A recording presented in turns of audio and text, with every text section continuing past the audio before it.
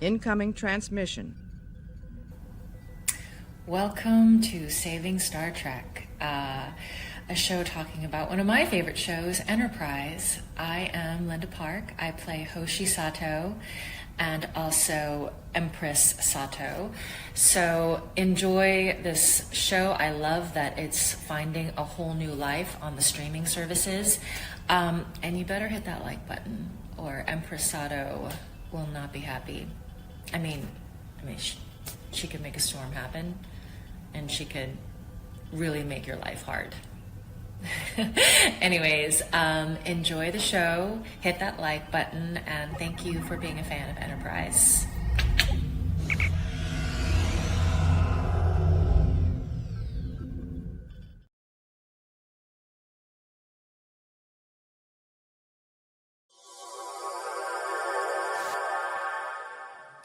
Hello, sirs and madams. Well, the Man Trap.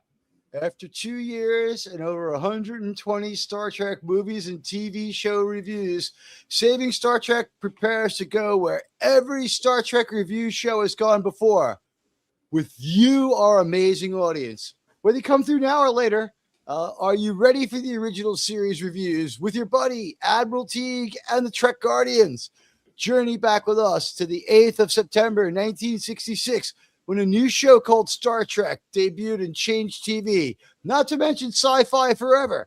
As we set sail, we ask God's blessing upon our new Enterprise, as we now go forth to review the greatest, the most inspirational, and the most enjoyable television show of all time, Star Trek, the original series.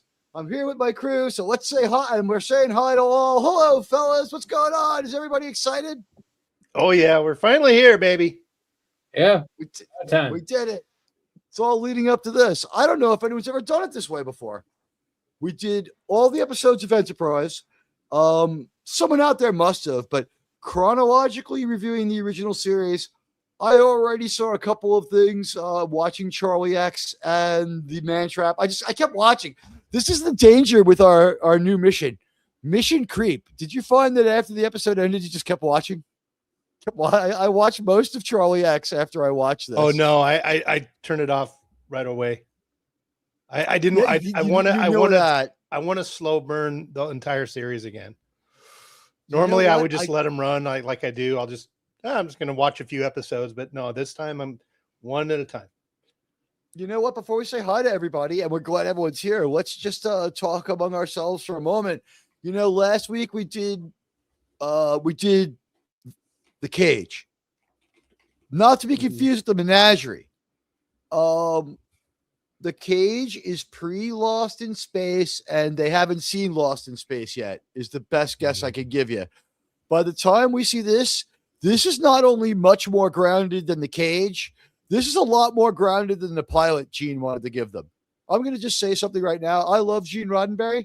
He might have had a weakness when it came to writing just pilots. He might not have been great at the pilot episode. This one, I saw 3 or 4 things that are also an encounter at Farpoint. Such as? We had to have a red alert and have everyone run around the ship for like 5 minutes, including one person who's slightly cross-dressed. Did you see the woman in the man's trousers just standing in the hallway? I don't remember. I'm gonna have to go back and look at it. Yeah, when he dresses the ship and he tells them all, like, get ready, we might have an intruder, like that. Everybody run around now sequence. And we see people with different tech outfits, which I think is really cool.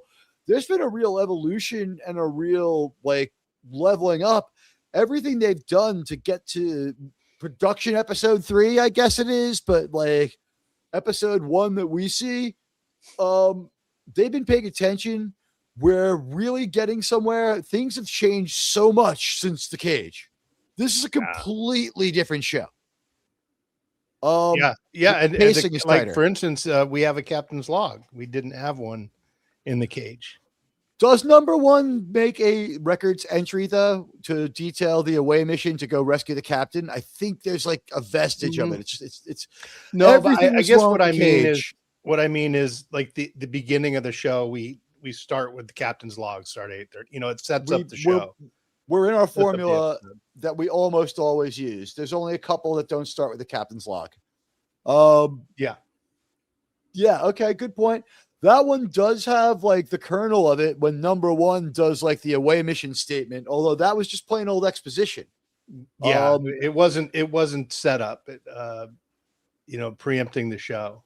It really helped the fact that they were going to go do a bunch of strange things that we'd never seen before, that she got to explain them and make a record of why they might not come back or whatever it was she was doing. And I would call The Cage one of the more cerebral Star Trek stories that we saw. It's not Star Trek, but it's a Star Trek story, and it takes place in the Star Trek world. It really does. The Cage, in my opinion, let's forget about negating it. Let's say this: it overwrites it. It completely overwrites it. There's enough of the menagerie in there.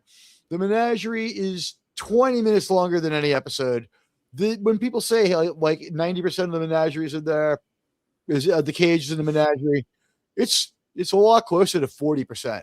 Well, I think 90% of the story elements are in there, but 40% of the footage, maybe. I'd agree with that. I'd also, before you get too far, we do have a couple of super chatty things to do. Yes, we've got our audience is too generous.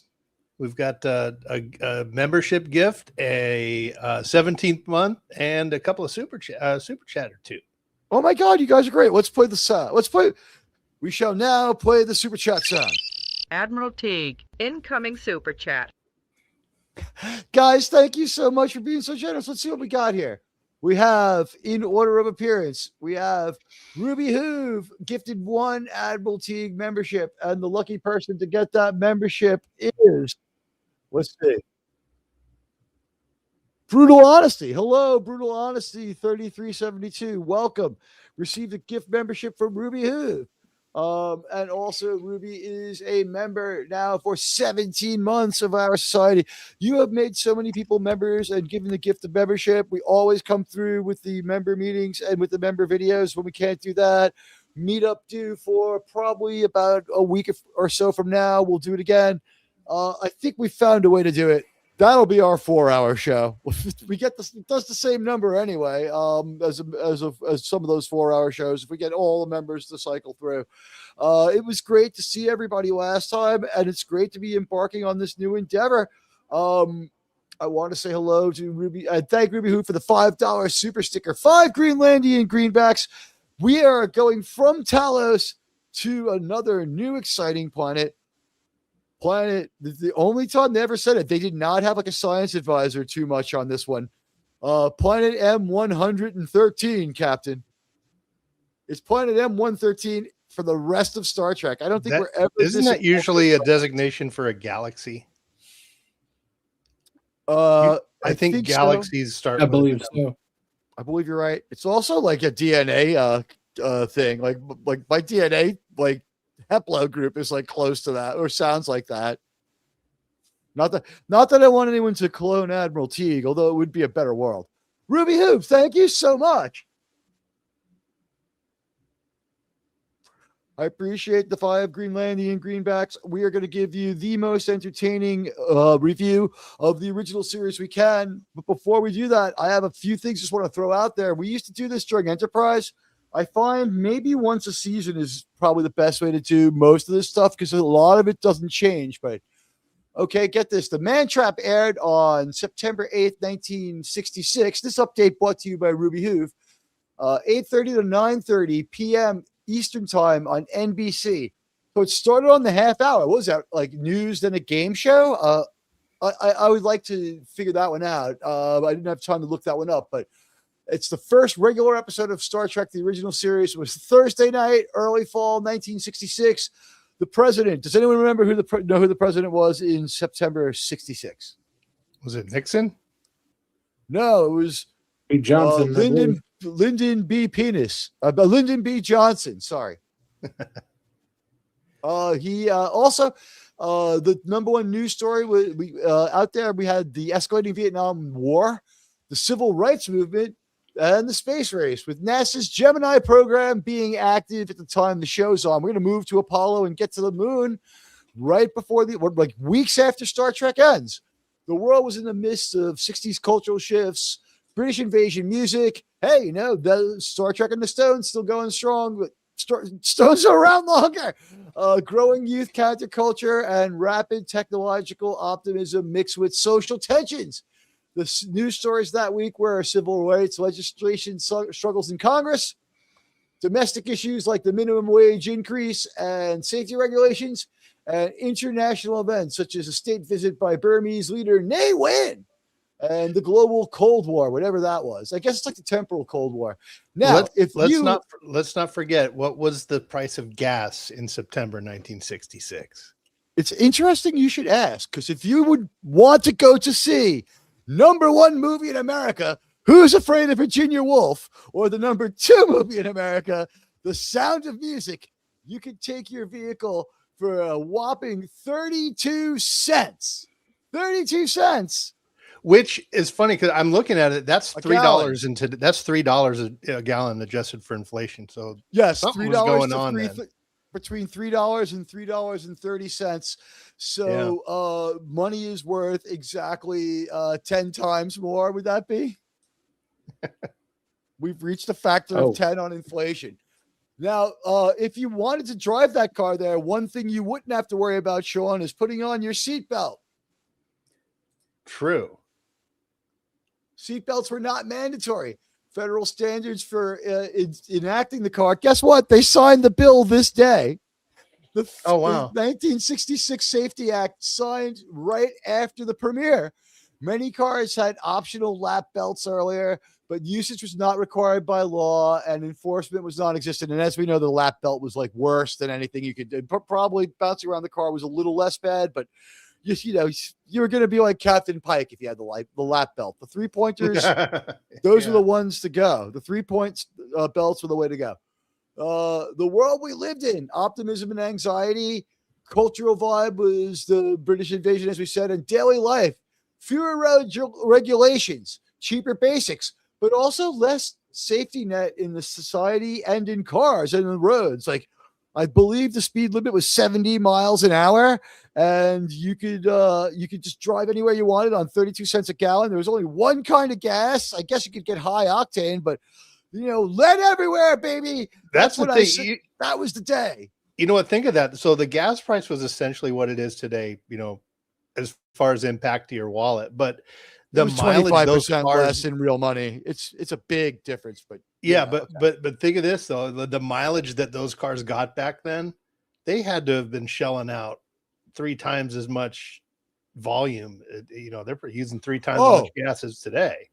My dad would go to the gas station with his car and get $5 worth of regular, and in the time it took for the guy to pump it, my father would talk to the guy for they would have a complete conversation about like the Yankees or the Mets, whoever was like, my dad was more into that week. It's like, dad liked both teams because he liked to bet on baseball. That was always a lot of fun, nickels and dimes, but like he loved baseball, make it a little more interesting for a couple of quarters here and there. But yeah, like he knew everybody's batting average. He knew everybody's forget about that. It's like, I don't know, not crazy about his batting stance. So, we're talking like at 32 cents a gallon, $5. What is that, like 12 gallons? You might not get the whole $5 in there. Sometimes they didn't get the whole. Yeah, those tanks held a lot though. Like when I fill up my truck, 12 to 14, because I drive a 1969 Chevy truck, and it holds 18 gallons, I think. My 1964 right behind the Chevy, seat too. My tank is right behind the seat in the cab. Set when up I make a splash turn, right on you. I hear it sloshing around when I make a turn. At least it's a pickup truck. It's a truck, so that the chances. I guess you'd have to get T-boned to have a problem, but if you don't have the Ford Pinto problem, like where it just splashes. No, like when we had the hailstorms here, that truck laughed at it. Everyone's cars, it looks like the surface of the moon. The truck is just going, I'm fine. I made of steel. Truck probably also has the benefit of being made underneath the 1966 rules signed the day Star Trek comes out. So that's the world we're living in. Music that week. Donovan, remember that guy? Ione Sky's father. Ione Sky's a grandmother now. Sunshine Superman hit #1 on the Billboard Hot 100 around early September. The Supremes' You Can't Hurry Love was rising fast. Other hits included The Lovin' Spoonful, Summer in the City, and there was a bunch of recent Beatles tracks. When we turned on our TV and saw this beautiful, colorful, amazing, different, immediately engaging, and very, very grounded in human show at the beginning, especially the first few sequences where they're really being grounded in human while they're throwing strange stuff at you, was William Shatner recognizable? He was not a huge household name. People mostly knew him from canceled show For the People, where he played a district attorney who cared about the people. This does share a couple of things with The Cage: the power of illusion and a woman who can become anything. So Gene Roddenberry, I think he was like, this to me backs up my assumption that they probably never really wanted to use The Cage because it was so different canonically. Yeah, and there was no adventure in it. This had some suspense. They used the phasers. There's things happening. There's all the little other things that the network wanted. Yeah, let's start with improvements from The Cage. And thank you so much, Mark. Hello. You know what? Before we do that, let's say hello to our wonderful audience. Guys, we made it to the original series. A lot of you guys have been here since the show started. And, this is your accomplishment, as much as anyone else's. So I see we got out there Resolute Germ, Mark Harkness. Hello, sir. The Trek Reviewer. Sir. John the Beagle Dad. Sir. Sean Carter, Radioactive Actual. Sir, good to see you. And Ruby Hoove, Radioactive. Remember watching this for the first time in reruns as a kid, as most of us here did. I think that there's only a couple of people who are channel members who watched it when it ran, but gosh, I remember coming home every day to watch this show, loving it as a kid, and I always knew that this episode was weird. I always knew that there was something different about this episode and Where No Man Has Gone Before, especially since in No Man Has Gone Before, he's got the roll neck sweater. Mm-hmm. They have the old costumes. Maritime looking uniforms. They ditched the jackets though. They already knew they hated those. So no jackets. We're not going to do that to William Shatner. We're not going to put a jacket on William Shatner. He's too handsome. We want women to see him. We brought Spock back. He doesn't quite have Spock rolled up into what he wants yet, but his part is small. His enunciation and the way he speaks is better. It's almost all the way there. It's going to take a step back in Where No Man Has Gone Before, but it's almost there. Yeah, we do have a weird Uhura moment as well. We have a weird interaction between them. Yeah, it's a little weird. I think what they wanted to do is they were thinking that Uhura and Sulu would be a much bigger part of the show than they were. And so they wanted to, and also teamwork was a big part of the show. So teamwork is like one of your stars on this one. But, as far as improvements for The Cage, and we'll get to the Uhura part when we get to it, but improvements for The Cage starts with a great visual where we come into the saucer section, but then for 5 straight minutes we annoy us with horrible noises and terrible visuals, and we try to have an annoying sound contest. In this one, we beam down and we're like, it's like, what do these guys just do? So it's immediately intriguing. Our captain is a cool guy who likes his job. This is a nice change of pace. He's giddy, he's upbeat, he's happy. He's kind of like a happy beat cop in this one. His demeanor is that of a happy cop, right? Like maybe a police station captain. You know what I mean? Maybe he's a ranking cop, but he's making the rounds. He's your friendly local Starfleet commander. He's coming to check on the scientists on planet M113. He's got his boy Spock with him, and they've got Mr. Darnell, right? Is it Crewman Darnell, the first one to go down there? And you know what? Darn it. Kirk cracks like 2 jokes before we even get to the door. This is a much better beginning than The Cage. The Cage, the pinging and the blinging and the distortions on the screen and the time distortions and 5 different loud, grinding, horrible noises. I'm pretty sure that one of the TV professionals was the person like, Gene, I know you're used to working in Westerns where it starts out with a lot of chaos, but lean maybe more into your detective show work, something maybe a little more coherent, build up to the stakes. You've got you're arriving, as the word might go, you're arriving all over this woman's belly right away with the beginning of the cage. So let's just talk about how we start out here. We beam down, we have a voiceover log entry. We do. Ahead, but before we get to that, though, I remember I did allude to you earlier this week that I had a video prepared. I thought that you were going to get here and tell me to play that first. So yeah, guys, we have a special video for you. And I'll be seeing it too. We can. Yeah, Teague hasn't seen this, so it kind of goes in line with this discussion we've been having about the 60s and how life was. And we were sharing with each other, just to give you guys some background, a couple of videos popped up on my YouTube feed of commercials that don't really hold up very much anymore, like a little controversial, shall we say. And there was one for a Camaro. It was a 1966 Camaro or something. I forget what it was, but I'm just going to share this with you guys. It's just a little thing, Ariel's got a good one there, by the way. Sorry. Yeah, I saw. Okay, so I'm going to play this. I think we need to mute so it doesn't echo. Before we mute, I just want to say one thing before I forget it. If you noticed, in most of the fan videos, we zoom in on at least one fan comment on most of the uploads that I make when I do an edited upload. Mm-hmm. Kal-El got it three episodes in a row because he was just that good. It was like 3 uploads, Kal-El's I think, or at least fire. 2 in a row. He was on fire, and he got the comment highlighted. Remind me to congratulate him. I forgot to tell him about it. But Kal-El usually has a pretty good one. Guys, if your comment's really good, when I'm making the video, if I see it, it'll get highlighted for a moment during the video. So, your chats still count. We do things a little differently now.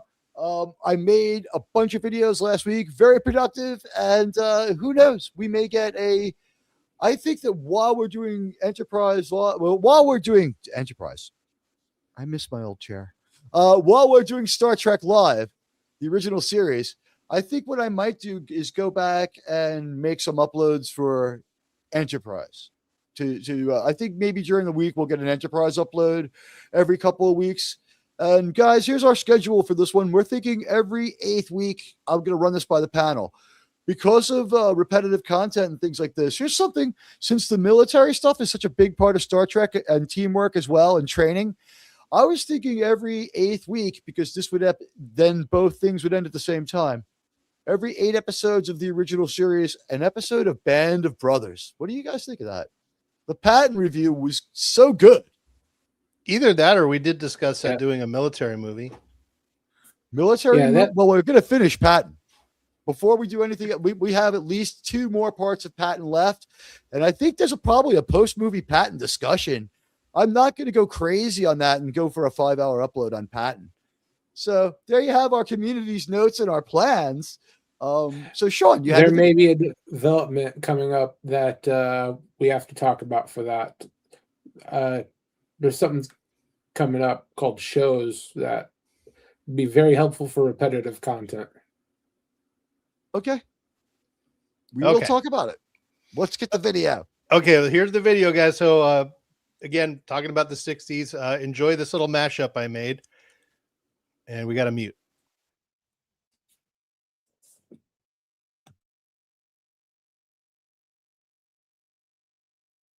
Deanna, take the helm! Get us out of orbit! Don't worry. She'll take care of the new Camaro. Oh, shit. Engaging impulse engines. Let's get a stabilizer on that conduit. To forge the bridge, I've got a problem down here.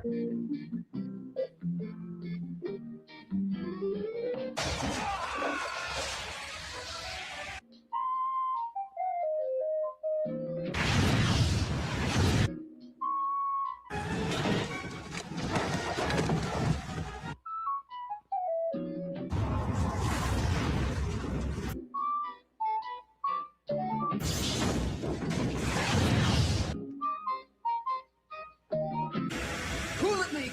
We have a coolant leak, everybody! Let's go! Let's get out of here! controls were offline! Core breach in progress.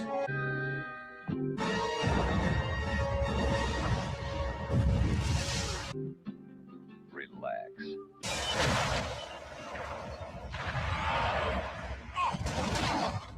You ordered Camaro's new resilient bumper.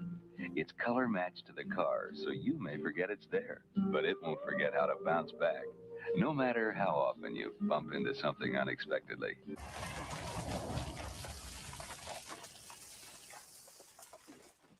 Camaro's new resilient bumper. That was awesome.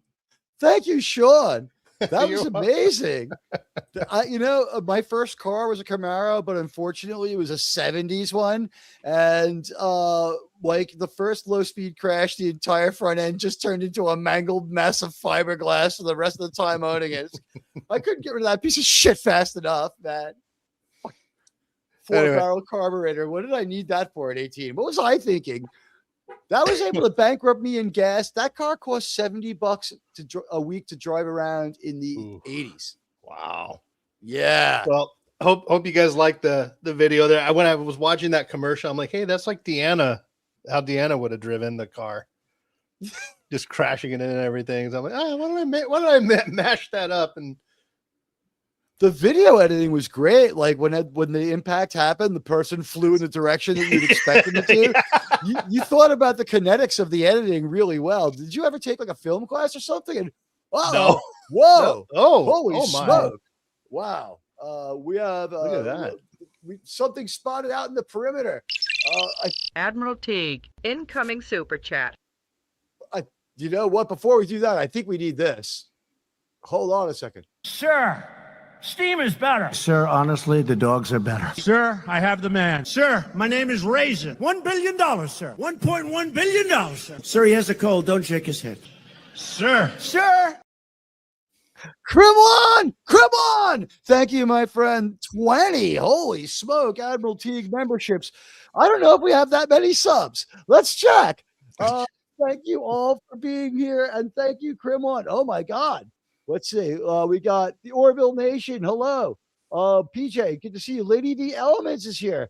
Canadian Spider-Man, good to see you, my friend. You know what? I saw American Spider-Man today, who just happens to be my Spider-Man because I live in Queens.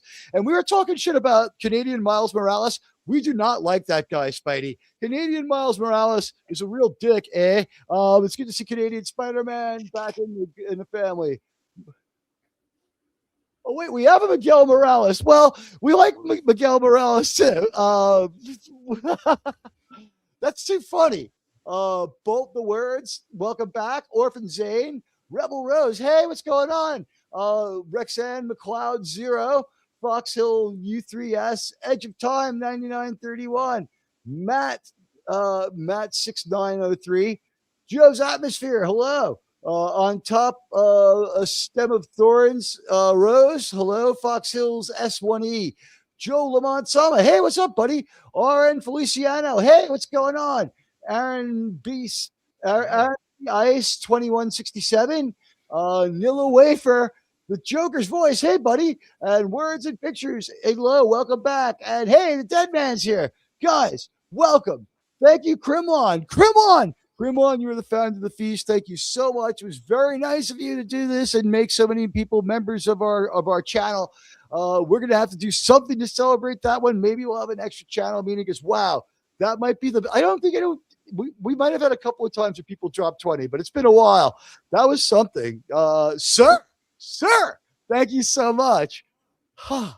Wow. And it's good to see our community piling in. Yes, yeah, but you have to turn on gifting. Make sure you check that one on your YouTube settings. I'm not sure how to do it because they've been around for so long that I did it literally 15 months ago now. Yeah, you got to look it up. It may have changed. Yeah, use Grok to find out how to change the settings. And thank God for Grok because I know that the native, how do we say it in a way that the native AI still isn't too smart. So the native AI that is provided by the platform, not too smart yet. It's not reading too deeply into things. And you know what? It's when we use it, it gives us an idea. Some of those thumbnails it generates and those ideas it has for you. But you know what? I want to thank everybody for being here. Okay, let's reset. We have a new captain. We have a new approach. We have a better form of color. We have better cameras. We might have changed out our entire crew because, my God, this is lit amazingly. I guess Jerry Finnerman's already on the job. There is a sound in every environment we go to. This is much different from the cage. There was awkward silences for a long time in the Talosian cage. Like, I was relieved when Pike threw himself against the barrier. One, because he was as dumb as I thought he was. It was proving the point. But also because it gave us some space sounds, something, some kind of noise, some kind of feedback. Because in the cage, on the ship, we have sounds here and there. On the planet, we have sounds here and there. But I don't think there's any ASMR in the Talosians environment, whether that was an aesthetic choice or it just didn't happen. We're much more dedicated to the ASMR, as we call it now. The background noise, the sound, the Foley art, as they called it then. Every planet has its own unique sound. It's a variation on some of the same sounds, but they change it enough for every planet. They don't really outright reuse it too much. They at least put a little more reverb on it. There's some caring going on here. Right away, they develop a different kind of fan because of all the care they put into it. People who are very exacting start to like Star Trek because this is now a kid's genre coming of age. There had been some serious sci-fi before, but in the 40 years since Metropolis, I don't know how much there was. A day's worth, couple of days, War of the Worlds, The Day the Earth Stood Still, Forbidden Planet. There was a few, maybe a dozen or so really good ones, and and more than a few dozen really terrible ones. Like, that were so bad they were great, like Plan 9 from Outer Space. But this was a more mature sci-fi show, and I'm thinking, like, a page has been turned. There was a couple of reasons to make this our first episode, which is our question tonight. And I'm wondering if anybody's been taking our poll. I did put it up there before the show. Let's take a quick look and get your feedback. The question tonight is, rate the decision to make The Man Trap the first ever episode of Star Trek to be broadcast. Excellent choice, sirs, 40%. Sirs, it was a questionable choice, 30%. Not good, 0%. And 30% of you wonderful people, you're all wonderful, amazing people, like the stream and they're seeing the results.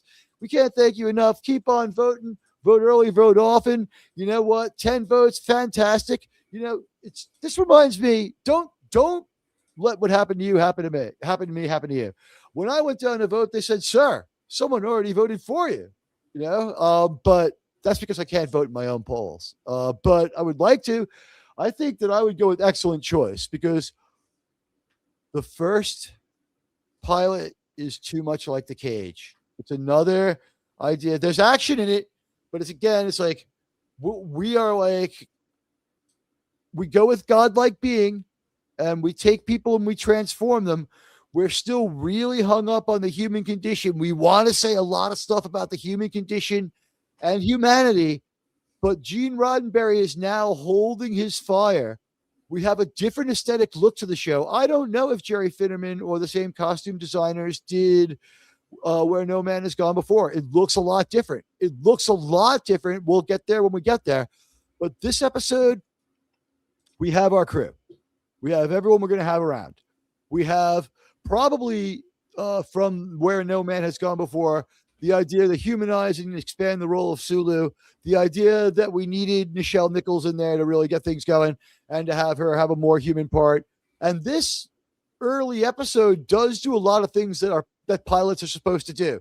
We have a lot of expository banter that falls very well. Gene Roddenberry wrote the dialogue pretty darn well most of the time. Jim Kirk's human side is the first thing we see. He's joking around with the doctor.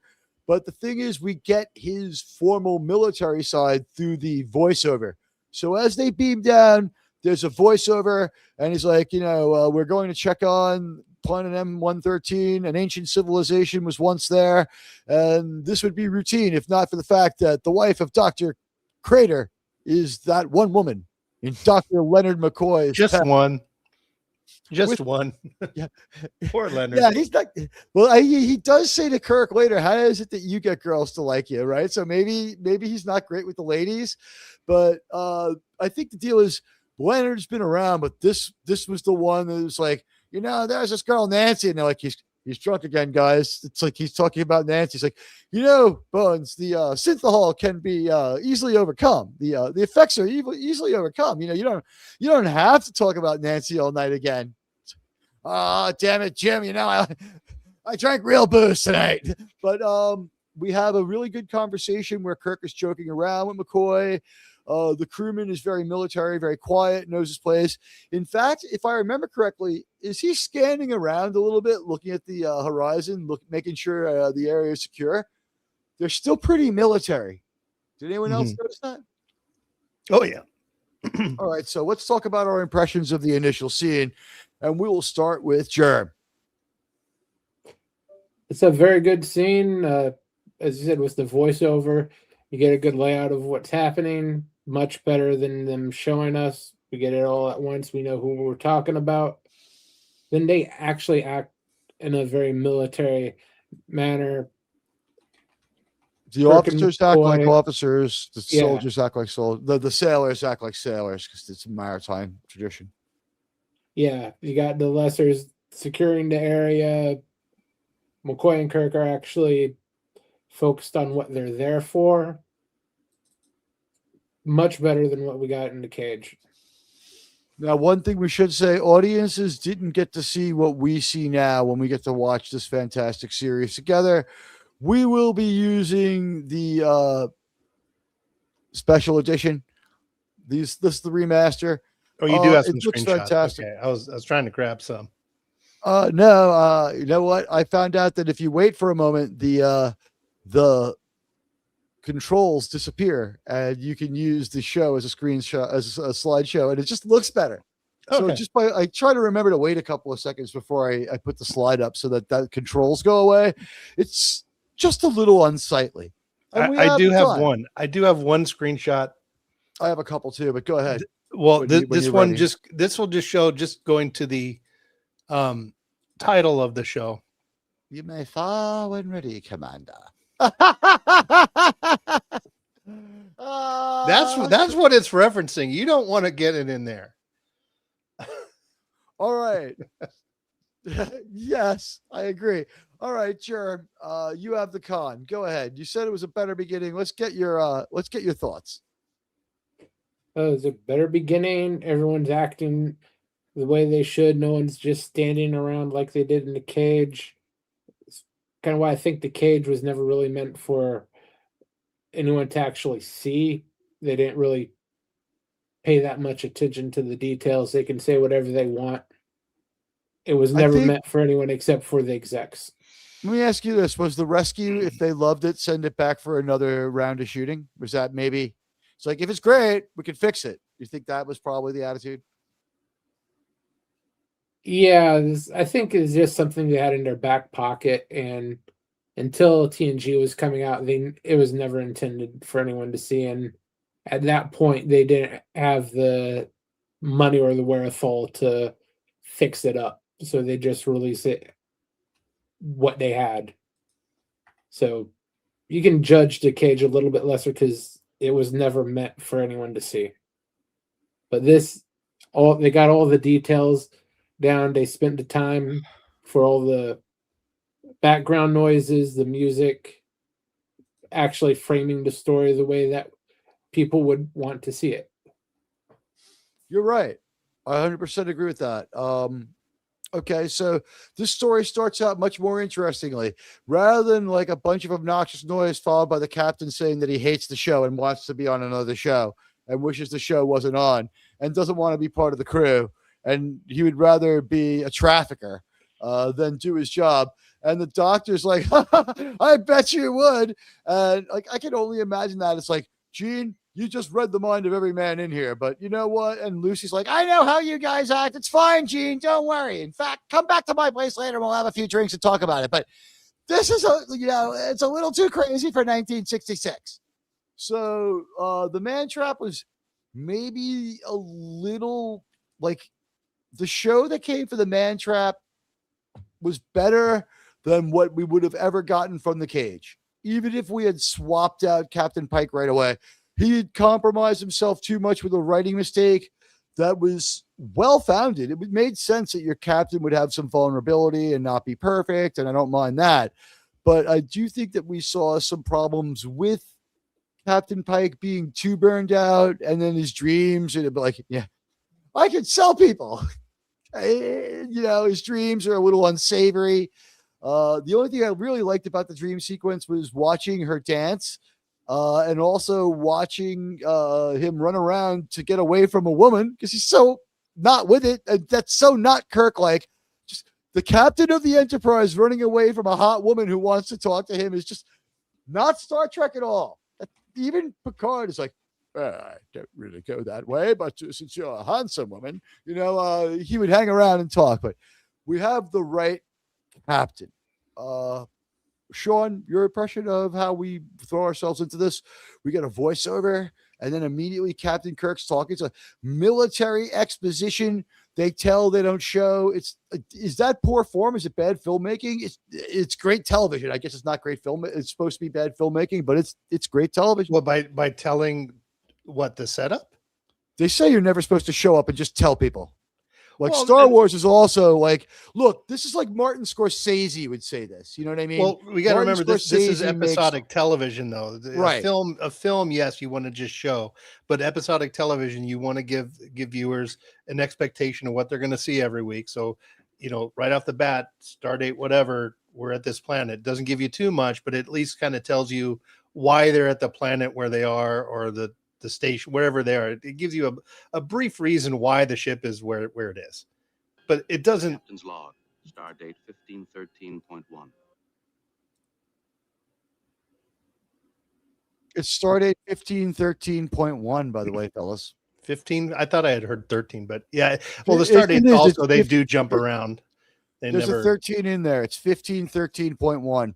Okay. Yeah, their explanation was sector time, nearest starbase time, and ship time combined into some readable thing for them, if I remember correctly. Anyone have? I've read that the writers had no. They were just randomly throwing numbers in, and they made up a plausible excuse for why it didn't make sense. That's like, they could interpret it, we couldn't. Which that's good enough for me, and a better answer than we get today. It's fine. Back then, the whole continuity thing hadn't really been as important to fans at the time. Now you would hope they would establish it.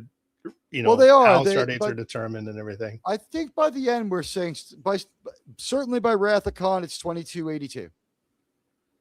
Yeah, 2281, something like that. Yeah, but it's fine. So, are we at 2267 by the end, or does that happen in TAS? Sherwood now. I believe 2267 is by the end of the animated series. Okay. I thought so. Hey, good Star Trek by Admiral. Yeah. I guess I should have working knowledge of the franchise.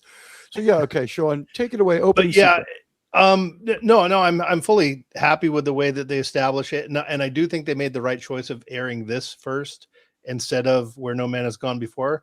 Because Where No Man Has Gone Before, you want the audience to know what to expect for the whole series with the first episode. The look, the feel, the costumes. I think they did a good job of picking this one. They probably had 2 or 3 episodes in the can by the time, by the time they aired the first episode. They probably had a few episodes filmed and knew the direction they were going. Okay, let's start with one that's going to look how it's going to look, draw people in, and then Where No Man Has Gone Before, it was a little bit of a throw off, but good story. I also found out this episode was written by George Clayton Johnson. Yes. And this is the only episode he ever wrote for Star Trek.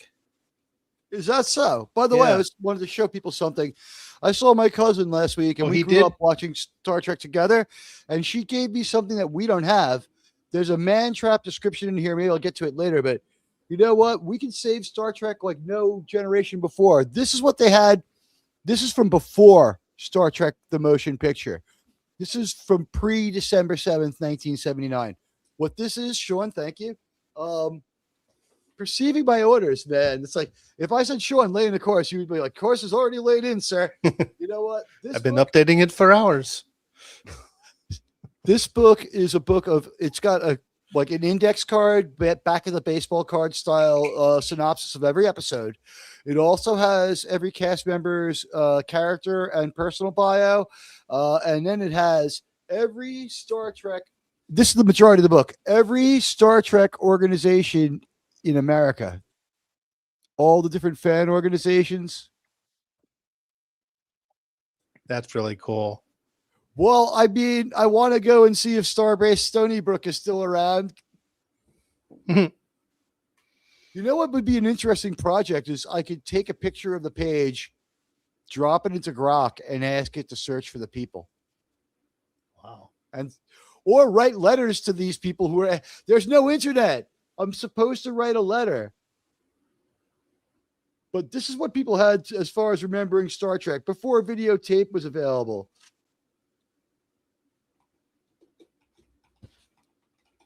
Books, friends, books. I feel like Cogley.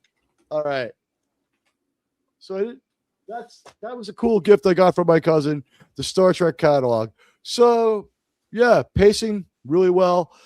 My turn. Really quickly, I gave my thoughts up front, but I will say this: layering Kirk's log entry over the beam down and having him start speaking naturally as a somewhat different, less military character with familiarity between officers.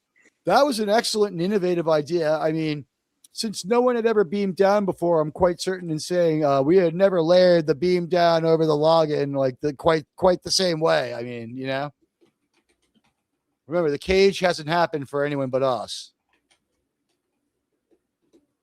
Yeah, sorry, I'm just replying to Trek Reviewer here. Trek Reviewer. Does he have mention this one? I don't think we get Scotty in this one. No, in Relics. Yeah, no, I'm saying Scotty is on the ship, but I don't think we don't hear him. Engineering. Yeah, like we don't realize that we need an engineer yet. Like some ideas still haven't crystallized fully because I don't think he's in the other two episodes either. Well, we hear him in this one. He does. He's manning the transporter, I think. Right. Okay. He's in it. We don't know his gig. He wasn't meant to be a real major part of the series, kind of like Sulu or her was at this time. It's not until they get well into filming that, we're going to be featuring these people. I think episodes 1 and 2 also showed them when William Shatner and DeForest Kelley were on stage together. They're like, William is a really good actor and he's super handsome. Women are going to love him, but he loosens up and he's a lot more natural when we put him next to DeForest. Have you guys noticed that? Mm-hmm. And everyone in the writer's room was like, listen, William's Shakespearean trained stage actor. He can remember his lines. He's got like a fantastic memory. This is the kind of guy who probably will live long enough for people to go into space routinely. I mean, come on. I mean, but there'll probably be, people talking about him in the next millennium. He's probably going to be bigger than us. So we got to ride this great charismatic star's coattails and build him up as much as we can. But one of the things he has is he has a fantastic speaking voice, but he doesn't utilize it. He stayed too Shakespearean in the other episodes. I'm going to point out sometimes in Charlie X and sometimes in Where No Man Has Gone Before, where he's kind of acting like he's in King Lear.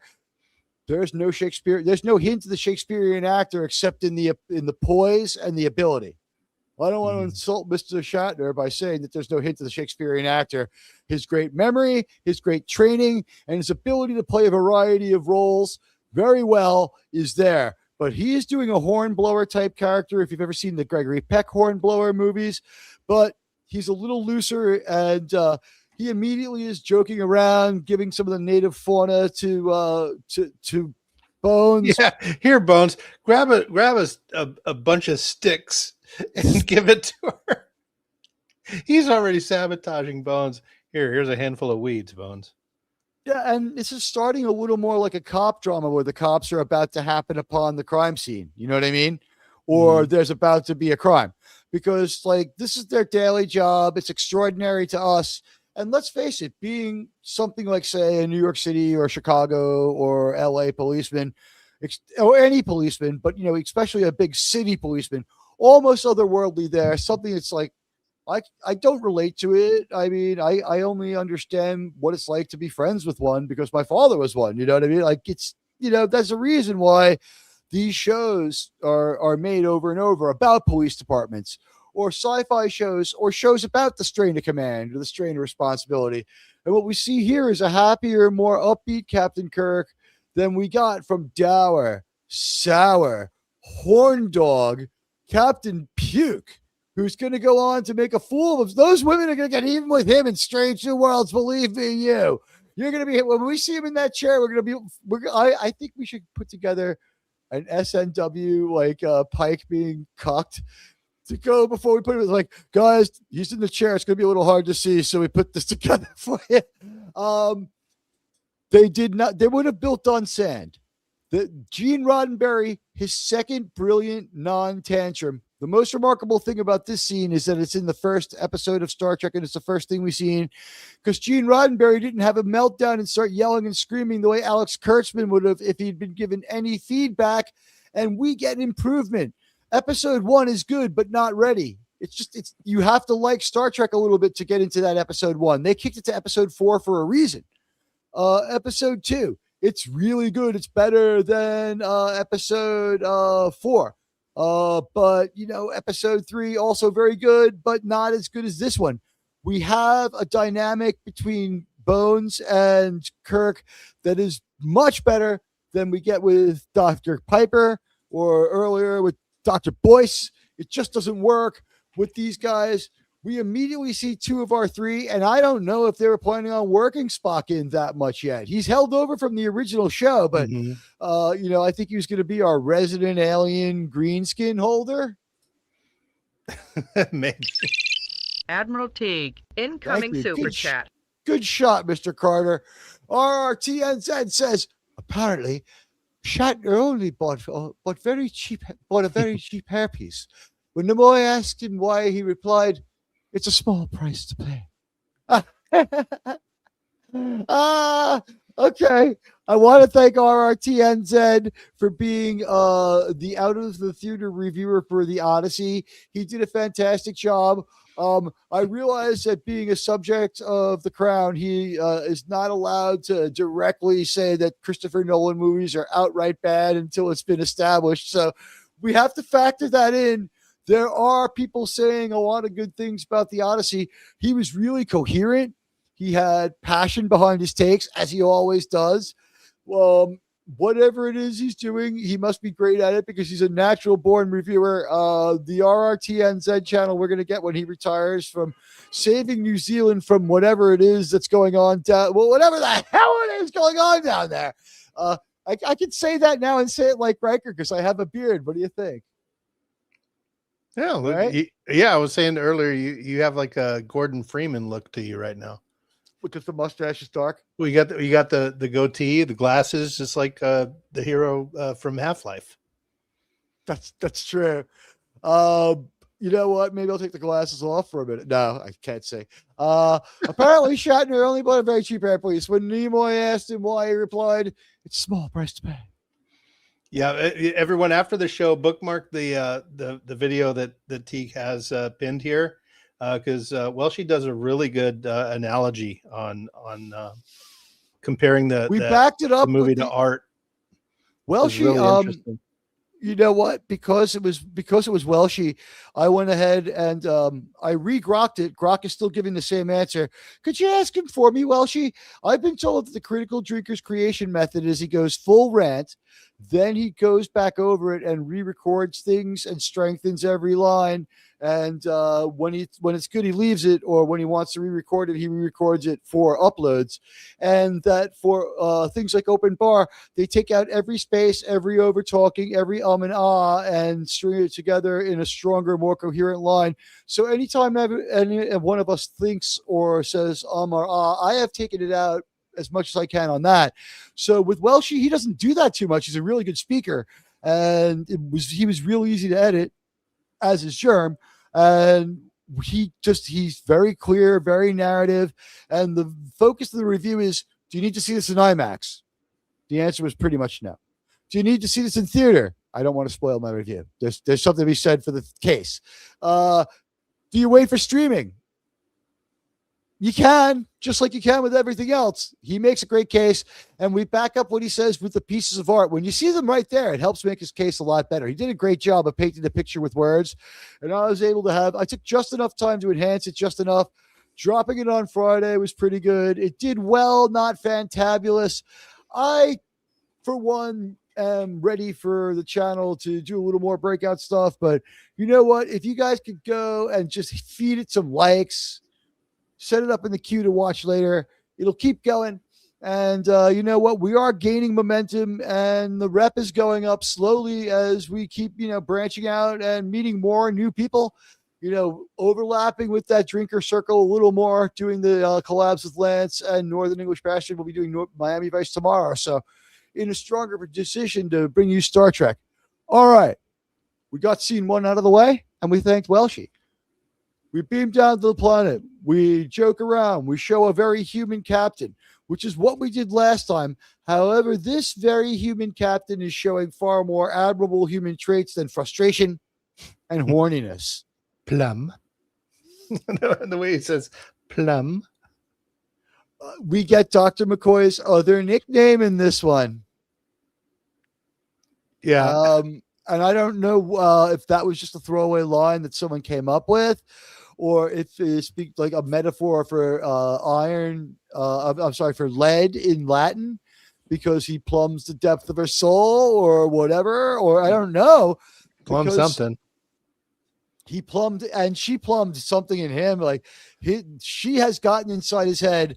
Like, we can be fairly sure that, I guess he's supposed to be 50.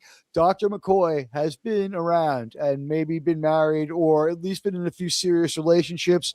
It's the future, and it's Gene's future.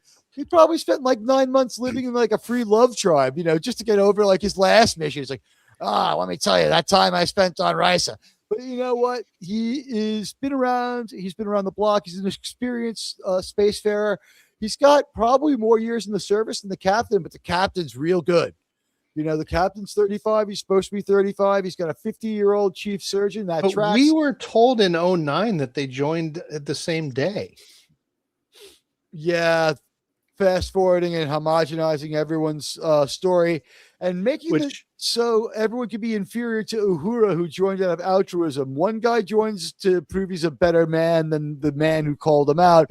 One guy joins to get away from a woman he owes money to because he doesn't want to pay her. Hey, Roman, it's good to see you, my friend. You don't call him Bones for no reason. Which that reminds the nickname Plum reminds me of a limerick. There once was a maiden from Lee. There once was a plumber from Lee who was plumbing a maid by the sea. Said the maid, cease your plumbing. I think someone's coming. Said the plumber, still plumbing. It's me. You know what? There they are. I forgot to take down the slide. Let's pretend that didn't happen. There they are, the first beam down ever. They're still materializing. And again, we have that very human conversation. And one of the things they just throw in here is there's archaeologists out in space looking at ancient civilizations and trying to get in touch with what's going on there. That's pretty interesting, and to me, pretty inventive to have right in there. And it's just a background detail. Why are these people there? You know what? Like, taking soil samples is too boring. Let's have them do something kind of interesting. Oh, you know what? There's a civilization there. Is it the Arconans? I wonder. Who could it be? Could the Metrons have colonized this place at one point? We just don't know. But it's an interesting way to start our show.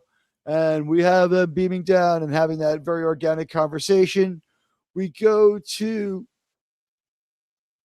Crater's dwelling, and they're just not there yet. And this is when Kirk is sort of teasing McCoy with the flowers. But they're armed to the teeth. They've got gun belts. Those are going to go away. Their weapons belts are going to go away. Their gear and kit is a little different. I believe these are the holster type things that they had in the cage, isn't it? Fairly close, yes. Are they just wearing them a bit differently? They trimmed them down a little bit for the new cut of the uniform. It does look a lot slimmer without the jacket. But I do see why they went away from the gun belts. They're very, very clumsy, and I'm sure they had a lot of problems with it. And they're conspicuous looking. I think maybe the idea was there are futuristic space protectors in their military and their cops, like holsters, weapons. Like they have to have weapons. Okay, well, the weapon would have a holster.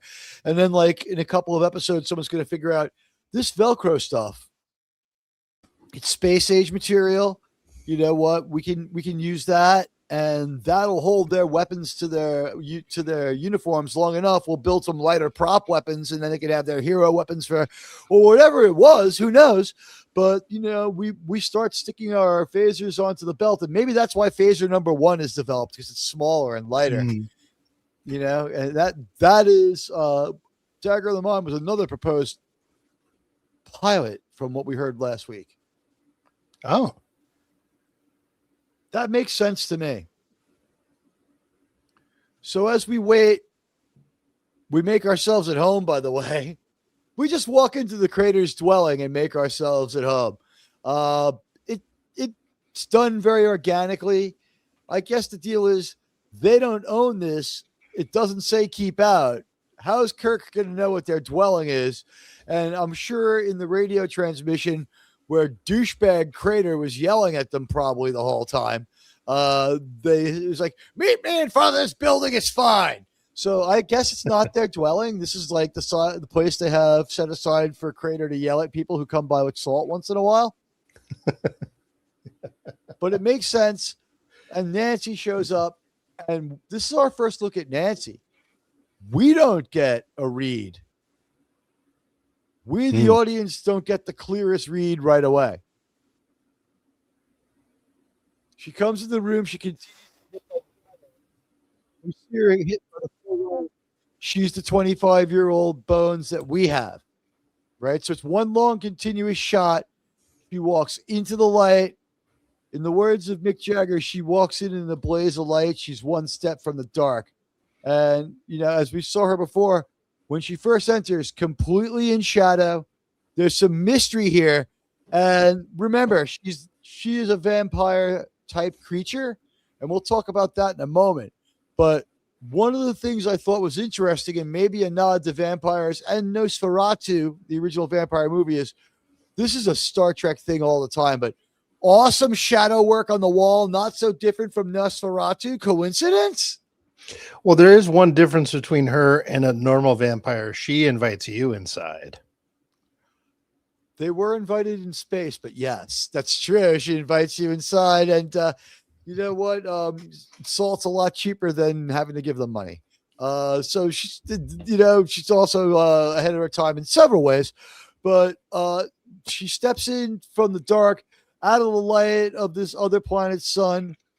And when we see her revealed in the sunlight inside, or the artificial light, whatever it might be, she's a beautiful young 25-year-old girl. She's the girl that Bones remembers that he hasn't seen in 12 years, which means that Nancy Crater's 37.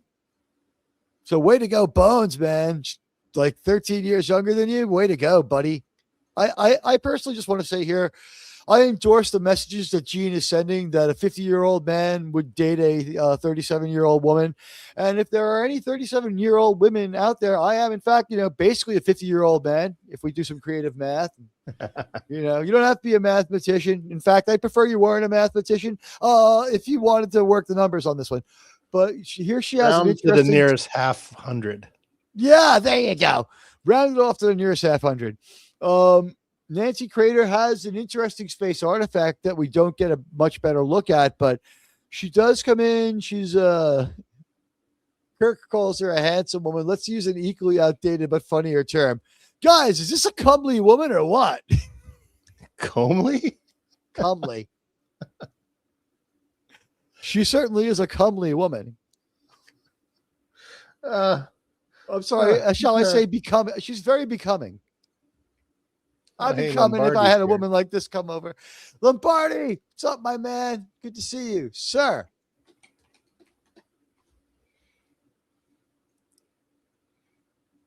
It is a nice It is looking a great set. background. Yeah, it's a great set. They did a great job. And we have Alien ASMR. They have what they call Space Wind. How do we know it's called that? We don't. It's on the Star Trek. I have it on my browser, and I lost track of it. I always when you need to. Oh, sorry, TrekCore calls it that. TrekCore has a soundboard that Sean and I use to get some of the sounds for like the stuff we make, and they're great. They're clean. They don't have all. They're not necessarily always from the show. And TrekCore has all the sounds.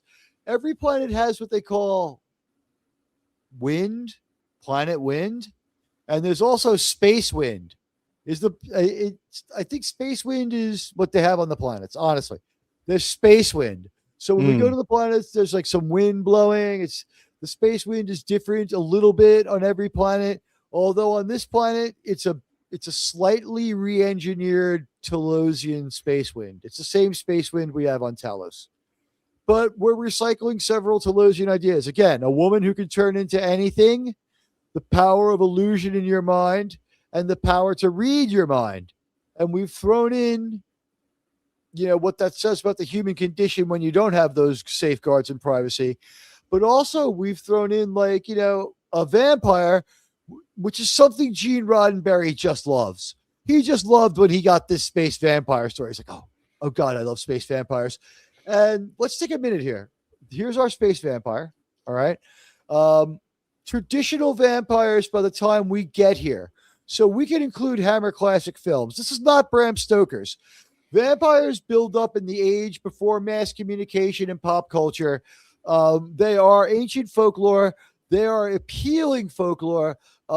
People are talking about them and writing stories about them for a pretty long time. With the first big Western one being, is it called Dracula by Bram Stoker? Called The Rantings of a Mad Irishman by Brad Pitt. So we have a vampire creature. By the time we get here, I'm going to throw down some things that vampires have, but not limitations, but powers. They can shapeshift, but usually only into like an animal, like a wolf or a bat. But they can shapeshift. Anyone else want to contribute to the vampire powers conversation? Germ, sir. He may have stepped away. There he is. Forgot I was muted. Not a big expert on vampires. Was never really big into the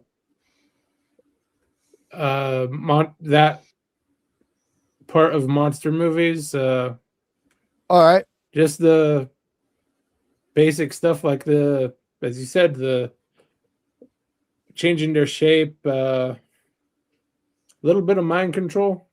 Yes, very good. It can put you into a bit of a trance. Way to go. They use their charm and their sexuality to lure people into kind of a hypnotic trance, right? That is now very much starting to happen in Nosferatu and vampire movies. The Nosferatu silent movie, he's a hideous creature.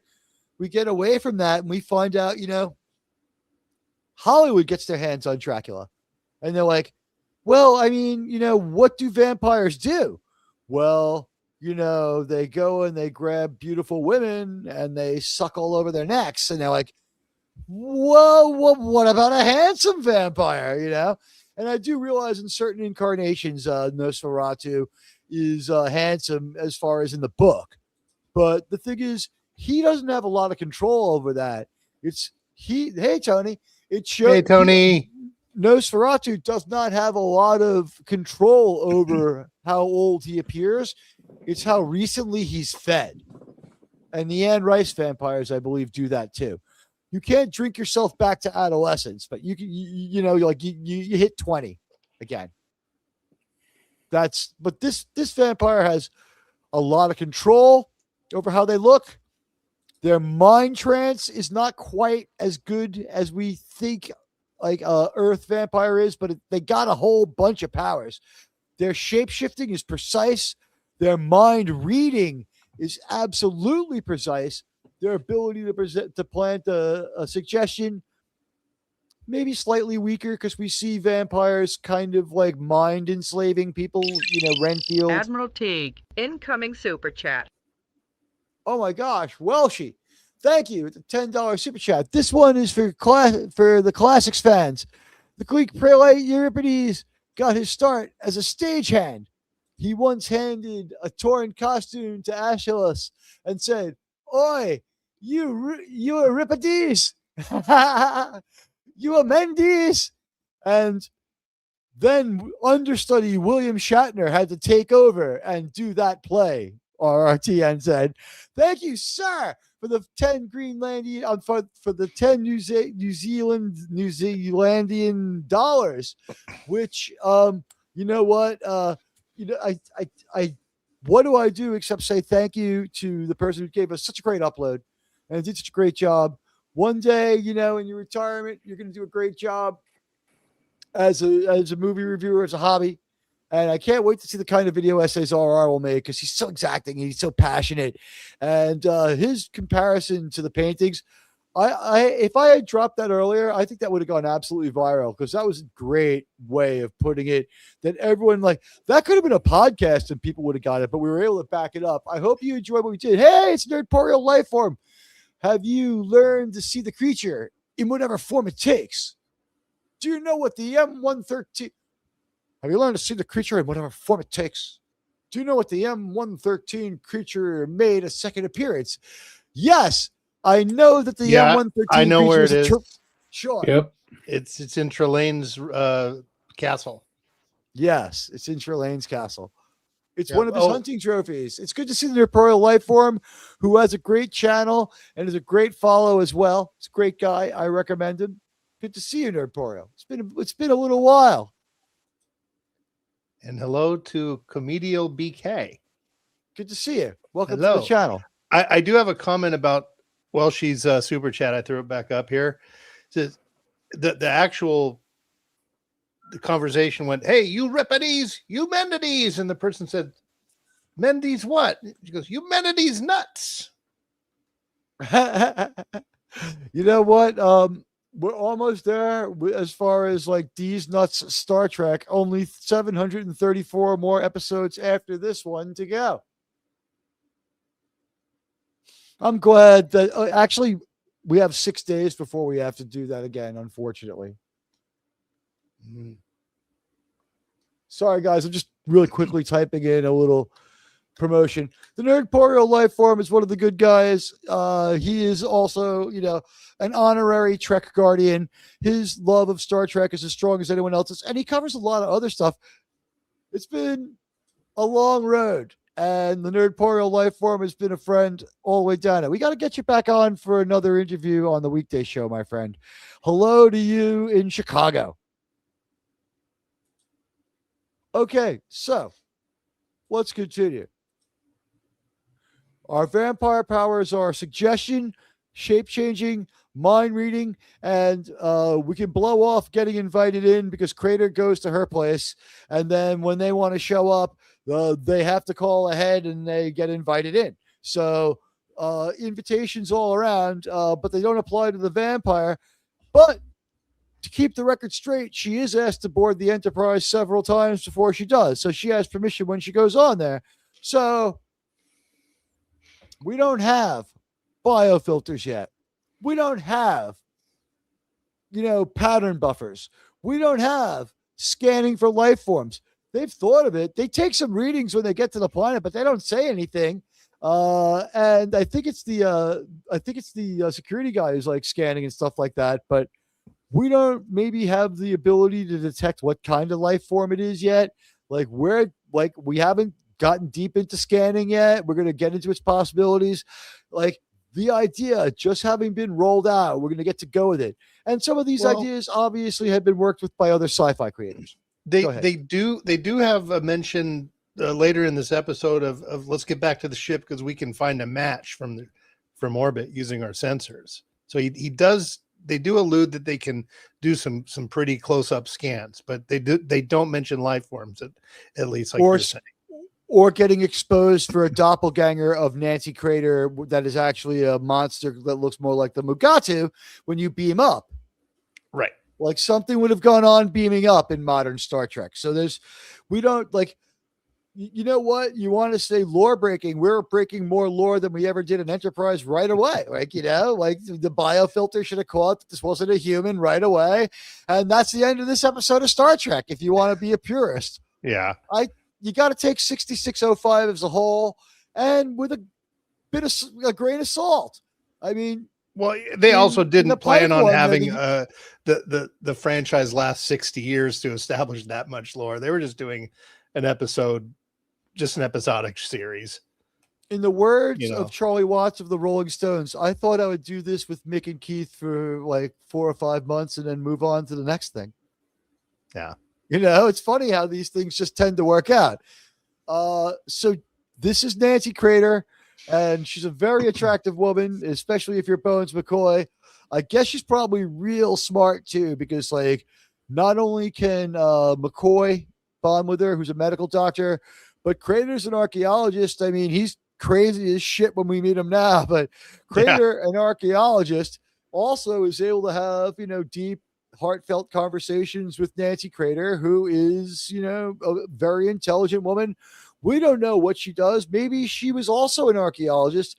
The episode leaves it open. He doesn't say like, go make me a cup of coffee or go make us dinner, honey. She's like got some of the artifacts with her. It's implied she works too. Mm-hmm. Germ, what was your take on Nancy's role? Not the salt vampire. When they get there, their team, the Craters, when they show up. Well, I was under the impression that she was his assistant. I believe they mentioned something like that at one point. Andrea had already left with Corby, or he would have taken her. Yeah. But she obviously would have had some type of advanced degree to be on that planet, because you can't have, when it's just the two of them, can't have someone useless there.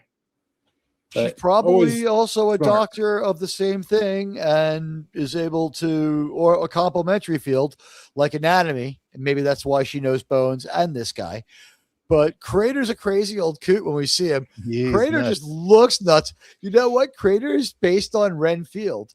And we're not really tracking towards our self-imposed time frame. So we're going to have to pick up the pace a little bit, or do a two-parter for the first ever episode of Star Trek, the original series, which I am not hypothetically opposed to, but we should pick the halfway point now. I'll leave that to Sean and German to think on and formulate, because I am busy narrating as we continue to burn steam. Steam's better. I think we could get through the episode in the allotted time.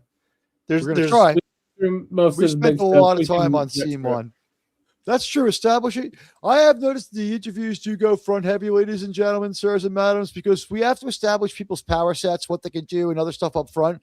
And in this one, we have a new Enterprise, and we're establishing the power limitations of that. So tricorders, just some fancy bling that they thought up for the cage. Kirk has no tricorder. It's the third guy around, or Bones, who has it. They like wave it around. I don't think they really take any readings of consequence or report back. They sort of look at it. They don't tell us what they get, is what I'm saying.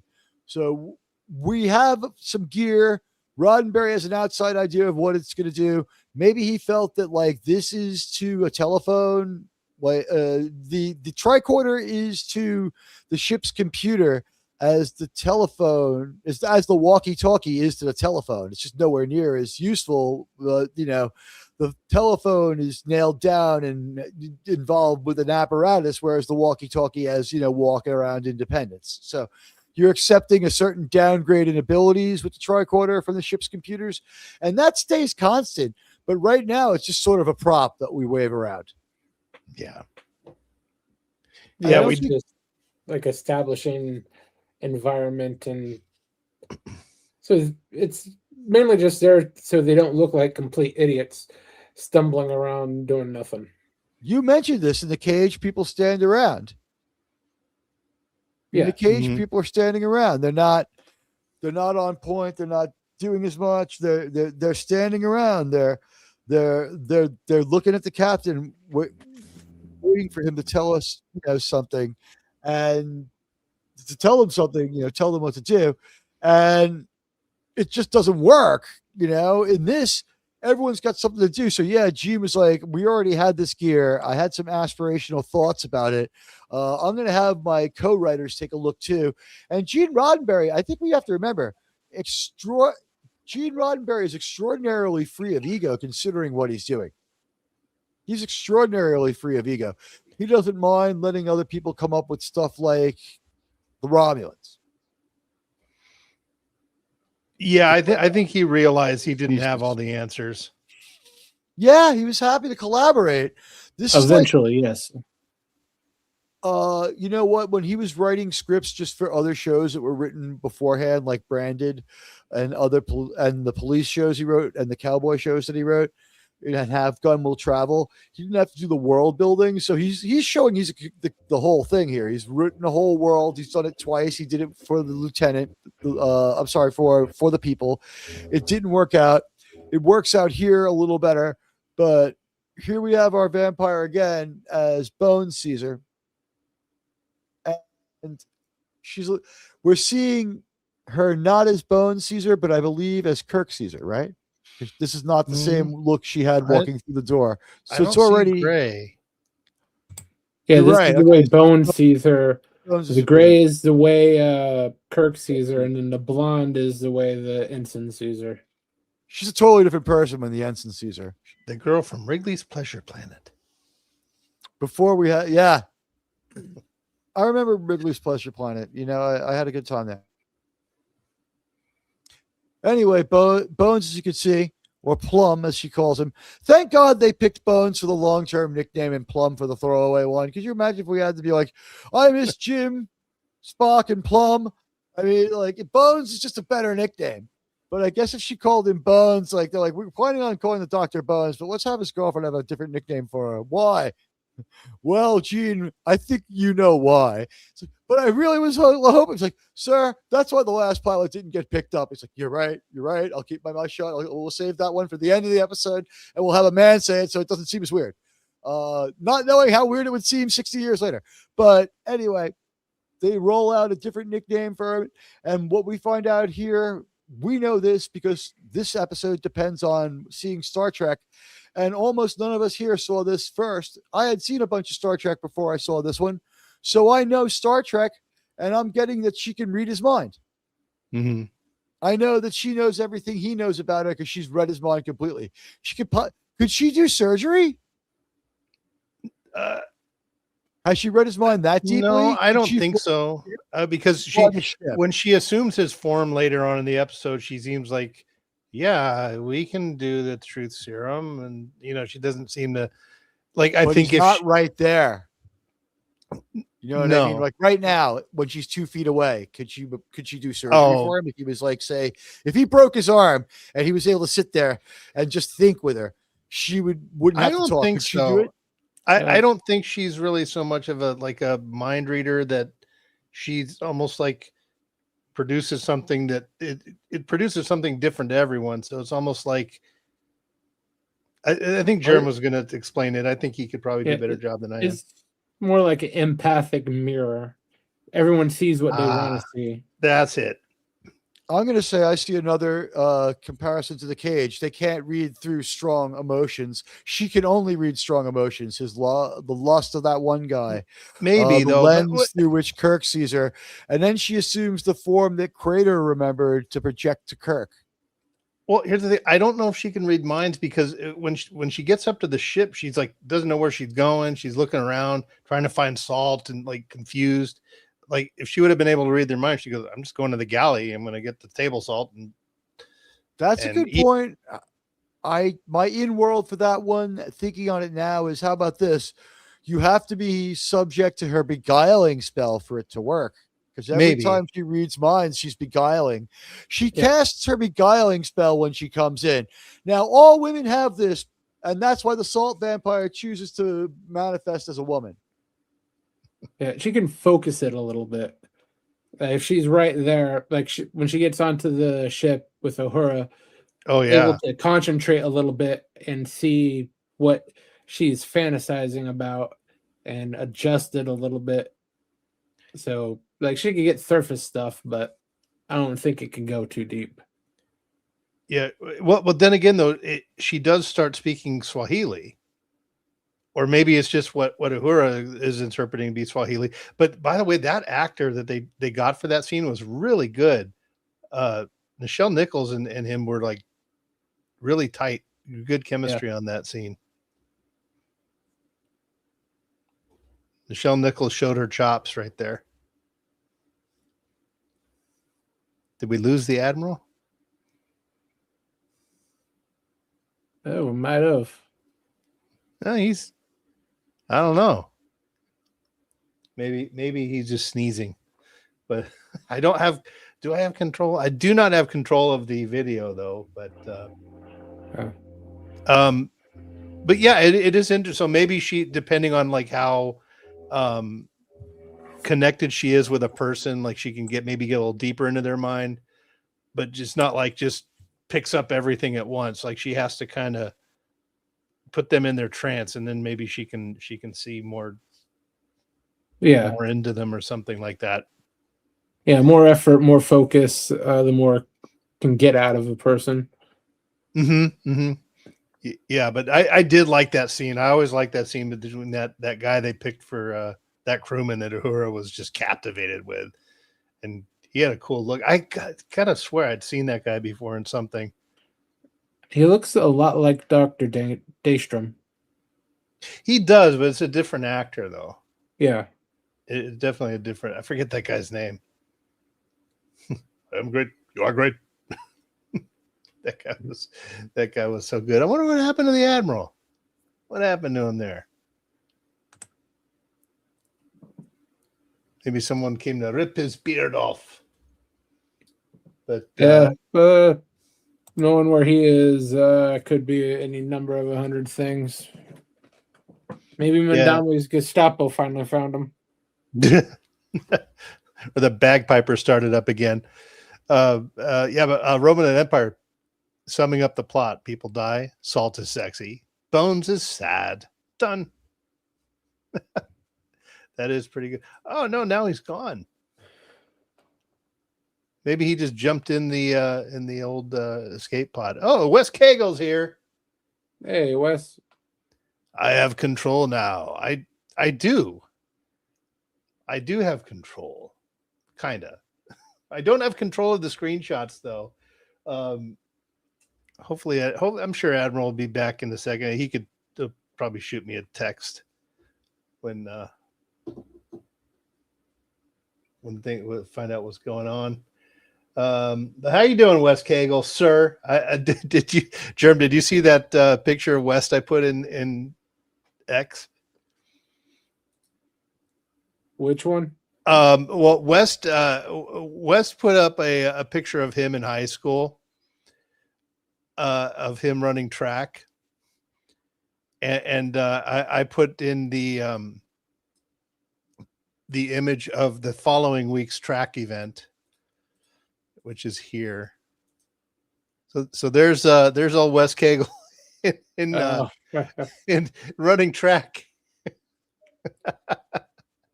Oh, the Admiral's back. We've got to add him up here.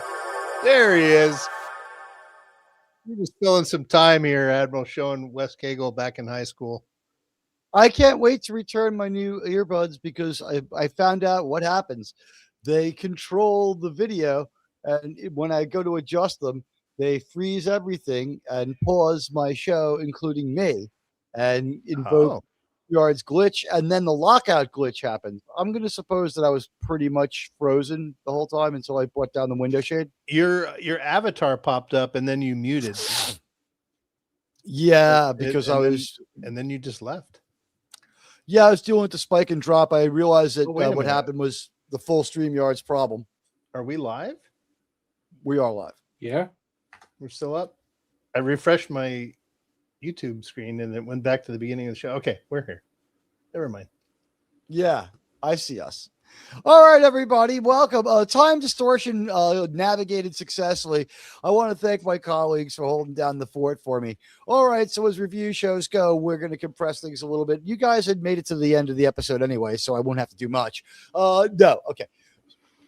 We were talking about like how the monster could probably get deeper into their mind depending on how much it was concentrating on the person. I think when Bones is high on those sleeping pills at the end of the episode, she gets deep into his mind. She went. By the way, she went and replaced him with blue pills. Yeah, but you think Bones needs that? He's got the patch for that. It's the future, Sean. Yeah, I'm wearing 3 right now. I just came back. I'm for sure the future. Bones is open to whatever type of pharmacology is available. All I know is, did you notice they call it the dispensary? They don't call it sick bay. And they call him ship surgeon, which they still do occasionally throughout the series, but they haven't got their formal crosstalk down yet. I think before, as I go back and get my notes up, my feeling is very much that the deciding reason that this was the first episode to be shown was that William Shatner acts at a much higher level when he's got the Forest Kelly with him. He would have got it eventually, but it might not have clicked. It's clicking right away. They've got something. These 2 characters have something right away. Leonard Nimoy, if I was Leonard Nimoy, I would have been scared. I would be like, these guys came in out of nowhere. Those other doctors were no threat to me. These guys have chemistry. That Shatner guy's got charisma.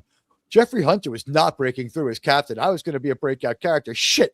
My plan that I would be a breakout character by carefully working my side hustle and doing a lot of appearances is falling apart right now.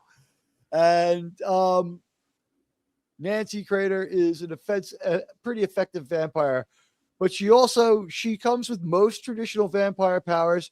She has no new vampire powers, just a different source of sustenance. That's it. She has a different source of sustenance. And again, the scenes are lit very, very well. We have a fantastic environment. Crater's operation center. I mean, everything in here is just interesting. The wall behind him, I mean, it's like Obi-Wan's cave level sort of stuff. When we went in, the entrance had a great grand facade. It was pretty interesting. We see a lot of things in the. I'll try to get you a better look at it, but right now, as far as our vampire goes, Nancy Crater, sorry, folks, I'm queuing. All right. See how I waited for the. She has a little gray. Unsightly marks going. Yeah, I'll tell you this: she doesn't look great. If she's the age that Bones says she is. If she was 20 and he hasn't seen her in 12 years, this is a pretty beat up 32. Well, I mean, if you're spending 5 years on an arid planet, probably would do that to you. We're guessing she's supposed to be closer to Bones' age. So this is the picture that Kirk has of her. So he's equating her to what he would think that, she must be around Bones' age, so that's what he's picturing. But then again, this isn't Nancy, though. This monster is projecting an image of Nancy, so we don't know what she really looked like. Nancy is buried up on the hill. Yeah. All right, Nancy. Honestly, this is I believe the most logical thing to say here is she's projecting Crater's image of Nancy into Kirk's mind. So he might have seen some Federation records. She's in proximity to him. She might have some mind awareness. And let's remember this. Here's the thing. Just like vampires, they can have a retinue. They can cast their beguiling spell on a few people at once. Kirk he's not fully beguiled. Will is tied to the vampire's power and familiarity. Yeah, she's not really focusing on any of them, so it's more like a field effect thing. Probably not even entirely aware of what each one of them is seeing at the time, just knows that they're seeing what they want. Yeah. Something that makes sense to them. Different spell. 20-foot AoE. They pay much more for the divorce lawyer with the beguiling spell disabled. That's I negotiated to have the beguiling spell disabled so she could. Anyway, she goes over and talks to Bones and turns around again. It's the same actress. Now she's just got a lot of gray for 35, 32, whatever she's supposed to be. She's just got a lot of gray. But I would say one thing we overlook. You ever look at pictures of like our parents' generation when they were hit 40? They look like we do, like at 60. Mm-hmm. You know, like people who are hitting 60 now look like our parents did it, like, and our parents' generation did at 40. People didn't take care of themselves. So yeah. This And might have then been not a lot of hair believable. dye. Well, and Bones is definitely using more because Bones is supposed to be about 50, right? The math works out to Bones 50. I think mid 40s. 5 to 50. 45 minimum, 50 at the end. The Forest can't Kelly believe was he's about not 45 when they filmed this. He's definitely 65 in Wrath of Khan, right? Because everyone's their same age, links up. So I think I got this by going backwards. Anyway, she's part of the team down there with her husband Crater. He's a real charmer. We're going to meet him in a couple of minutes. And of course, where would we be if we didn't show you, like, you know, these days, if we saw it on Woke Trek, we would be like, was she always a woman with that jaw? Am I right? Yeah, she's. I Very would be Nordic. wondering. Here's the thing: this is 100% a woman. I would be worried under Kurtzman Trek. If this was a Kurtzman episode, I'd be like, I'd be looking at it twice. That's what the experience of New Trek has done to me. We bring it all to the table. We've reviewed 120 episodes of Star Trek. I'm saying, watching this episode of Star Trek, I'm appreciating that this is Gene Roddenberry's Star Trek and not Alex Kurtzman's Star Trek, because I don't have to wonder what kind of person just walked on screen. In my review, will I accidentally misgender the actress? You know, I think the reason you may think that is because that's a really bad wig that person's wearing. Yeah, her real hair swept over the top of a terrible hairpiece is what it looks like. Yeah, I think that might be what makes us think, okay, that's not what it's trying to appear to be. She does have like a couple of drag things going on in the Sigourney Weaver. Yeah. She's not unattractive. It's just no. After all the Star Trek we've been through, and we reviewed a lot of New Trek, if we were to do an Alex Kurtzman episode, if Alex Kurtzman did this episode, we'd be like, all right, Google the actress, find out. We have to go before we can use any pronouns. Like, we could just say she looks beautiful, rather unique looking woman. And crewman Darnell, well, you know what?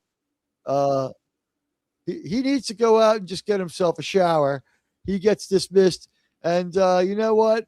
Darnell, I'm sure we'll see him again soon, and he'll be in great shape. He's going to be in One Piece. I think Darnell's probably being introduced as a series regular here. Shit.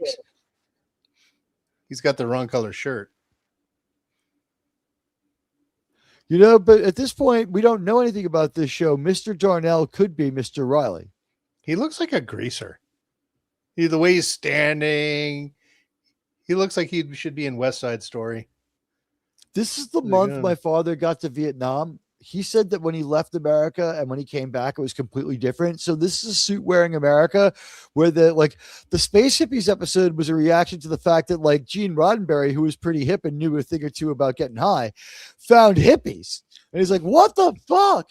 You know, so let's just remember. All right, so here he is.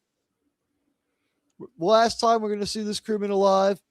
He is heavily under the influence of the salt vampire. She is got a beguiling way about her. He has the honor of being the first person to eat it, to meet their end in Star Trek. He is going to have the honor of being the first person to lose his life in the pursuit of the final frontier. That's a good Salt trivia vampire question. comes out looking alluring, crewman Darnell, looking alluring, and leaves crewman Darnell off. It's so easy to know what's going to happen. So easy to get guys to do stupid shit. we fade to black and we see a star field. And I'm going to say, as a kid watching this on the TV I had at the time, This was a fantastic Starfield on a black and white TV and a Starfield that worked on a regular TV. There's no getting rid of the mark on the screen. We apologize to our audience. You know what? I'll take that out when we re-upload it, though. All right. So as you can see, if Mark D with a C was here right now, I would have removed him and said, "I've removed the mark." Yeah. See, we do have a Mark. Mark is here. Is he? Well, I mean, he's on. Oh, screen. this Mark. Oh, that Mark. Yeah, I would have taken him off the stage. Yeah, I've removed the mark. Bad joke. Sorry. This Starfield is better than any we've ever seen before. And then we have a beginning. Our special edition beginning is significantly different than the one in that we saw growing up. However, that's not going to stop me from saying the beginning of Star Trek was overwhelmingly good, much better than regular TV, and pretty close to movie quality because movie special effects were the same. You could spend as much money, film it on film, and put on opening sequence that was as good as anything you'd see in movies. That opening sequence of Star Trek was better than some movies. Not 2001, but 2001 hasn't come out yet. Better than any movie at the time, and it kicks Lost in Space's ass. Lost in Space, great show. We think it's fun, and we think it's nostalgic, but this is kicking its ass. They were like watching Lost in Space, and Gene was like, this is a little too close to my aesthetic and a little too campy. I hate it. He changed his aesthetic, I think, based on Lost in Space. Anyone else? Lost in Space's influence on the opening of the original series and whether or not Gene had a good reaction to it. Their planet-based shots are very similar. They were using the same, if not the same sets. They had guys copying each other all the time. But with Star Trek, they had a lot more of the ship and a lot more of the space-based shots, which I think they did intentionally because they saw that Lost in Space was shying away from that, probably because of cost. So I guess Gene just saw, hey, there's something they're not doing. We can definitely exploit this. There's the logo on screen for the first time. Lost in Space was a CBS show. I was going to say, they would never have. This was the reaction to Lost in Space. They're like, we have that Star Trek show cooking away. And they're like, Gene, have you seen Lost in Space? He's like, I fucking hate it. I hate it. You know, I don't think Gene Roddenberry would have enjoyed Lost in Space. It was too close to his concept, but campy. And he would have viewed it as too non-serious and dangerous to the genre. Does anyone think Gene Roddenberry liked Lost in Space at all? I think it made him sick. I don't think he liked anyone who was his competition. Probably. Fair enough. All right. I think we're all reading well. She's and Dr. McCoy's name is not in the credits season 1, and the credits are in beautiful gold. I believe the last season they're in blue, or is that only at the end? Wait, say that again. What? The opening credits, the text font is gold, and it is gold. And DeForest Kelly's name is not in the opening credits. Okay, but what did you say about it being blue? I think after the Paramount takeover, it's blue. That's how you can tell. Okay, and that's they how changed it for the remaster, though, right?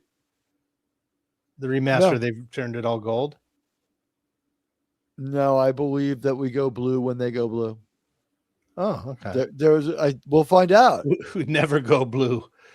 Never go blue. We go blue enough here. Kid. You have talent. All right.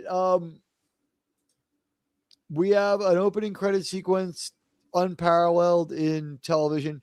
And, we'll see this room again in 3 years of the Red Bird. Yeah. It's the same room. It's the same props, too. Oh, it is. Yeah. Same prop. We see this room a bunch of times, even in the first season. Yes. I think it's Roger Corby's engineered part of the cave or reused part of the ancient city that he has. I think it's that too. I don't know, but it is a little more They've got some Aztecing, for lack of a better word, on the walls for our fans. Admiral, I just looked it up. Season 3 is when they changed to blue. Seasons 1 and 2 were gold. Yes. Season 3 is when the Paramount takeover happens, which, by the way, for our friends out there, when we changed from blue to gold, there's a reason right there. That is why CBS and NBC both own little pieces of Star Trek. Paramount and Paramount and Universal both own pieces of Star Trek.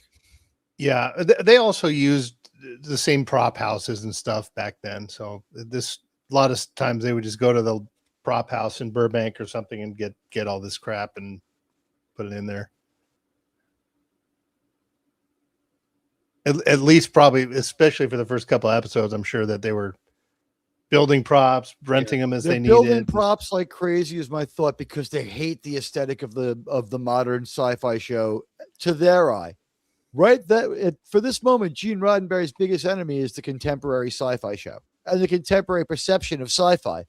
I think that's why he agreed to go with this very grounded episode compared to some of the other early episodes. This one has very human interactions and conversations and is basically a love story gone wrong.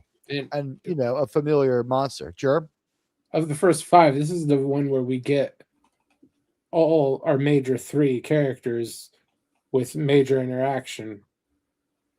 With Charlie X and the next few ones, you don't really get Bones. Yeah, you don't get Bones, Kirk, and Spock really interacting the way they do in this one. It's not until they get all these letters from women who are in love with Spock that they start writing him into the show more, or they realize the potential. We'll find out when we get there. I grok Spock. Yeah, you know what? I have grok Spock a few times myself. I grokked him a few times today.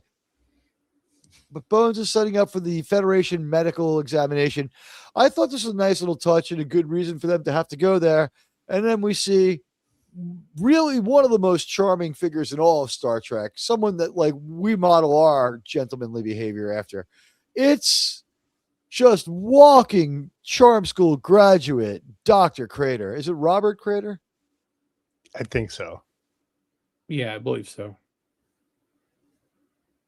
Robert Crater has been on the planet with the last of its kind. Extrapolating Gene Roddenberry's logic, here's my feeling. The salt vampire was lonely, really, really lonely, but it also is a killer. The salt vampire found him really interesting. He has a high IQ after it was starving, so it grabs Nancy. There's a limited amount of salt left on the planet. I don't know how it's still alive.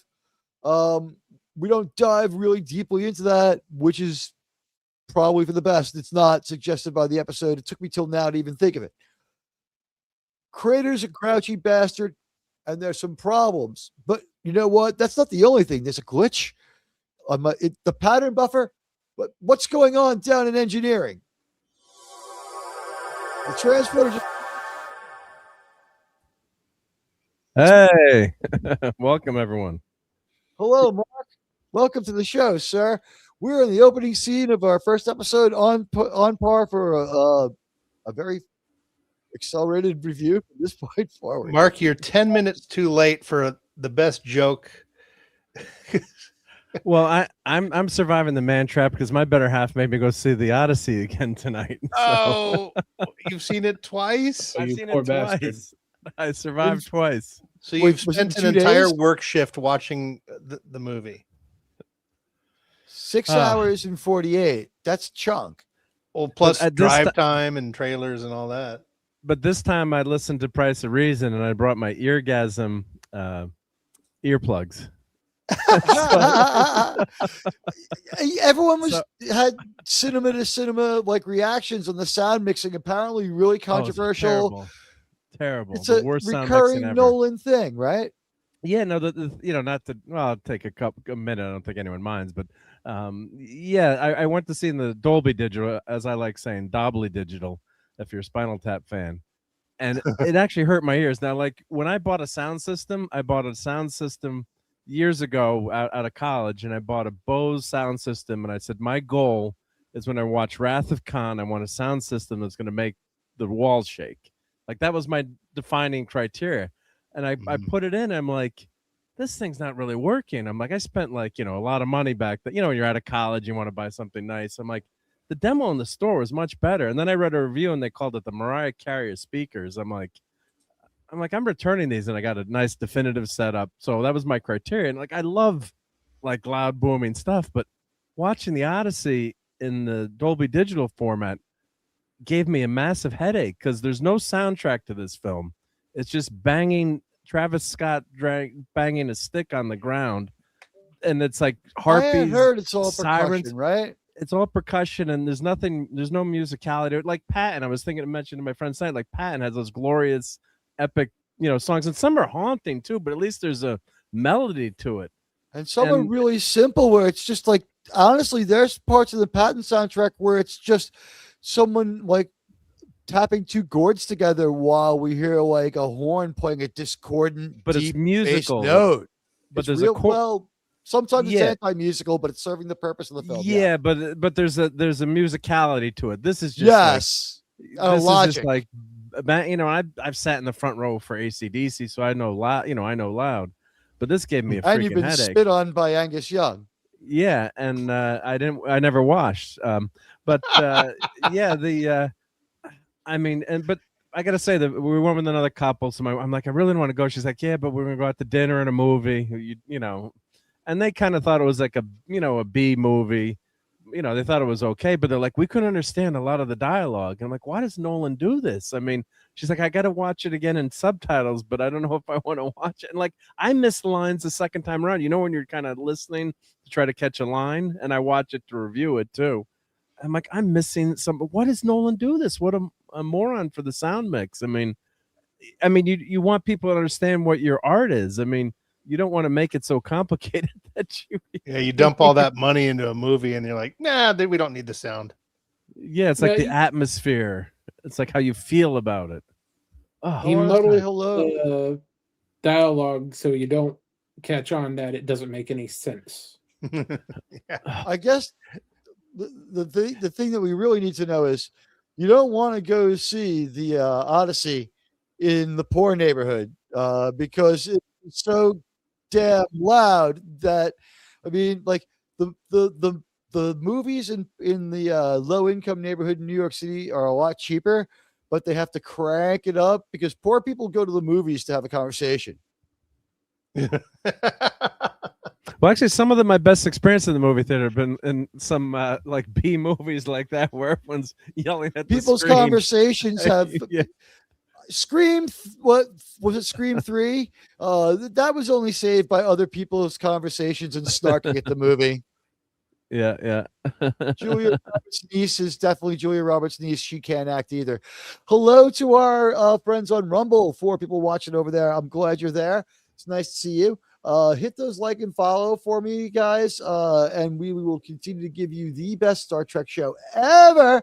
And if you're coming through later, hit the like and follow over on Rumble. We see you too. And you know what? I just hit the refresh, and now I'm just getting sold all sorts of supplements. But you know what? Let me spam some emojis over there. And you know what? Yeah, let me go to Rumble too here. Yep. So if I can't hear anyone, it's because my ears are still shot.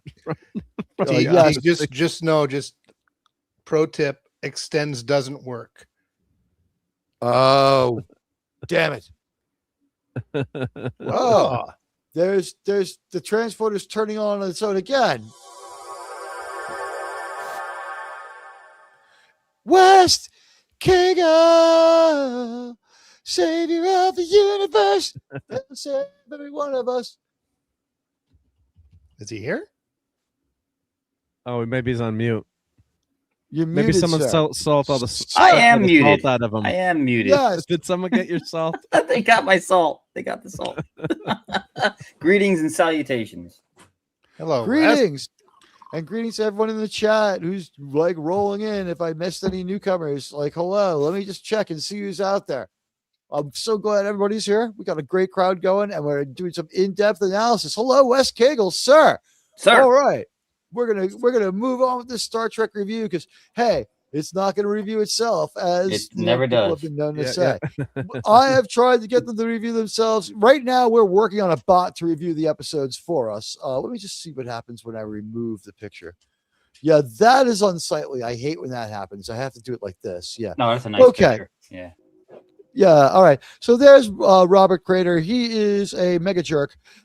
He wants his salt. He wants the Federation to leave. He's yelling. And I'm thinking, like, this guy's out of his tree, although I do like his kind of future outfit. He's got some good future clothes. These people are looking nothing like any other sci-fi show ever. This sci-fi show looks different from any other sci-fi show. At the same time, there's a lot of weird stuff going on. We just saw Nancy leave. We saw an amazing credit sequence. Then we saw whatever, commercial for the 1966, Mercury, or that year's Plymouth, or whatever. We're gonna have to play that again. We're gonna have to play that again at the end of the show. What the yes, the 2363 Camaro. I don't think Wes Cagle was here when I played it. Oh. We will play it at the end of the show. We also, I just want to say, one of the things this show aired the day that the auto safety bill was passed. This tanked the GMC Hibachi, which was going to have a grill with coals on it on the dashboard. That was destroyed. Like the freedom we used to have, the world we gave up with all this regulation. Sammy Davis Jr. probably wishes Star Trek had aired earlier because he would have seen the world in stereo, so to speak. Who ever thought that, like, my 1962 car had a steel dashboard that came to a point pointing out at the passengers? Yeah, guys, if I wasn't such a great cars driver, are meant to kill you back then. Yeah, you just hose you off the dashboard and sell it to the next guy. Did not care. Christine, right? On Rumble, exactly. And let's see. We got right now. It's a pretty full house. I see the Tetrarch of Apathy. Hello, Tetrarch. I see Lombardi. I see Resolute. I see the M5. M5. This unit must survive. We will get to your episode. You know what? Maybe you'll be guest that day. We've been friends a long time, sir. Mark Harkness. Mark D with a C. I see John the Beagle Dad. Comedia BK, welcome. Ariel Ballet, welcome.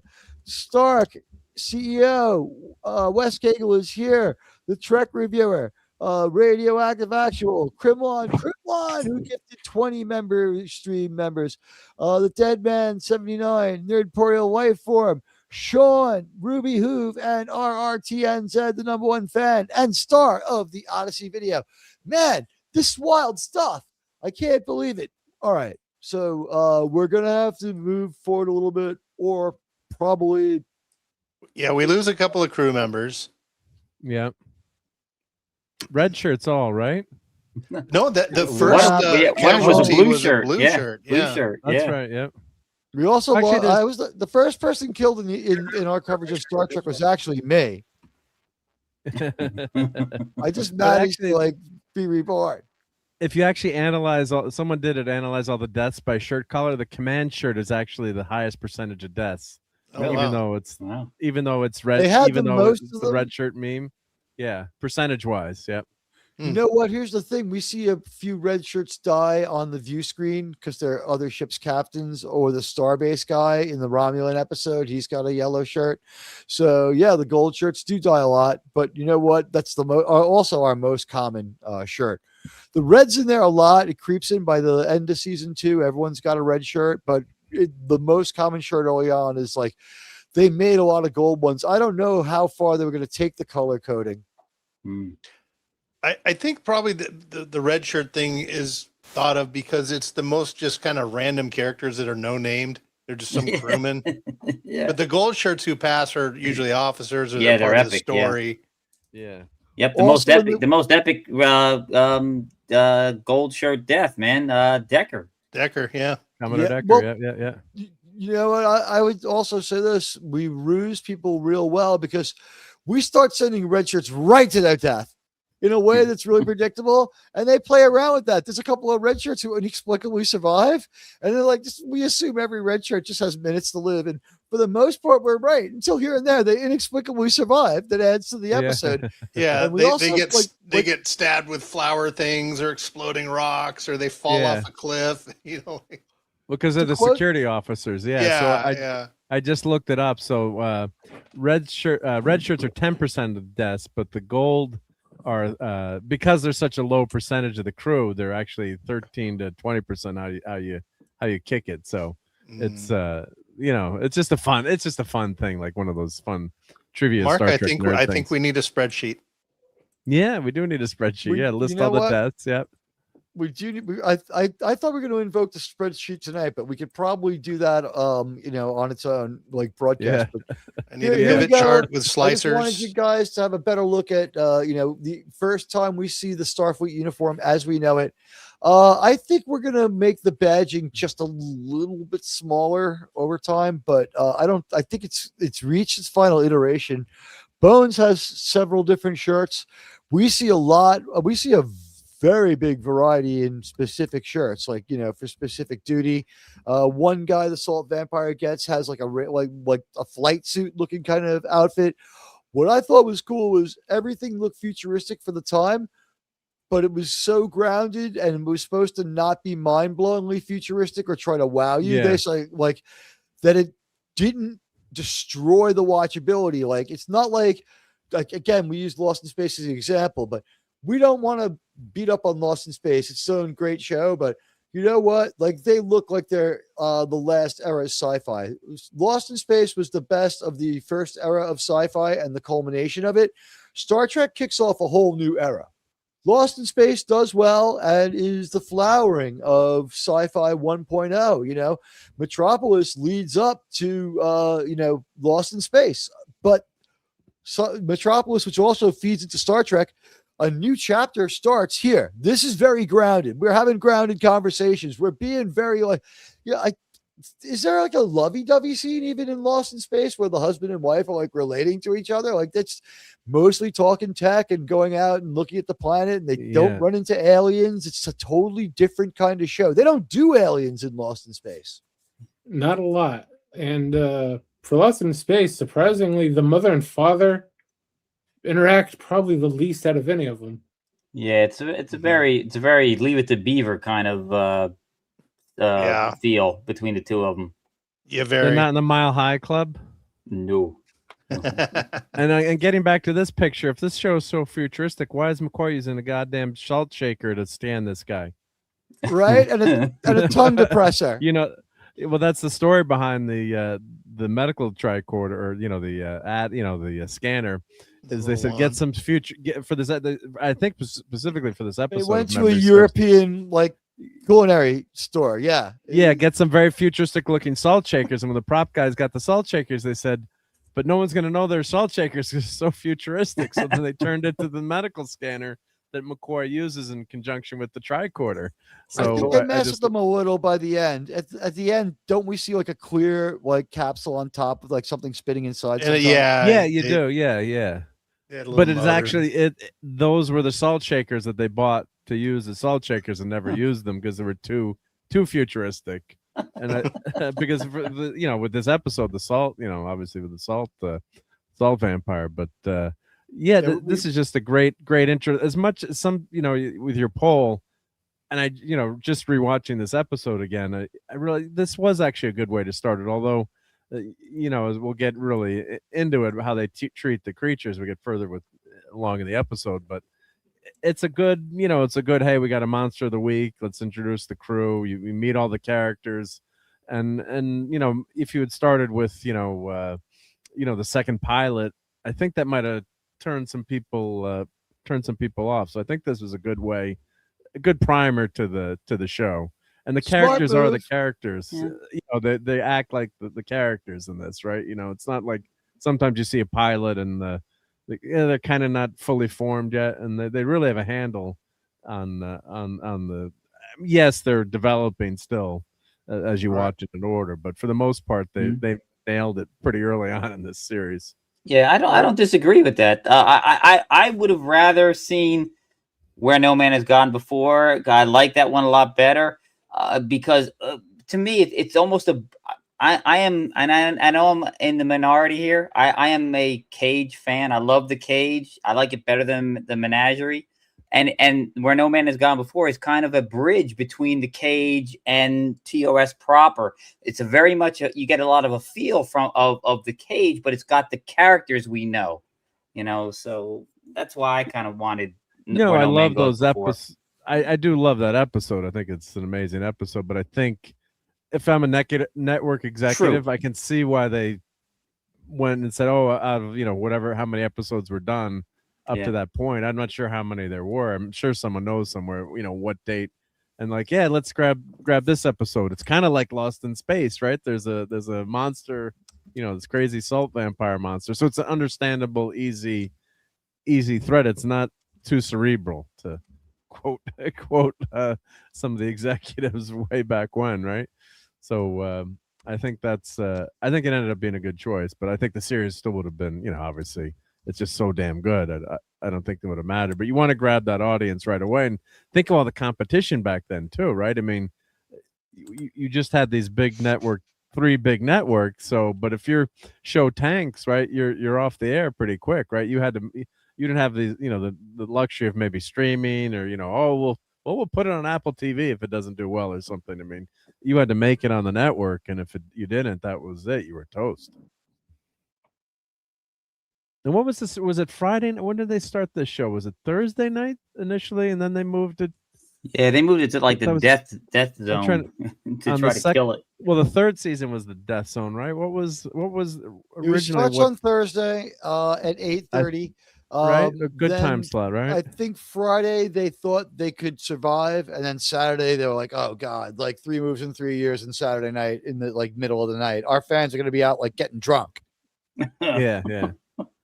And then years later, they found out that actually the ratings weren't that bad, right? The younger demographic really was watching. They didn't have all the breakdowns that they did not, they do now, but people went back and analyzed in some of the Star Trek books I've read, and the ratings really weren't as bad, looking at the numbers.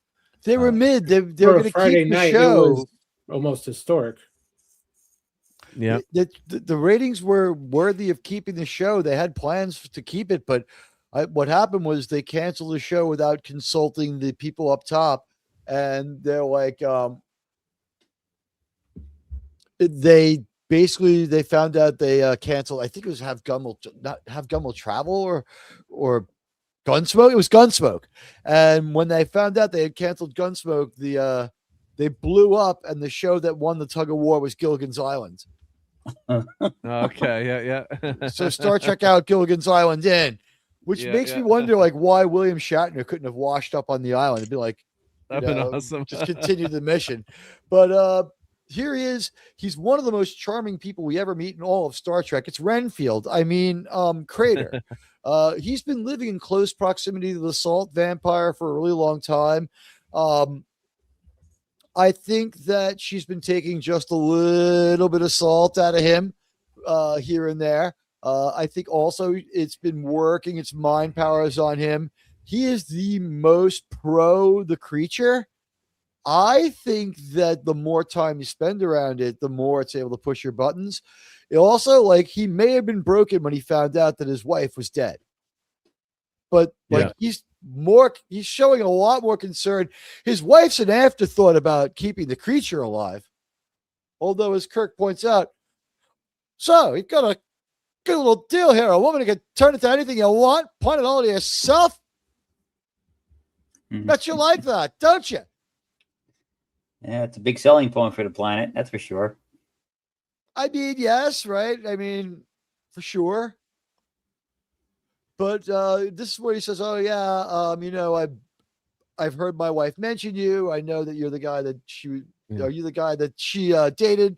And he's like, "Yeah, you really lucked out, you old fucking ugly raisin head. Your wife is gorgeous, and has an age of 10." He's like, "Oh, you're just seeing her through the sentiment of the past. Like when you see her again, she'll look just like the the old ball and chain every man sees when they see their old girlfriend now. Don't worry about it. She's just a salt vampire. And then But we yeah, just but if she hear can some- always look 30 years younger, that'd be pretty hot, though, right? that would be pretty hot. Although, like, I think they mess up the math because I think she's only supposed to be like 37. She's, I guess a lot of gray hair would just be would explain it. But well, people looked older back then in the future. Wow, yeah. Well, people did look older back then. We kind of talked about that, but then, you know, there is a standing order. Hello, head case. I'm at work thinking about Sydney Head Sweeney. case. I thought I'd let you guys know. You know what? Sydney Sweeney will be here before all said and done. Don't worry about it. It's coming out. You know, I got Coming ice out. cream. I got ice cream in the same shop that Sydney Sweeney was in, and I might have touched some of the same ice cream cone machines that she touched. Ooh. Yeah, I so went I'm to never the washing my beach hands just- again either. I saw some pictures of her swimming in Florida, so I went to the beach just to touch the same ocean she did. Yeah. But we're in the ice cream shop. That Now she we're went, and I'm- definitely like 1 degree of separation. Sorry, my go ahead. daughter used to work there, so she asked the girl at the counter, like, and I mean, she's like, "Did you see Sydney Sweeney when she came in here?" And the girl's like, "No, I started the day after she started. Damn it." So, yep, I 20 degrees of separation from Sydney Sweeney. Yeah. At least she was also a woman, so unless like she grows up and becomes gay, you know, like or whatever, it's not going to kick herself like a man would, missing Sydney Sweeney by one day. And you know those damn ice cream places where they give you the cup? It's like a self-serve, so they don't have any small freaking cups there. So you go like fill up, you know, you get all the different flavors. It's self-serve, and you always end up with like a $30 freaking ice cream because I'll have a little of this, and they have all the fixings. Like, you bastards! It's like I can have a smaller cup. They won't give you one. Yep, it's very smart capitalists. Yeah. I was at the supermarket today. Like Haagen-Dazs is like $11, and like Ben and Jerry's is like 700,000, like, you know, dollars or 40 rubles, like whichever. Like so much money for Ben and Jerry's ice cream, although they don't own it anymore, right? Unilever owns it. But they were Love we won't bought get it? into the politics. Unilever bought it from Ben and Jerry, although there's political stuff we won't get into with They Ben and they Jerry. probably shouldn't get into politics, considering what they do is like kind of like. Well, I won't they're- get into their it- politics. I'll just all- say, yeah, although they're definitely lobbying heavily. I don't believe for 1 second that there's no politics, but you know, now someone's dead. We got to get back to the ship, and we find a way to get back there. Now, I don't know. We don't transport Nancy right away, if I remember correctly. We have to figure out how she got back on that ship without the transporter giving her away. The answer is they hadn't thought of this stuff yet. There's no biofilters. There's no life. There, you know, nothing like that. Or they leave the audience to assume they shuttle her up or whatever. or But she's an exact genetic copy. She's touched her DNA and she's able to fool the transporter mechanism. That's what I was would- thinking. She can fool the transporter. Yeah. Well, Yeah, what I that's- was thinking, she's fooling the transporter operator because she can make people see what they want. So it could be that she extended that little illusion up to the ship. I like Sean's better, honestly, just a little bit better. But, you know, we're about to see something that's going to be a real game changer. There she is, the first time we see her, looking absolutely beautiful. And I think her hair looks better this way, like a little less busy. I like her with the simpler hair. Man, does she look gorgeous here. Absolutely It's beautiful. Soft, simple. Is this the episode that her has the most lines? I was thinking that as I was watching this. She's got a lot of lines in this episode, along with that conversation with Spock. And I think she probably has more lines in Mirror. Mirror. But this is She one has of the more like lines one of and the probably ro- Taste of Armageddon too. yeah. But this is one of the role. You know, she's got a decent role in this in a couple of these Yeah. scenes here. Well, there's that one episode where she does an entire song. She gets to sing an entire Mm. song. So Yeah. Well, Nichelle Nichols was an actual draw at places who got paid more money to do music than she did to do Star Trek. And also, we got the added bonus of, you know, the celebrity being part of your show. So they let her sing. And I guess like recreation in the future, like we know from watching those two episodes, the Charlie episode comes right away. And then much later on the Space Hippie episode, like they had aspirations to like, have like a Star Trek song hit. Like they wouldn't have had a problem with that. If they could have gotten the Beatles to come on Star Trek, they would have done it. They would have found a way. Gene would have found a way for, like that might have been the only band that would have worked better with the Stones. But I mean, like Star Trek was definitely looking to be a merchandising vehicle. I gotta go all Spock on your brains here. Thanks to Grok. The Man Trap Uhura has the most lines and words and episodes in any Star Trek episode. Charlie X is number 2. Wow. By one word. Wow. So 266 for the Man Trap, 265 for Charlie X, and 250 for the Trouble with Tribble. So those are top 3 spoken words and lines in all the episodes. So God, my gut was right. Can you ask it while eliminating episodes she's not in, what her average lines per episodes that she's in is? Because I know a lot of times, like, they film her later just to get her to be like, yes, sir, or to have her turn around and look good. Like, they'll do anything they can to jam her into an episode. And that's because she's so beautiful. And, a lot of our, let's face it, there's a lot of people here who are talking about an episode now that involves the first woman they ever really seriously had a crush on. And Nichelle Nichols is every bit worth it. Oh, yeah. But, here's the future. I guess, I don't know what we're going to do schedule-wise, what we could do with this one. I mean, this is the first episode of TOS. There's a lot of micro breakdown to do. Go ahead. Hold on. I'm going to remove the thing real quick. Let's not discount other people who sang from Star Trek. Let's not forget this awesome ditty here. Can't forget that. Can't forget William Shatner is doing a heavy metal show this week. Yeah. And we can't, how can we possibly forget that, we had the great episode with the Space Hippies, Way to Eden, where we have we go from one commercial to the next without having any real dialogue, just a couple of words between songs. And that particular Space Hippie, first of all, Space Hippie number 1 is none other than Malakon. Okay, let's face it. All right. And Space Hippie number 2 is the guy who drives the RV in the Blues Brothers movie. Oh, really? Oh, Chuck. What's it? Chuck. Oh God, I'm forgetting his name. I'm seeing his face. Yep. Tom, where are you when we need you? Yeah, Tom over here. And usually when we sign a traveler's check, my brother does that while the engine is running. I used that joke the other day. What the best part of that hippie episode is? Go ahead.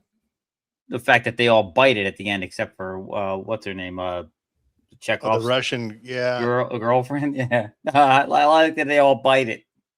I mean, you don't take a bite of that apple, so to speak. It's kind of it's kind of funny. I know it's a tangent, but she was the only the woman didn't eat the apple. Yeah, that's true. Although you know what, it comes to mind that in our hippie episode we did do acid. They did do acid in the hippie episode. All right, so Bones is confounded by the cause of death. He's still trying to figure it out.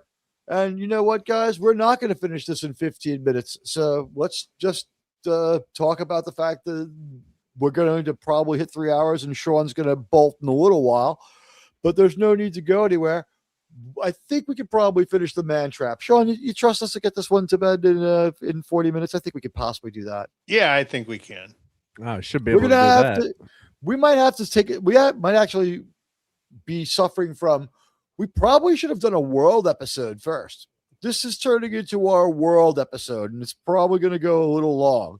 Welcome to the world of Star Trek, the original series, where we've rewound a couple of things that we already had before.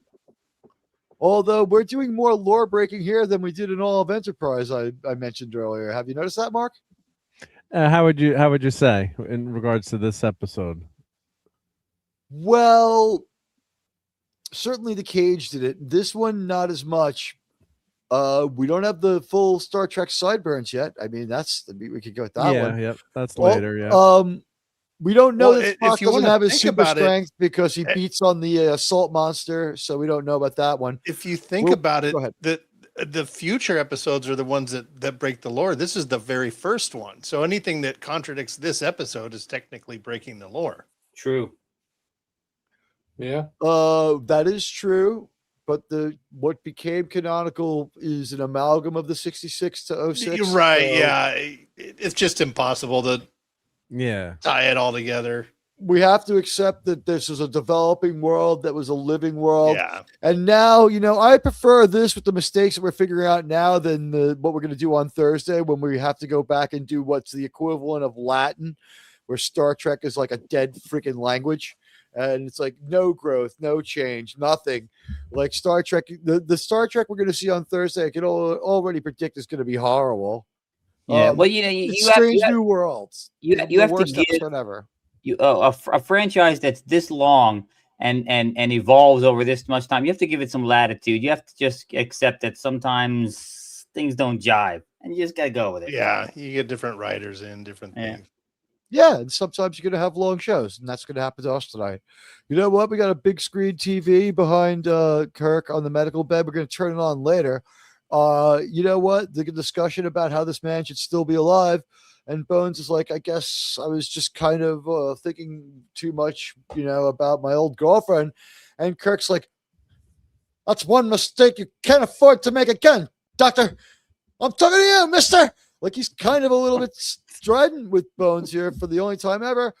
I don't know that the captain was planning in Gene's mind to have had any friends at this point. Like maybe the loneliness of command was going to be taken to an extreme. I just don't know yet. He comes back later and says he's not counting the mistakes. Well, he's supposed to be like a perfect commander and a really good commander, but he does. Bones deserved it. He deserved to get chewed out here. He's like, I got a man dead, and you're pining over your ex-girlfriend. Get your head out of your ass. His intensity level would have stayed the same, but he wouldn't have directed it at Bones. He would have been like directing it in on himself at past episode like 10. He would have been like, one of my men is dead. That's like Roger Corby red shirt death reaction where he's like, one of my men is dead. I don't think so, Dr. Corby. Like the whole mission changes once the Ruck throws that guy down the shaft. Oh, yeah. That's enough. That's all I need. 30 seconds. Jeez. What are you supposed to do with the other 23 hours and 45 minutes of the day? When you get to the end of that 30 seconds, I just hear Krug, get out of there. So just to prove to everybody really quickly, look how angry Captain Kirk is. He rightfully so. He chews out Bones a few times in the series. Could it be that at this moment Bones is waxing poetic and not serious enough, and that's what brings it on, rather than that's exactly what it is. Yeah. I have a man lying dead there. Yep. It's like he's like shut up about your girlfriend. Yeah. But could some of it be to defend Bones too, the effects of the salt vampire? Does she have some pheromones? A little bit, maybe. I think the longer you hang out with it and the more it concentrates on you, the more it affects you. Like a siren, maybe, right? The siren's call. A little bit. Not that I just saw the Odyssey again, but yeah. Yeah, and by the way, like I'm assuming Crater has sex with this thing. If he sees it for what it is all the time, like he's better off with the fate he gets in this episode. I don't know. She had some pretty nice looking suction cups. I guess if you just close your eyes and you got to do what you got to do. I think there were 8 cups, but they were plentiful. Let's just say if there was handiwork to be done, perhaps she would be better at it than most. But yeah, all right. Bones gets chewed out here for not so much losing the guy is our conclusion, but for having just a little bit too much of a cavalier attitude about this one at the moment. He's still thinking about other things. He's not on task enough. It's not that he lost someone when his back was turned. It's that he's not snapped out of it and gotten back on task.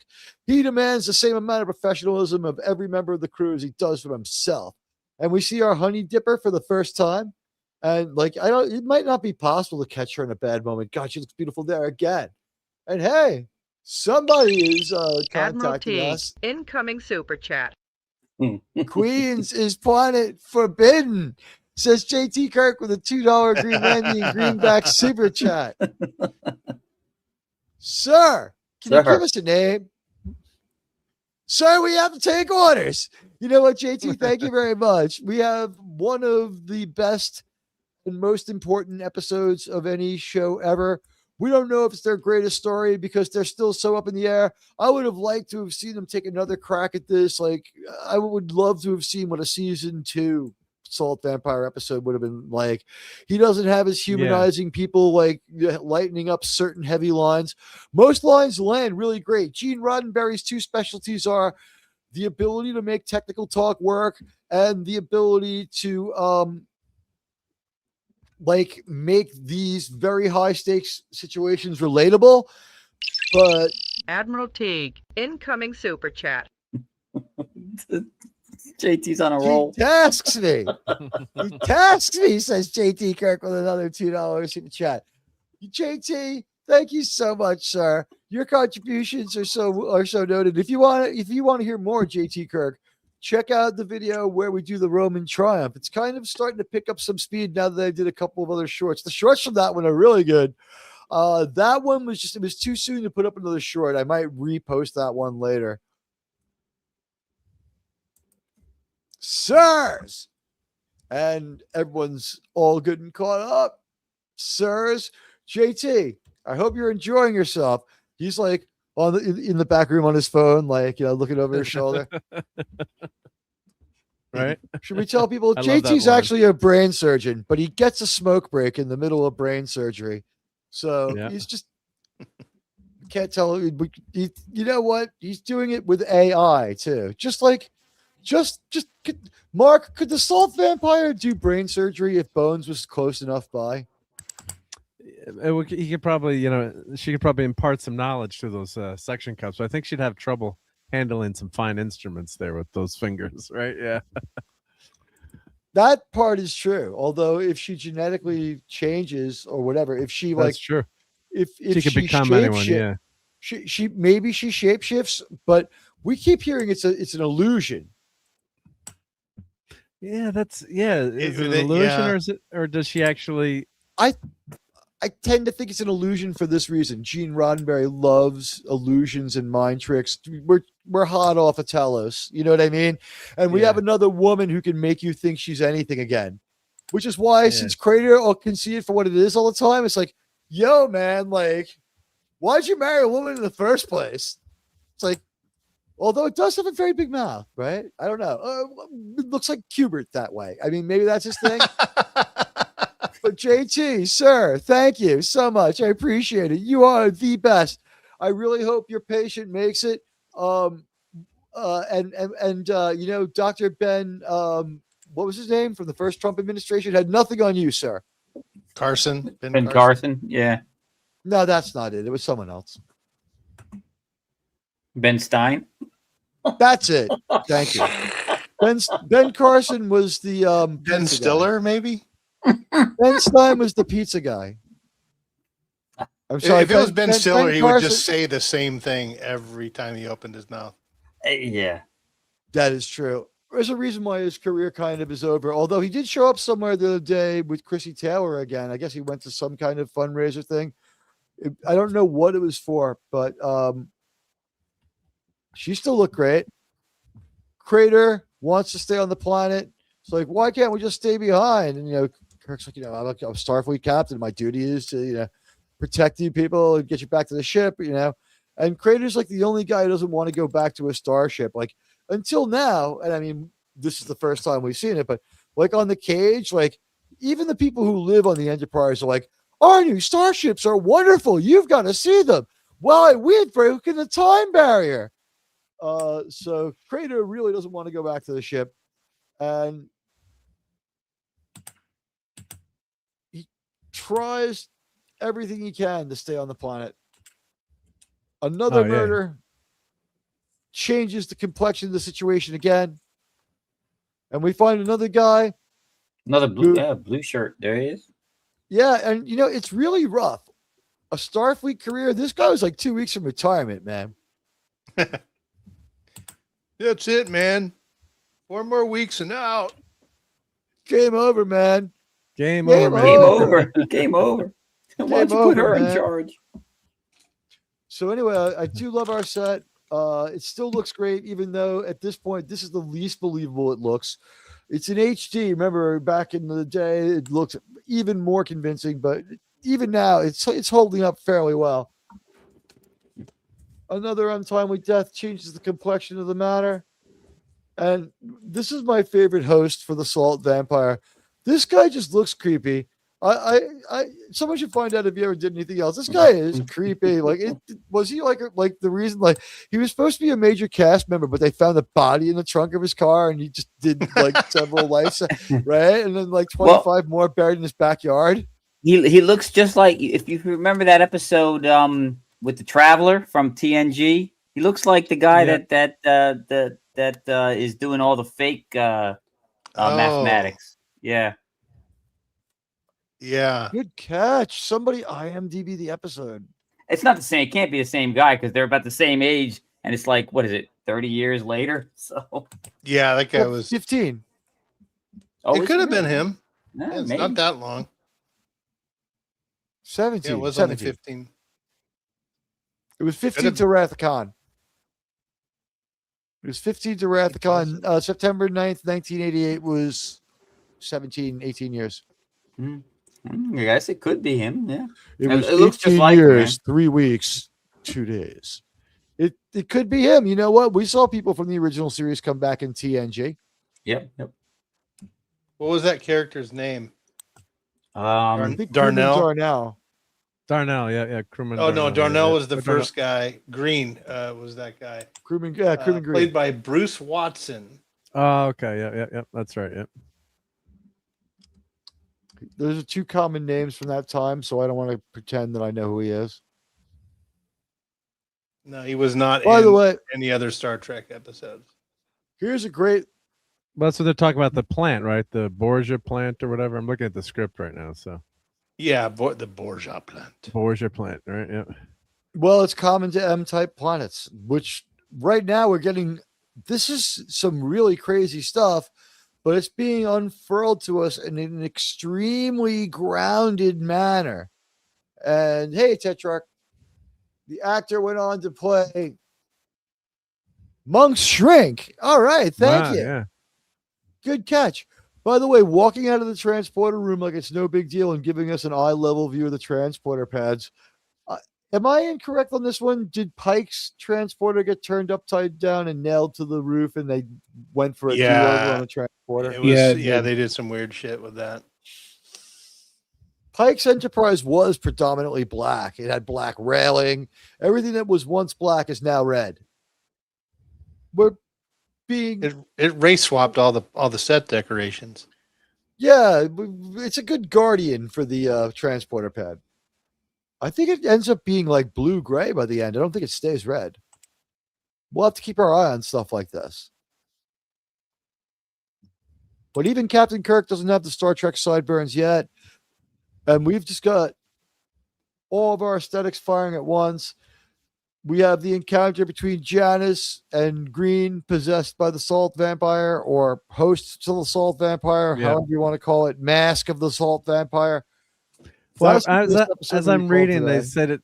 I was reading some analysis, and they said it, and I always thought it was actually shape-shifting. So Kirk has that line that I put in. So there's some people that think it's actually physically shifting form and shifting shape. So I mean, you could debate. It's very. They're not definitive. Yeah. So and some of the definitive. lines kind of point towards that direction. Yeah, that it's not not an illusion with the mind. It's actually physically changing shape. Yeah. How about this? It's both. Yeah, we could do both. Yeah. You can do both. By the way, I want to point out it can't this. be physically changing because two people are seeing different things at the same time. We got that one. Boom, solved. Yep. Mission accomplished. I do want to point out in this screenshot here. How did I figure that one out?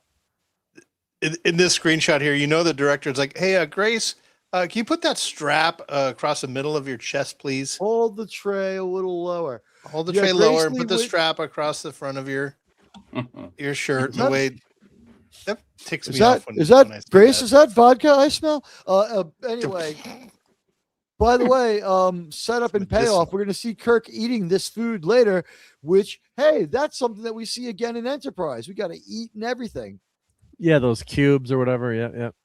Yeah, I guess Kirk is actually eating a salad or something in here. Like when he's like, yeah, take one of those red pills you gave me. You'll sleep. He's actually eating something because he crunches. Yeah, but I think what they're doing is they're showing him as a workaholic who doesn't leave the bridge. So his yeoman has to, but right now the food is being brought to Sulu. But everybody eats in this episode.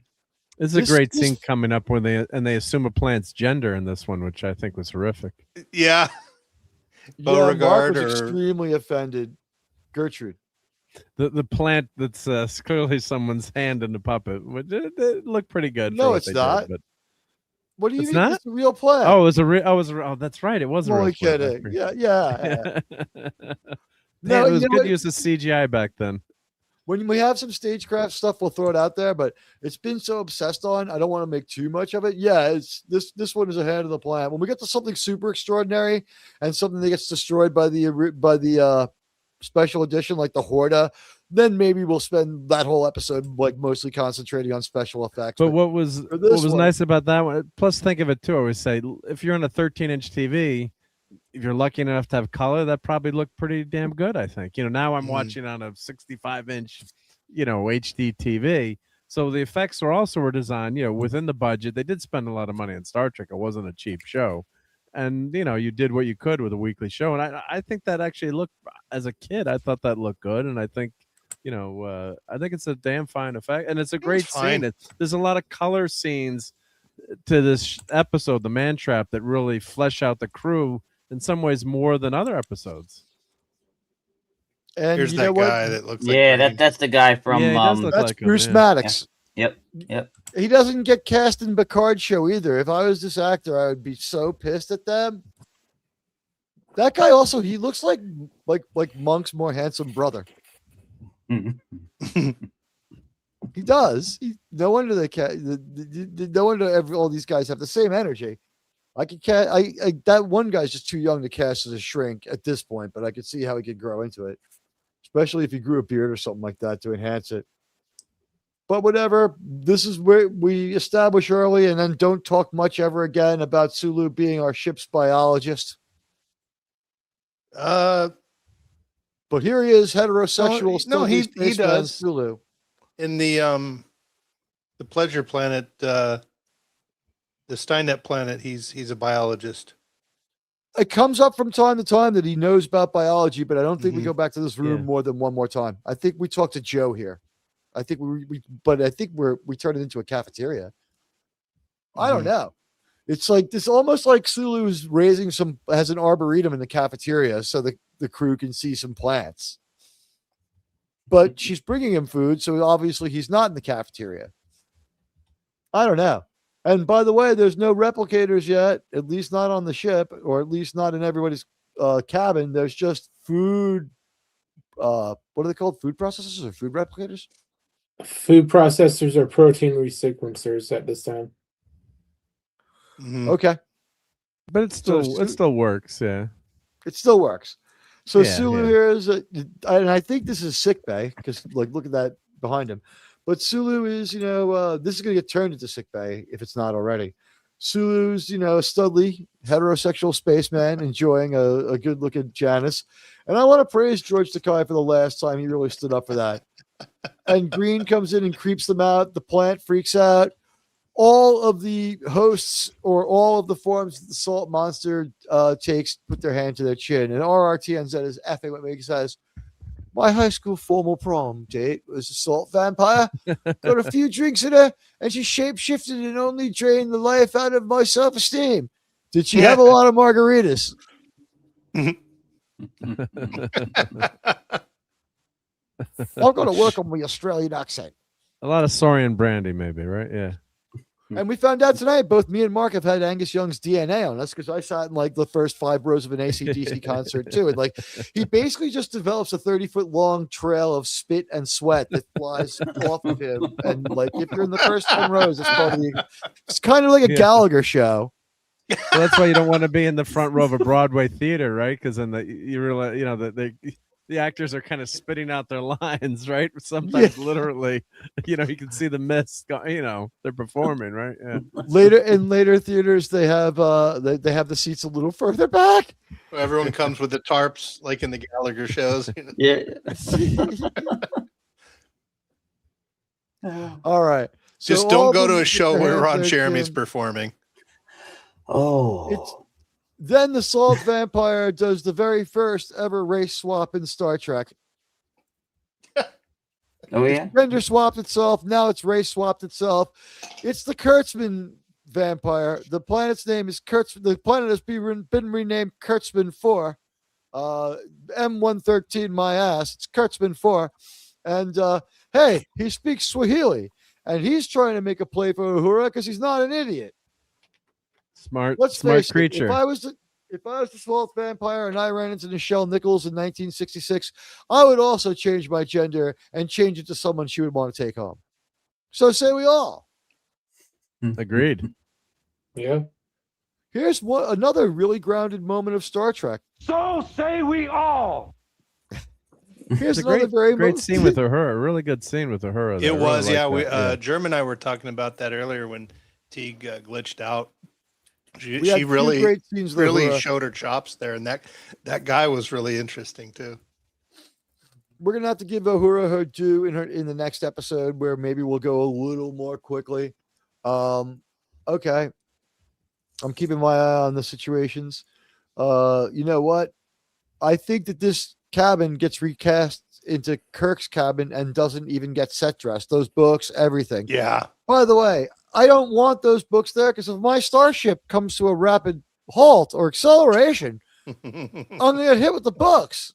Unless, do you think they have the inertia? Do you think Kirk bought a personal inertial? McCoy bought a personal inertial dampener to keep the books on the shelf? He had that earthquake putty stuff that they sell in California. It's a ship, right? How come they wouldn't put it? Yeah. I'd rather get it with the book than those bookends. I mean, we'll see. Island heads. Yeah, we'll see in the rewatch of the video at the end of the show that I don't think Mark or Wes Cagle got to see. Okay, the car commercial. and DeForest Kelly showing us here in HD why all men should own a beard trimmer and use it on your forearms every couple of years. Oh my God, Tetrarch Apathy is right. Those things look like Spock. The bookends? Yeah. They look like they do. How much would those be worth right now? Looking straight at them, they look like Spock. But as I look at them now, they're deeply Afrocentric looking with their features.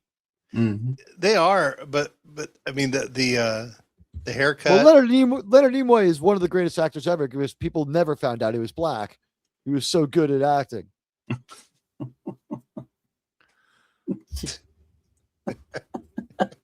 Right? What? If you're going to take that away from him, I mean, perhaps he used his natural talent, like the chameleon. You know, he's just trying to feed himself. The Salt Bones is trying to get some sleep. I don't know if he's medicated himself yet. And he gets a call. We get something that needs to be talked about here a little bit. He has something that's going to be, really in all of our futures. He has a workstation. Bones is a workstation. It makes sense. It's recognizable to us in our world now. And, this is a computer. Well, he turns it on and comes everywhere probably seem futuristic.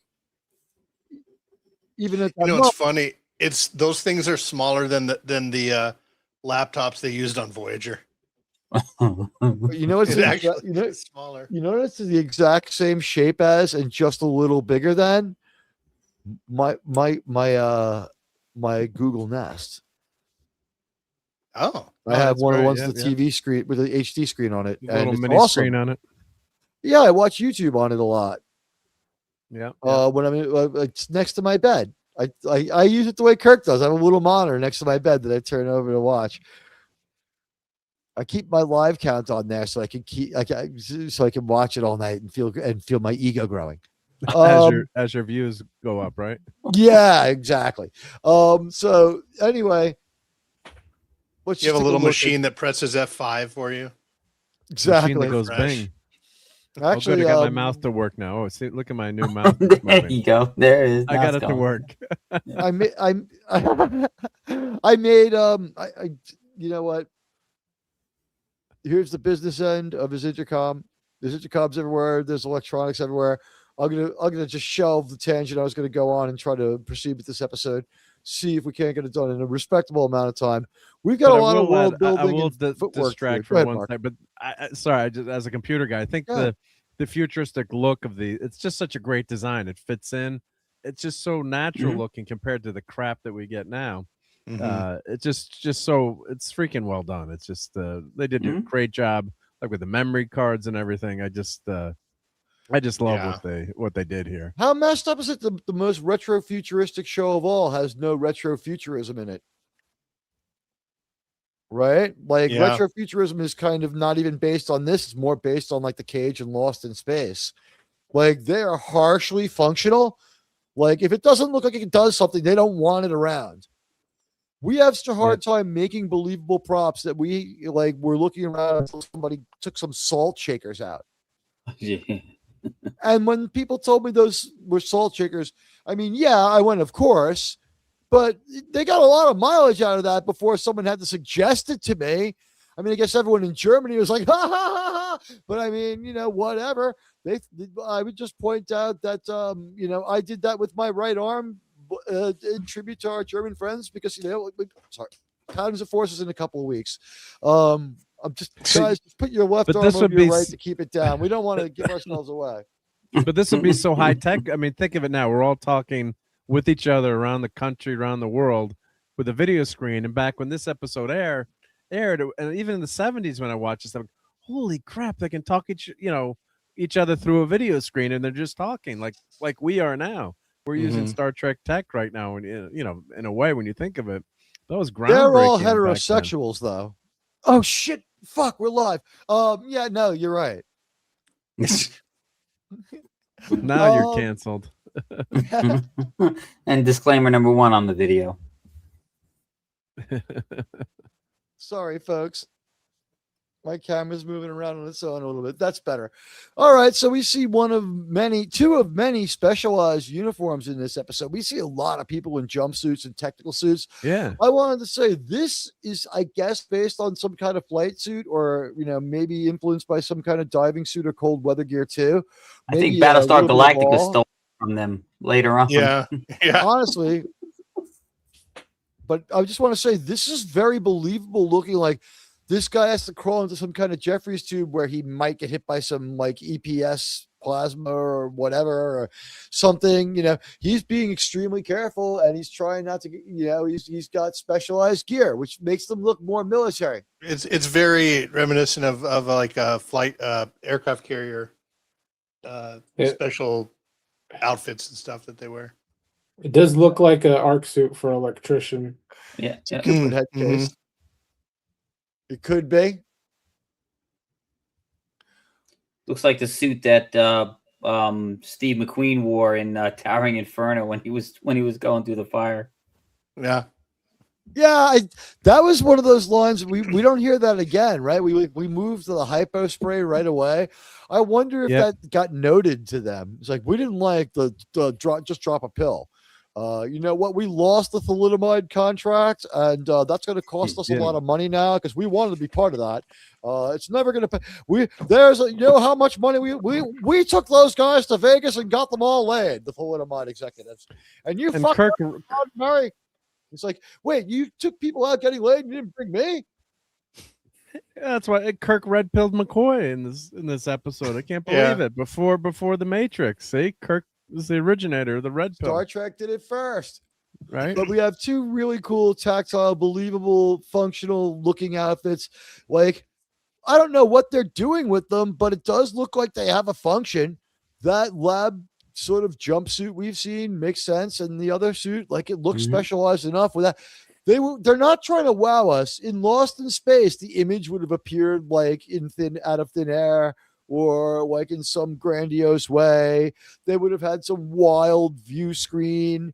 They would have had some wild. It would have been like Oz the Great and Powerful, and it would have been a little cornier and a little campier. Everything here is very tacked down, very like. They're not calling too much attention to it. It's just like this is part of the world. This is what it is. Yeah, it is what it is. Yeah, right. I like the suits they come up with in TOS. I think they did a great job. A few episodes later, we get those suits that they had to wear in the on the planet when they in the Naked Time. Naked Time, yeah. Yeah, and then the one in the Tholian Web where those space suits. Yeah, those space suits. Those are something.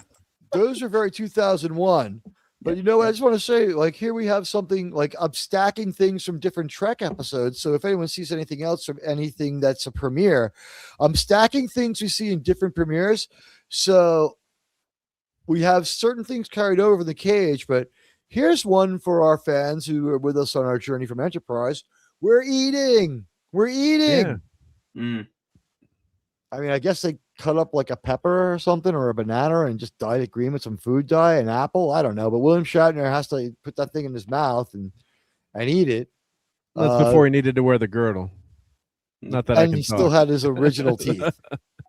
And his original hair. That is so very true. They do a great job of covering up his baldness when he's facing away from us. Then after he stole the toupee from the show, that they were pissed at him, but he's like, who else is gonna wear it? You gotta love that too.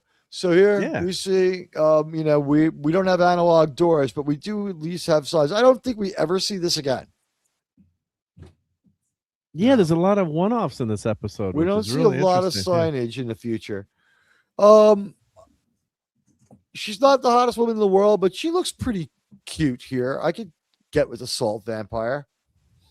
I mean, I'm going to preemptively visit every lawyer within driving distance so that she's not going to get the drop on me if I live somewhere where I can pull that off. I mean, well, she could also shapeshift into Sydney Sweeney or Hoshi. She would be looking like Sydney Sweeney most of the time.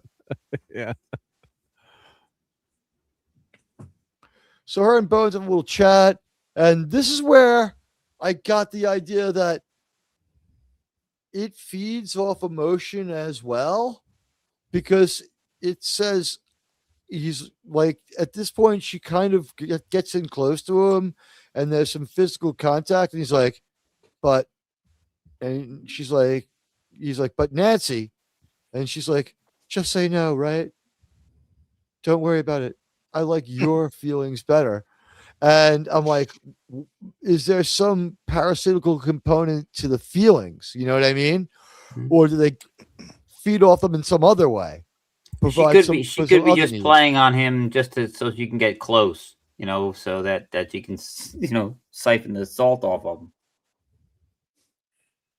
She doesn't, but she does. She could have done that already right here. True.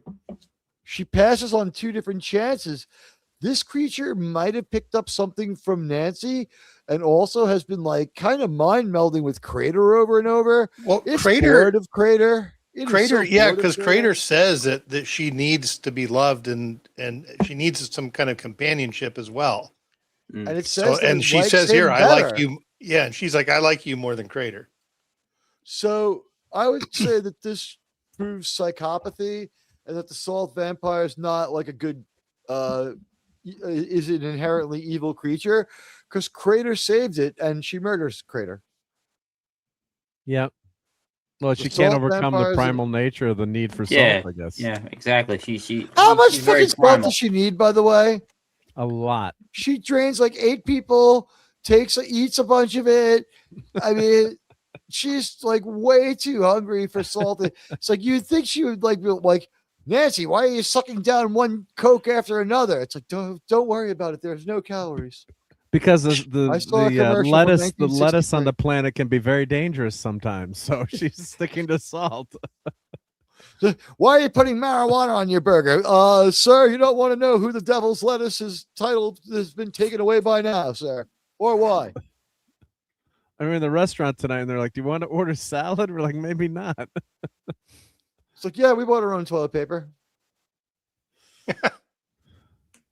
See, she does touch McCoy, and they're in proximity for a while, so she might be able to, like, at this point, if someone walked in and they were like injured and McCoy had like a broken arm, she could probably take over and do it.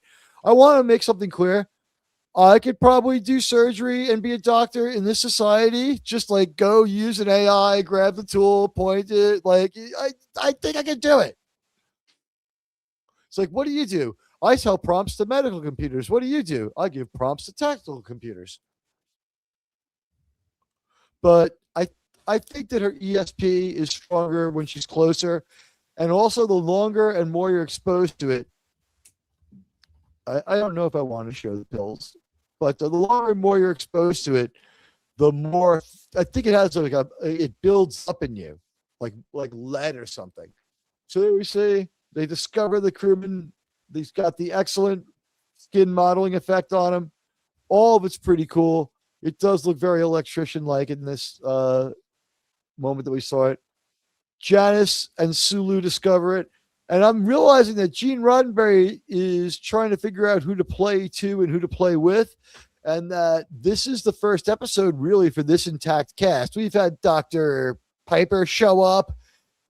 We've had a couple of other strange people. Gary Mitchell and Sally Kellerman are most of one whole episode that we're going to get in here. So this cast's first two episodes are like this and Charlie X. No wonder they front load like a bunch of episodes with this cast. They have more electricity and more going on.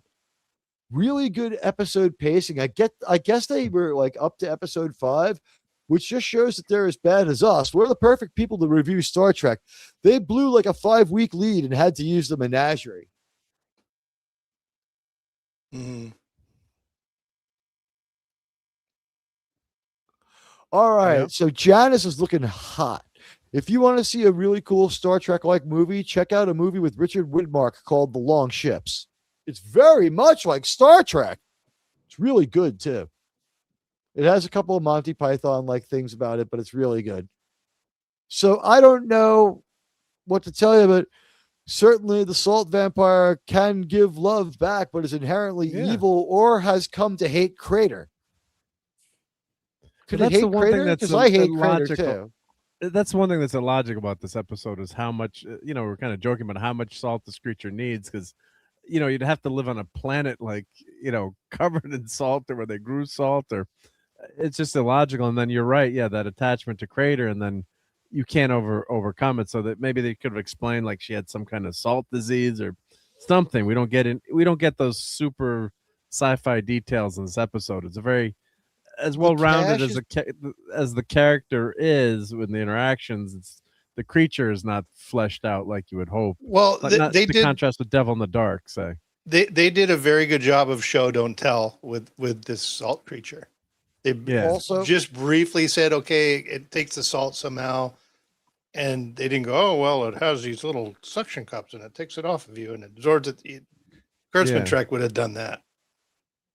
Right. They're not going to over-explain everything. Also, like, they didn't have, like, maybe time to figure out every last detail. All they know is they want the story to work. It's a classic story that's worked before.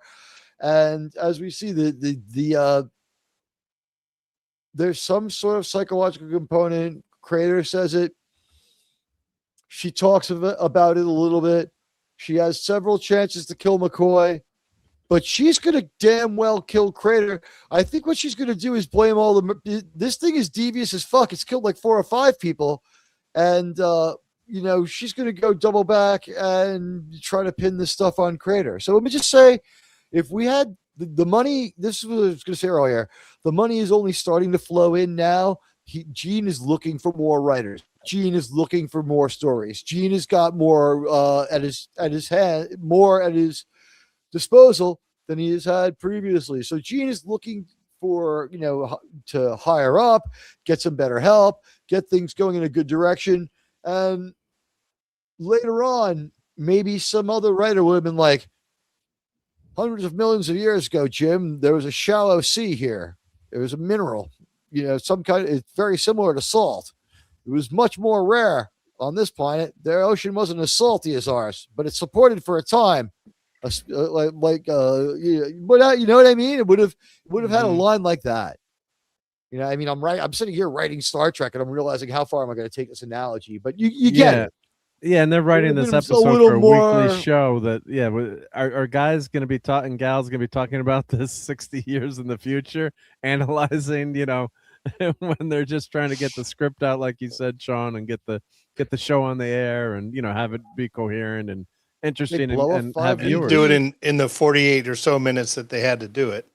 Right. They start finding things out. Like we have to build props like crazy because there's nothing that looks functional enough. We have to go on massive hunts for things that we can retask into props. It's like, Michelle, stick this honey dipper in your ear. What? It's like, take this prop. Okay. I mean, they're doing everything they can to create a believable future. Everything in Star Trek looks like it does something. This is also mostly the case in Star Wars, something that I think George Lucas picks up from Star Trek.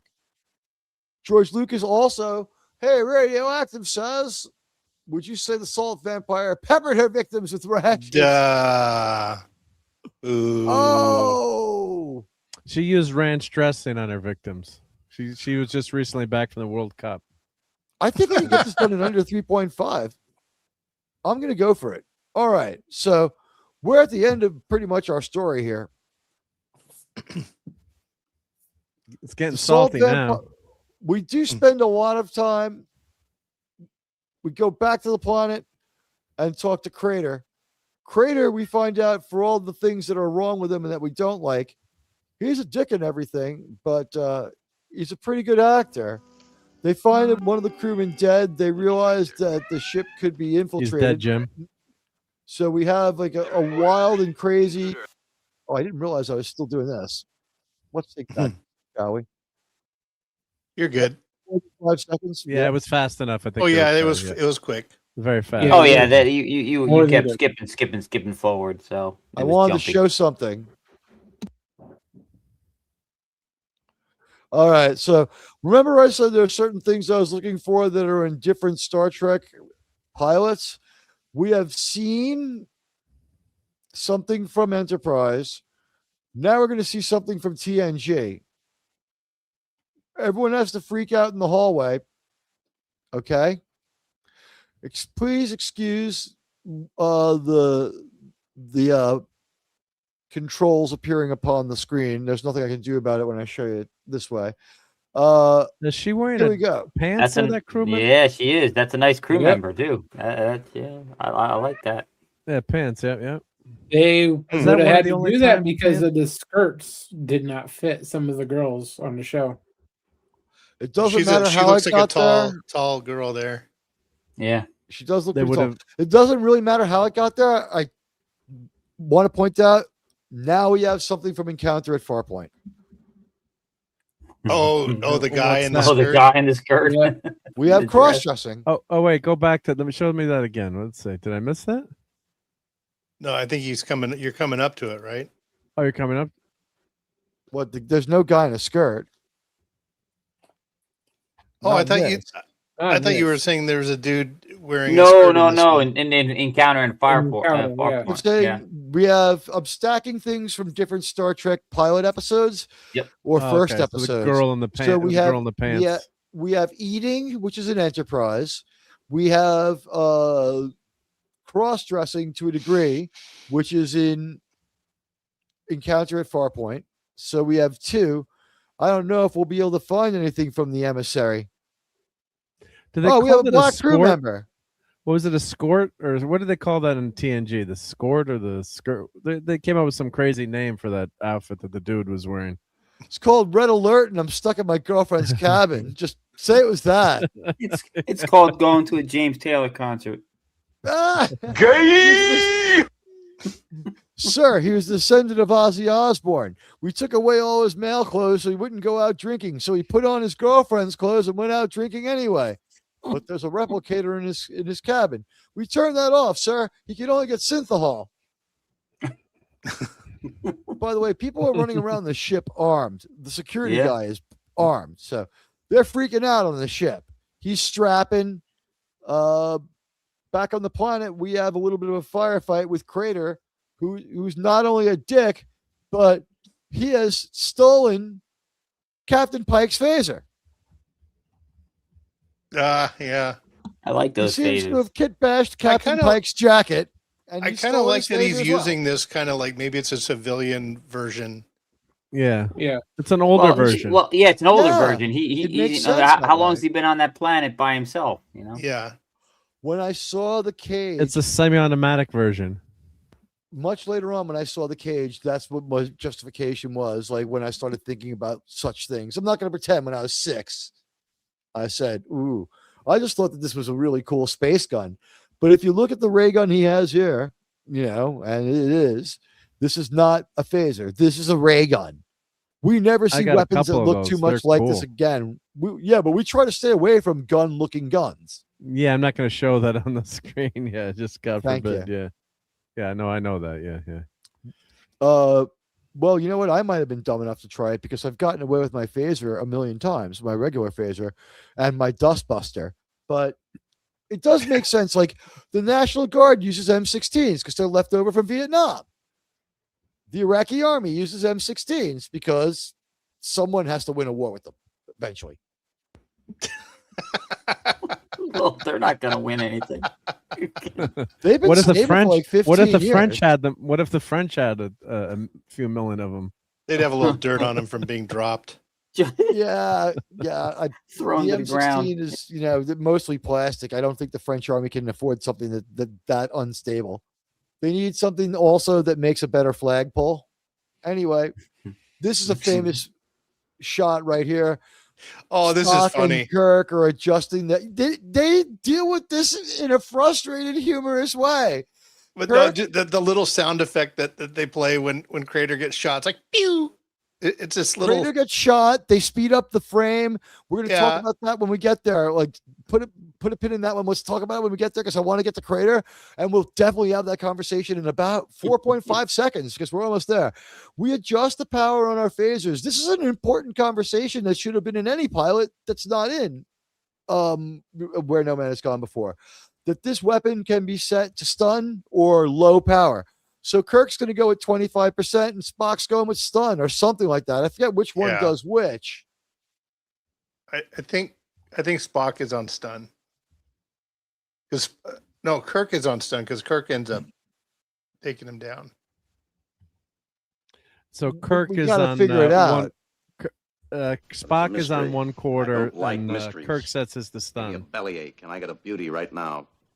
Sorry, Mark. There's some silence before Kirk starts talking. So I hit that right before Sorry, you started. No, Go ahead. I got the script up, and I love searching the script. So, so it's not that I can remember these offhand, even though I should. But Kirk, set your phaser to one quarter. I'll leave mine on stun. Why risk your life for his? He's not trying to kill us. He's trying to frighten us, and he's doing a pretty good job. Yep. So that's the exact quote from the episode. Yep. Thank you very much. And Captain Kirk is dealing with this with frustrated humor. He's being fun. He's being funny. He's also doing something that's going to become a Star Trek meme and trope forever. We see it done in Enterprise in the episode Vox Sola for a whole episode. It shouldn't be done for a whole episode, but that is other crew members drawing strength from the captain because your captain is so incredibly strong. Yep. Agreed. Yeah. And that's the link if anyone wants to save it, but that's got all the Star Trek scripts available, and they're obviously just search them and great. Is it the script or the teleplay? It's I guess it's the script, right? It's probably the teleplay unless it's only dialogue. Yeah, because I've looked up scripts and it's not always what we got on TV. If In the teleplay, all lines would be centered, and all names would be centered above the line. If it's the teleplay. So this would be considered a script then. If you click on it, let me know. But I've used this for years and love this website. So It's pretty much Go been over to the YouTube side. It's pretty much been whenever I use it to clip episodes too. So then when I this is probably accurate. It's probably been updated. Do you think Star Trek people would double check it? There are right? Yeah, I think so. But I've looked like for instance, I've tried to look up the text for Quint's speech from Jaws.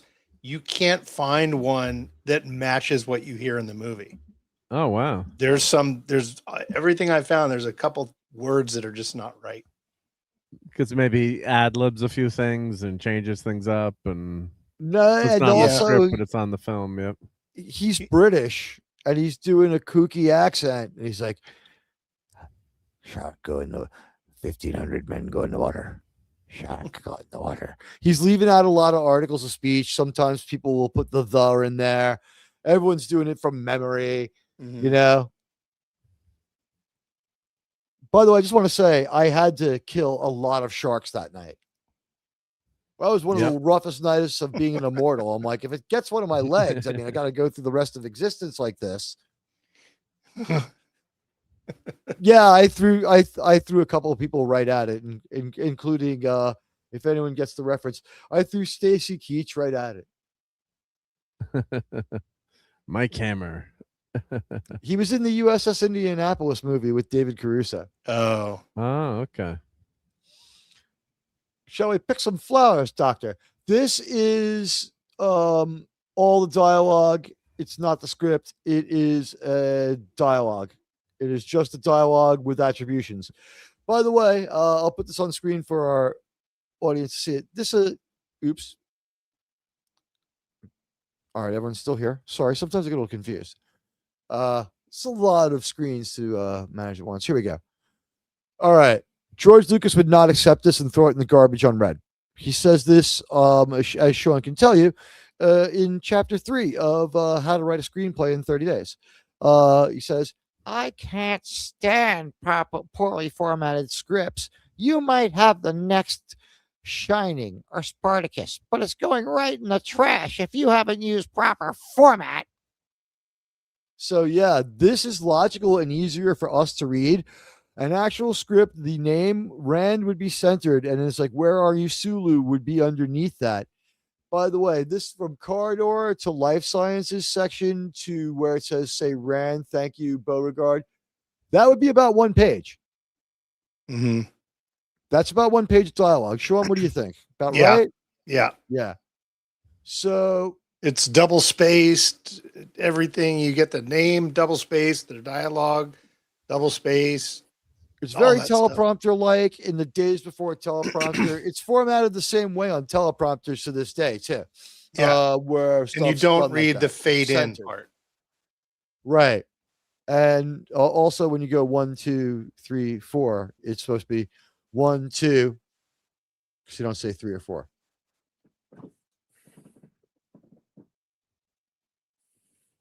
Yeah, I remember when. Go on 4. 4, 3. Yeah, they do it backwards, of course, because they're idiots. Right. Lovable idiots. Will we get another Wayne's World? We're getting another Austin Powers. So, yeah, the salt vampire takes on Bones' visage. And this salt vampire is pretty cool because it has passed on 2 or 3 chances to get rid of Bones, but it's going to hunt down and get rid of Crater. It hates him. It's been inside his mind so many times. It's like, I know what you did on Wrigley's Pleasure Planet, Crater. I know what you did on Steinep's Pleasure Planet. I know that you were on the list for Major League Baseball as well.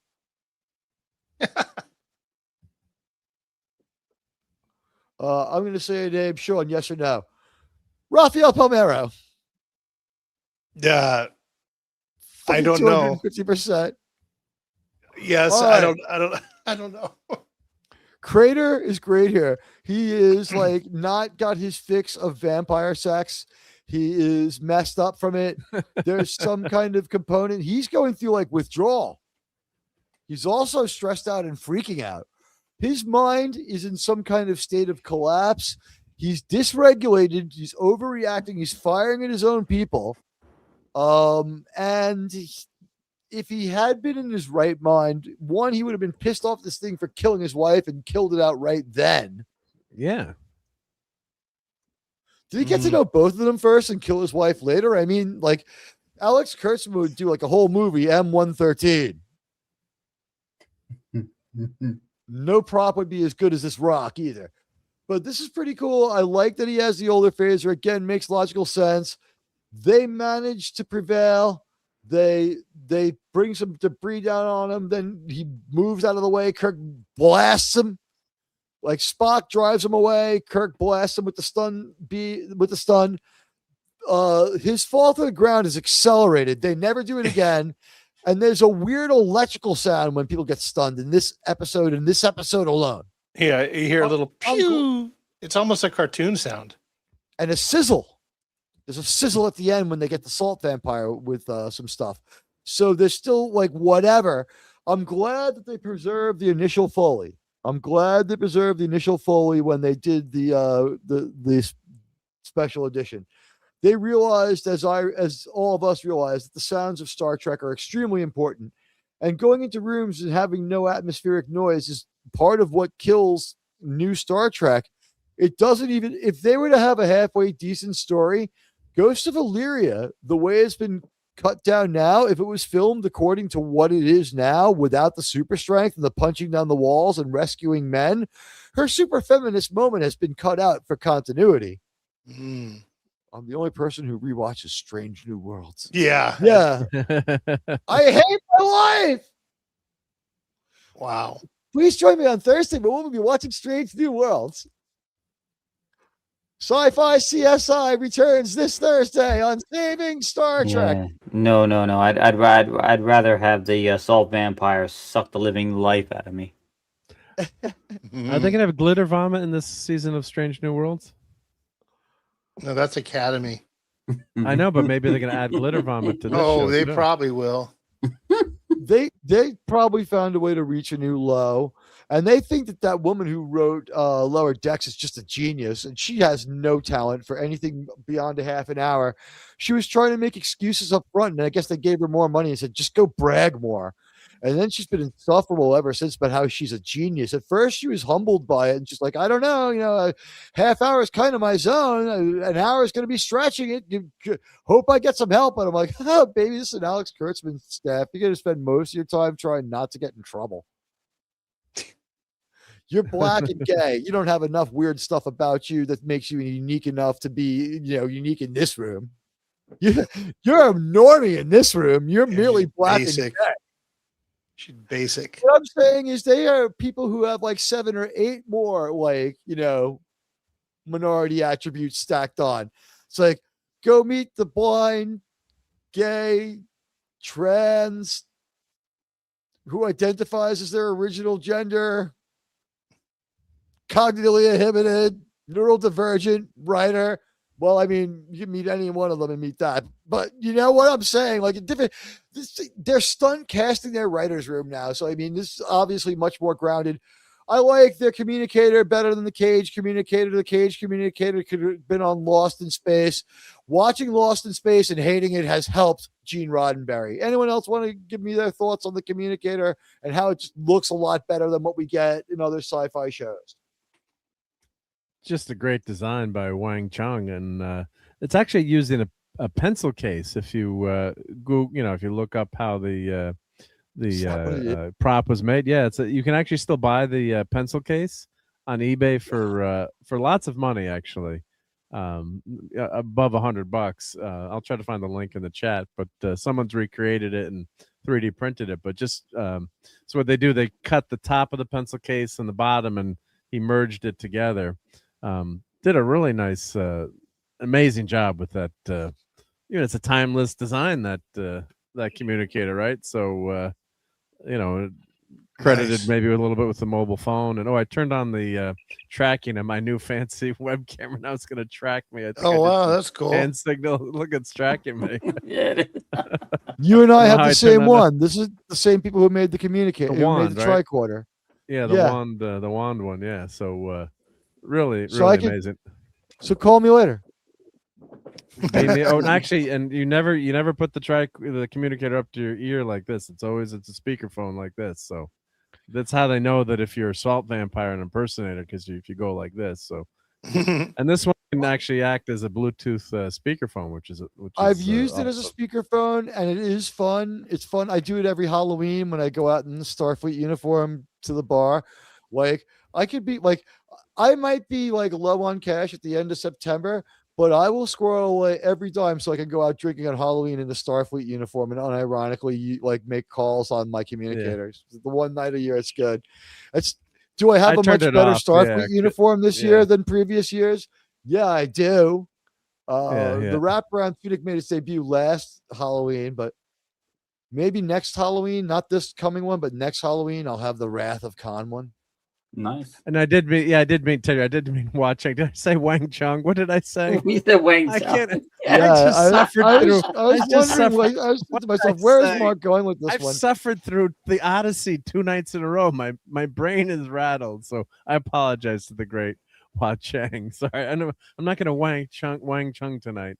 I call the Odyssey said. I keep calling the Odyssey the Weirdacy. If you look at those Sydney Sweeney pics, you will be Wang Chunging. By the way, like we're not quite totally there. I don't think they've color corrected it. They haven't greened Spock up a whole lot yet.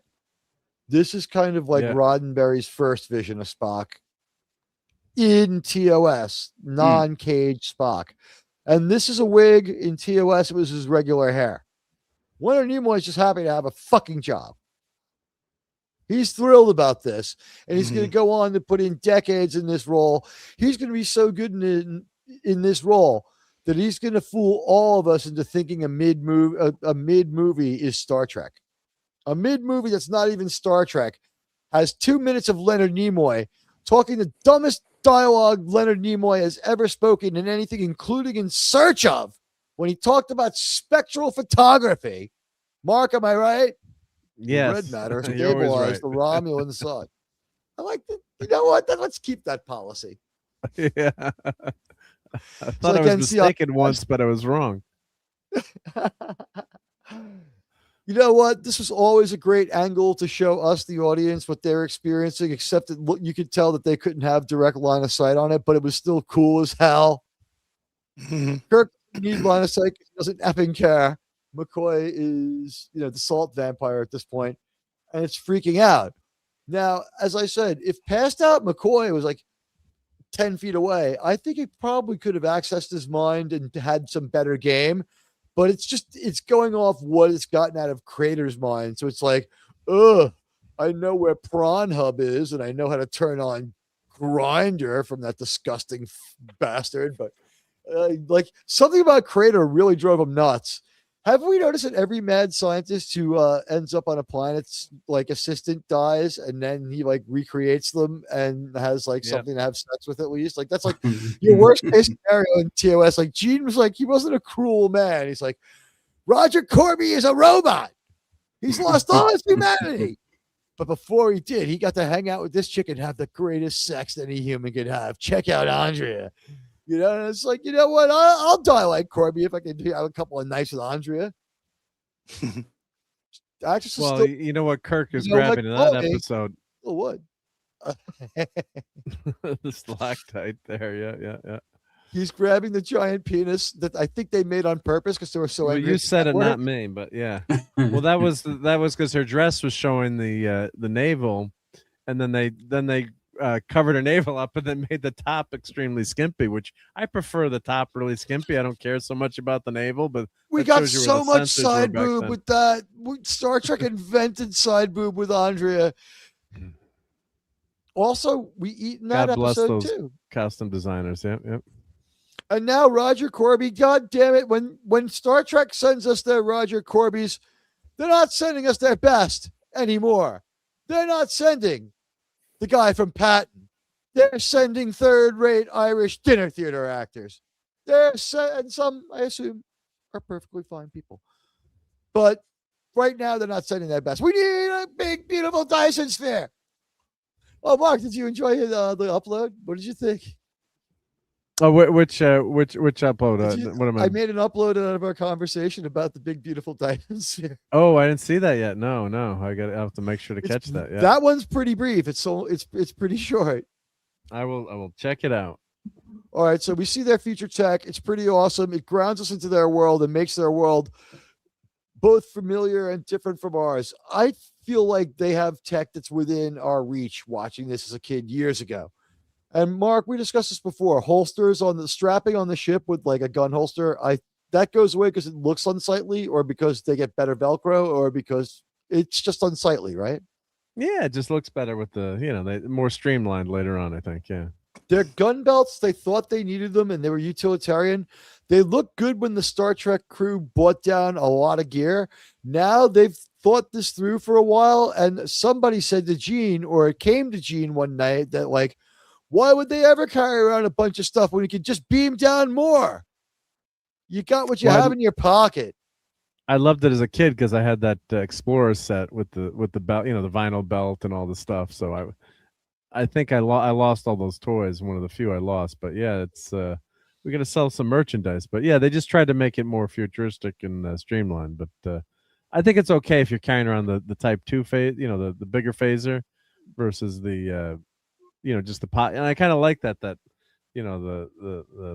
the rocket in your pocket, right? The small little phaser that can do a lot of damage. Why not? Noisy right? chirping cricket. Yeah. You know what I like about this one is some of the recurring small characters who have like 3 appearances in this episode. One of the are 2 security guards. One of them looks just like Seth MacFarlane.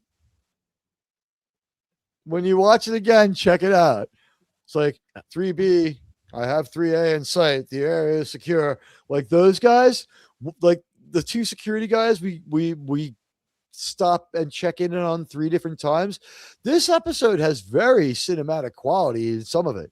Like having these second layer of characters and all the development they're putting into the world building and into Uhura and Sulu.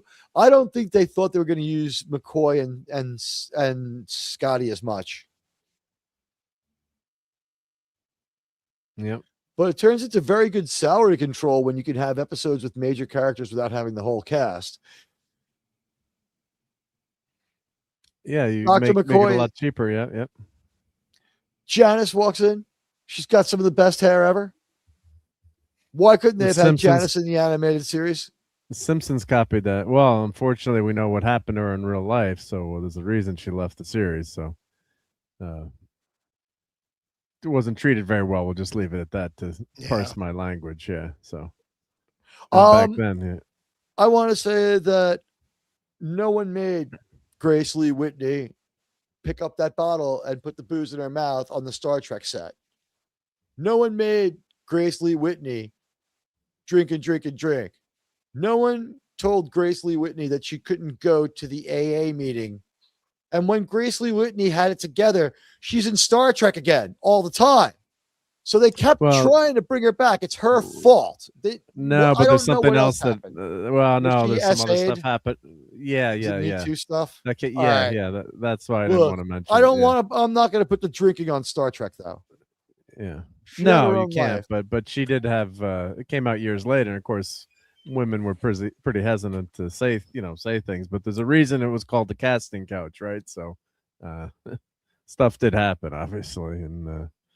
So it's a shame. Yeah, we know that Gene had like a consensual relationship where everyone was cool with it with Nichelle. So I don't know. Well, I'm not saying it was Gene, but she never revealed. Yeah, I was going to say she never revealed. I don't know who it was. It was someone on the show, but he was never accused. It may not have been casting couch stuff. She may have just had a bad relationship with a power dynamic that didn't favor her.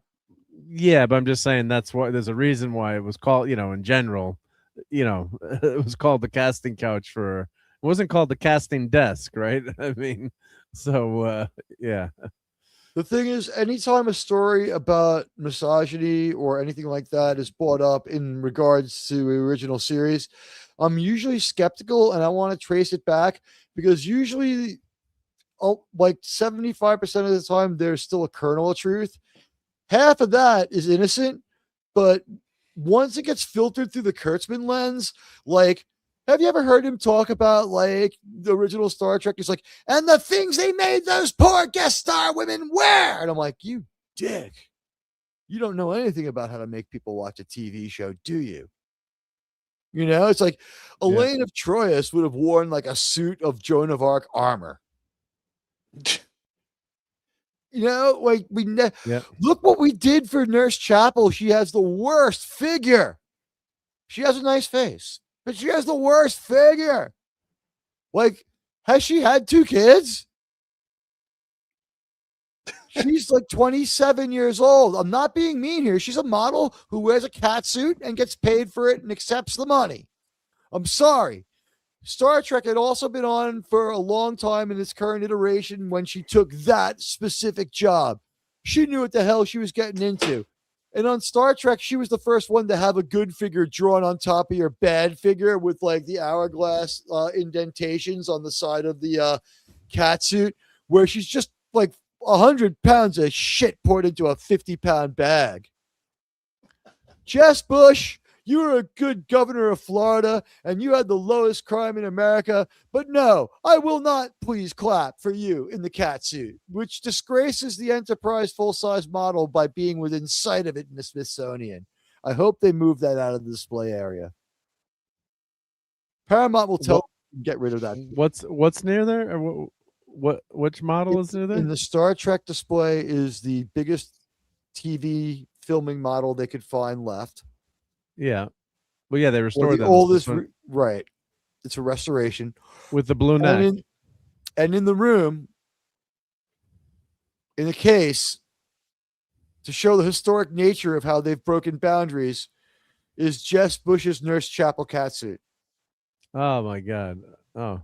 So you can be inspired and want to throw up at the same time.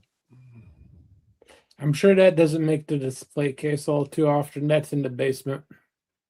Well, I mean, I don't want to say she always looks bad. When they turn her into a cartoon in that one episode of Strange New World, she's got a great body. But she's a very handsome.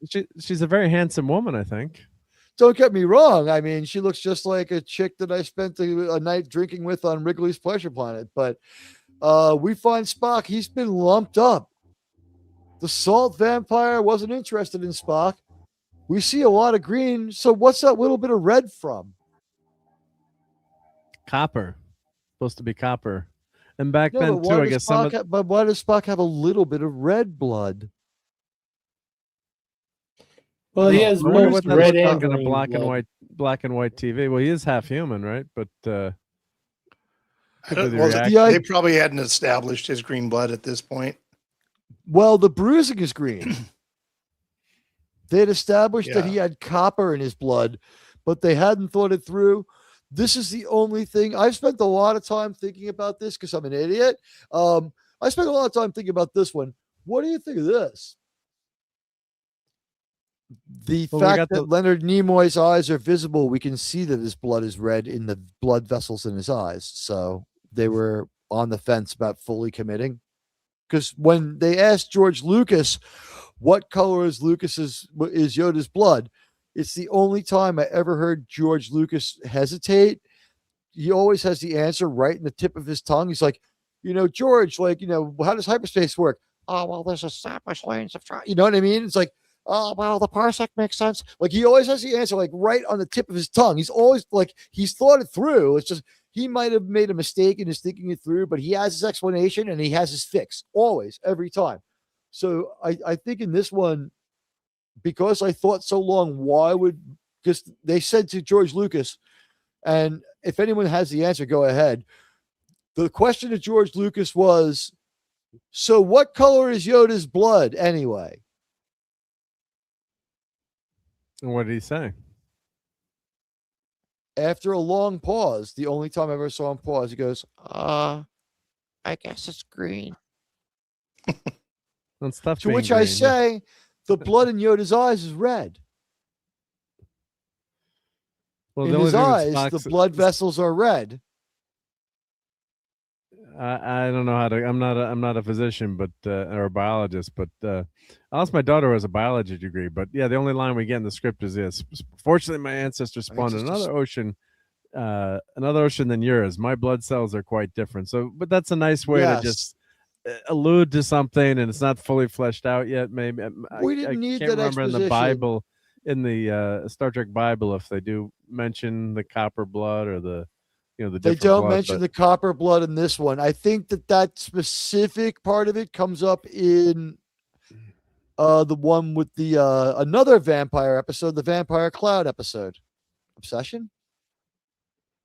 You're talking I think Operation Annihilate, or that doesn't come up. No, Operation Annihilate is the one with Operation Annihilate is the flying pancakes. Obsession is the one with the cloud vampire that attacked the USS Farragut. Yeah, that's right. And they encounter it again. So that's right. That's when we get the specific detail about Spock's blood being green. We get the inner eyelid in Operation Annihilate. All right, so Spock's bleeding red blood here, but he does explain to Janice that his ancestors spawned in a different ocean, I believe is how they put it. That's the line I just put in the chat there. I think you said that to mean that he had less salt.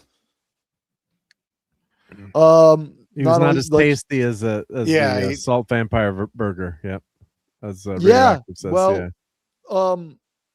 if you have Mediterranean anemia, it's considered an adaptative skill rather than a genetic mutation. Because even though it's a mutation, if you are anemic in the tropics, you won't be bitten by mosquitoes. And so they can detect who has it, and they move on to the next person. You won't be bitten by mosquitoes unless they're really hard up. And so like you would have an advantage because half the time everyone else is sick. So even though you're anemic, you're like walking around cognitively okay. It's like, you know what? I might not be able to kick his ass, but I can put together a clever plan while these people are stumbling around out of their minds with malaria and 105-degree temperatures. So here we see Spock with his Star Trek gun belt. Yeah, bipolar disorder is also considered an adaptative trait by some psychiatrists. However, we'll get into the difference between bipolar disorder and hypomania in Patton Part 3. The tangent part of Patton, when we finish the actual movie and have to spend an entire episode talking about it. Yeah. We're going to have to. It's too big of a deal. I think it's probably going to be 4 parts, honestly. So Spock, we see here, already is different. And I liked when we showed him close up, we could see that the center of the ears was darker and he was a little different looking. And this is now taking on cowboy show formula. Kirk's got to go kill them rustlers. Look at his face. This is honestly, I think this is fantastic acting by William Shatner as far as his expression. He looks like he's going to delete somebody. Oh yeah. He's got it in his eyes. Yeah. Some of the best facial expressions of intensity have come from William Shatner.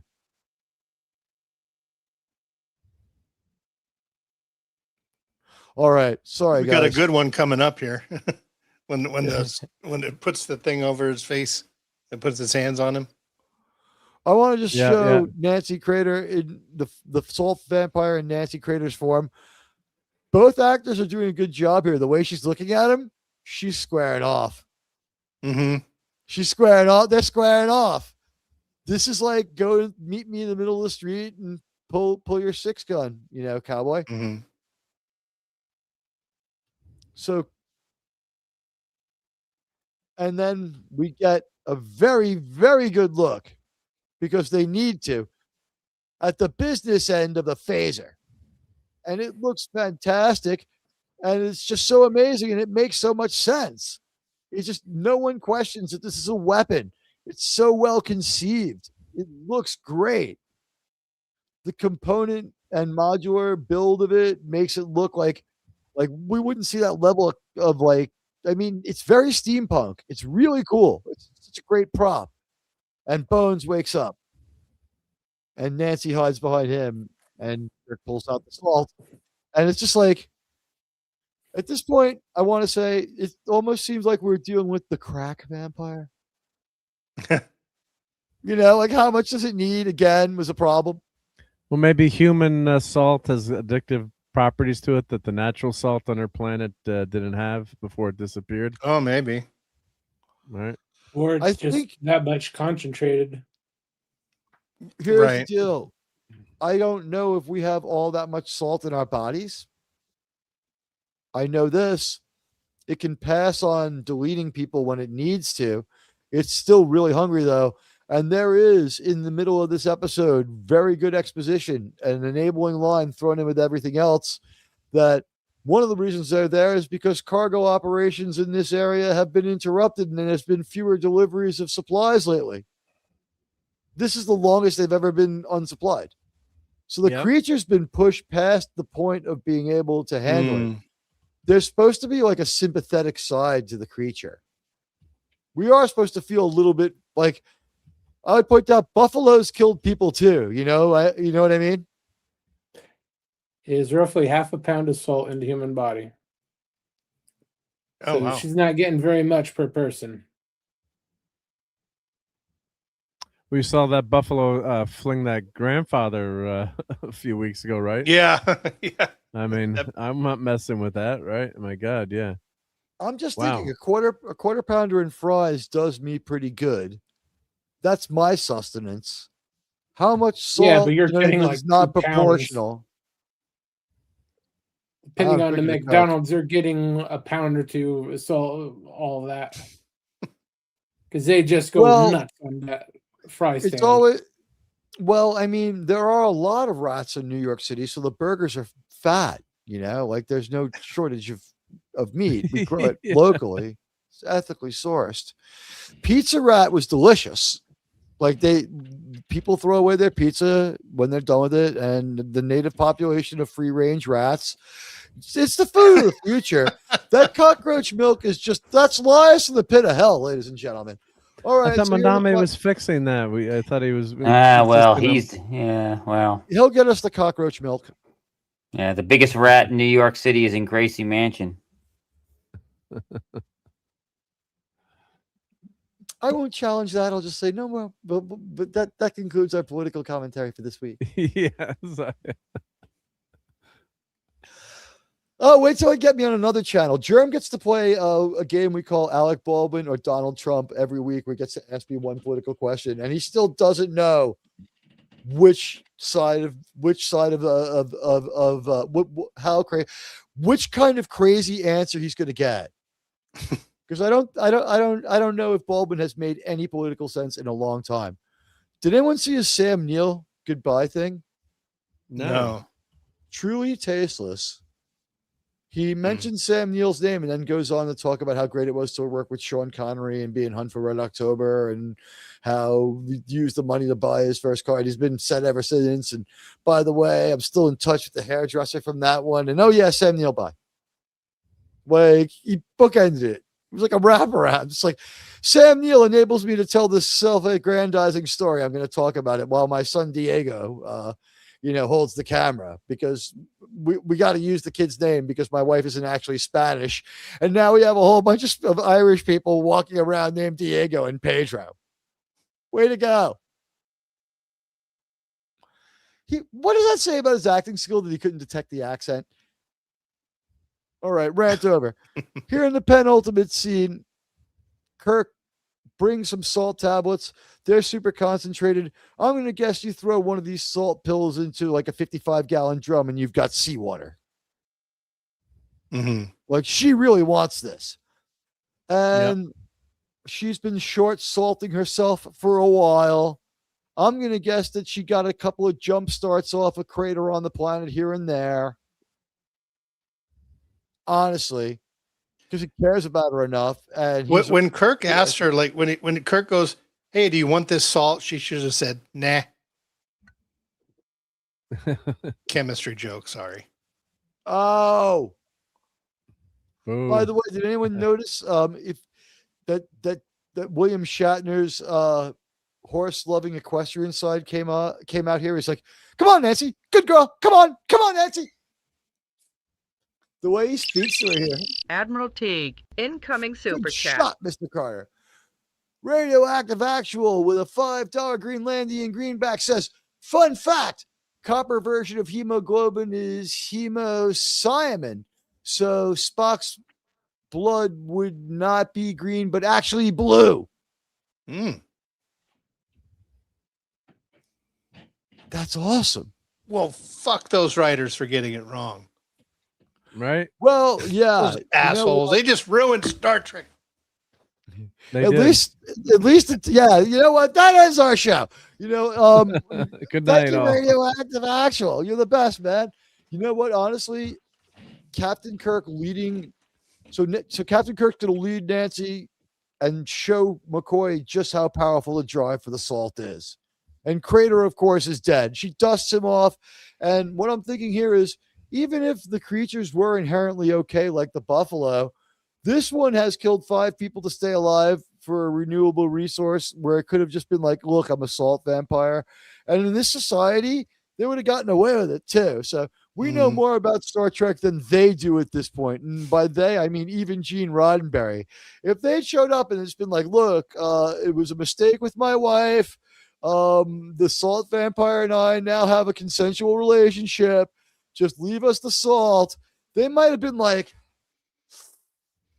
you got to go hang out with Inspector Luger from Barney Miller. You might have liked him in Beneath the Planet of the Apes, on the Tantalus Colony, and what is it? Tantalus Colony, and you know, look into the Dagger of the Mind for a few years. But you know what? We'll recognize the marriage. And once you've paid your debt for the death of Nancy Crater, you can go on your way. So we know that they have other options. That's not their world yet. And Kirk went here in a very un-Star Trek way to end the episode with excitement and kill this thing.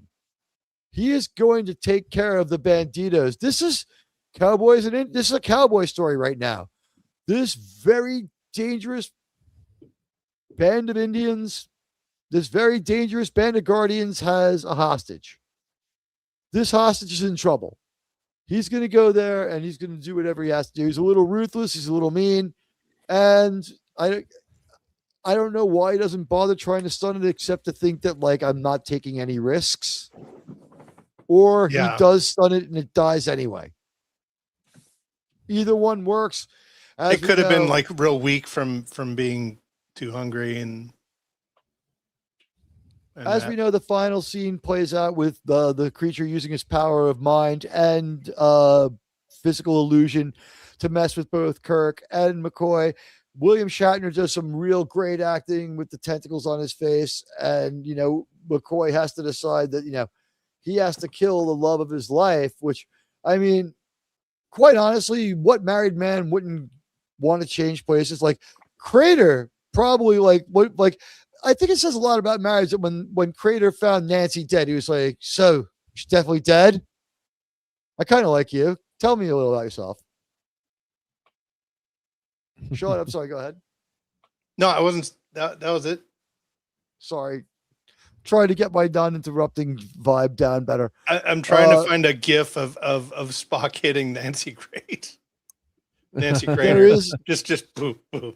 By the way, they use some future martial arts in it. They use the same kind of future martial arts they use in other episodes of Star Trek, where when they fight and punch people, it doesn't look the same as we do. Captain Kirk has that weird jump kick. Kirk Fu, yeah. And we I have that book. And we do a lot of two-handed punches across the face like that. Like that's common in Star Trek, the double-fisted punch. And like that's a common thing in there's an Israeli martial art called Krav Maga that does a lot of that type of hitting. Is that true? I was thinking that maybe it was purely theatric, because it looks like he would really mess up the back of your hand. Yeah, no, it's a legitimate technique. Yeah, I don't know about the double kick thing, but the hitting is for sure. the zero impact kick, I think, was something Shatner figured out himself as an actor. And they were just like, oh, great. And he's like, yeah, we'll call it future martial arts. RTNZ is saying goodnight. Well, thank you for great insights on the Odyssey. You decided for a lot of people who were on the fence, and it was a pleasure to edit that upload and have you on the show. Thank you so much for that timely interview and all the insight. Everyone loved it. It was a high performing stream and a really good upload. Thank you, my friend. RTNZ has left the building. Okay. Good night. Or good morning. Yep. What time is it over there? Yep. 6 hours before now. Okay. It's 5:30 in the afternoon. So good night. Then. But tomorrow. Right? Yeah. So we're time traveling. Yep. So forget the GIF. We'll just show it. By the way, the way she hits him back preserves the chance to keep Spock's super strength intact. Right? Yeah.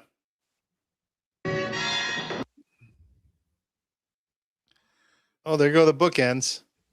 The gravity plating is only just so strong to keep the bookends down. What other show spends 2 minutes thinking about the bookends in Kirk's quarters? Yeah.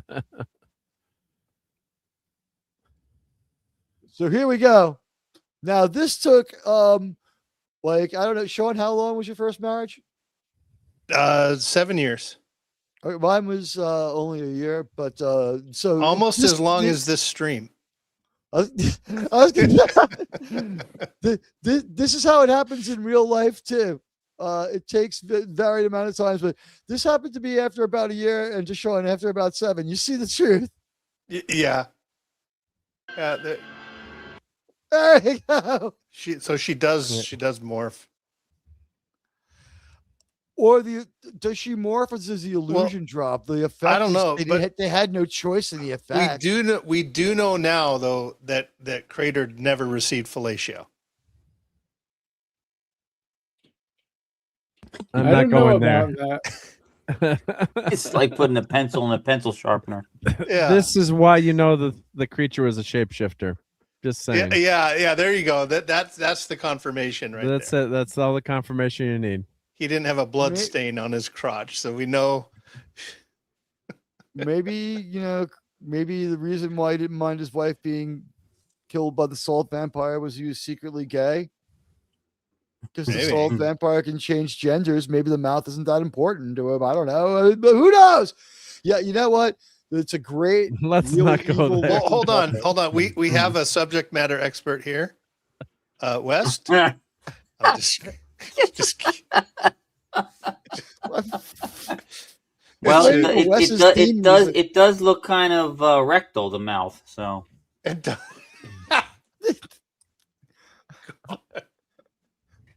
Good night, folks. All right. What can I tell you? We have 8 minutes before we hit 4 hours. I think we. Oh yeah, here we get another. I thought we were rushing through tonight. Yeah, no, didn't end up happening. And whose fault is that? That's our admiral's fault. That's not our fault. Welcome to the 140-part examination of the. It's the admiral's fault. It's the admiral's fault. Couldn't do the pacing. You know what? We did all the world building for Star Trek. I think that we can get it done a little faster next time. Yeah, truer words have never been said. The real head case. There were enough uploads. It looks like this to me. Put that up on the screen. That's deserving. If I make an upload of this, it's making it in there. That's too funny. Cal usually gets the wait. Go, and Radioactive's got a good one too. Wait. Go back to the salt vampire shot where we see her face, and then you got to put Radioactive quote. Leave radio. Well, both on. Yeah, do both, and we can clip that. Yeah. Radioactive had like the best marriage joke of the show so far. It's like, I can explain Spock smiling in the cage. He's young. Divorce is still far off on the horizon.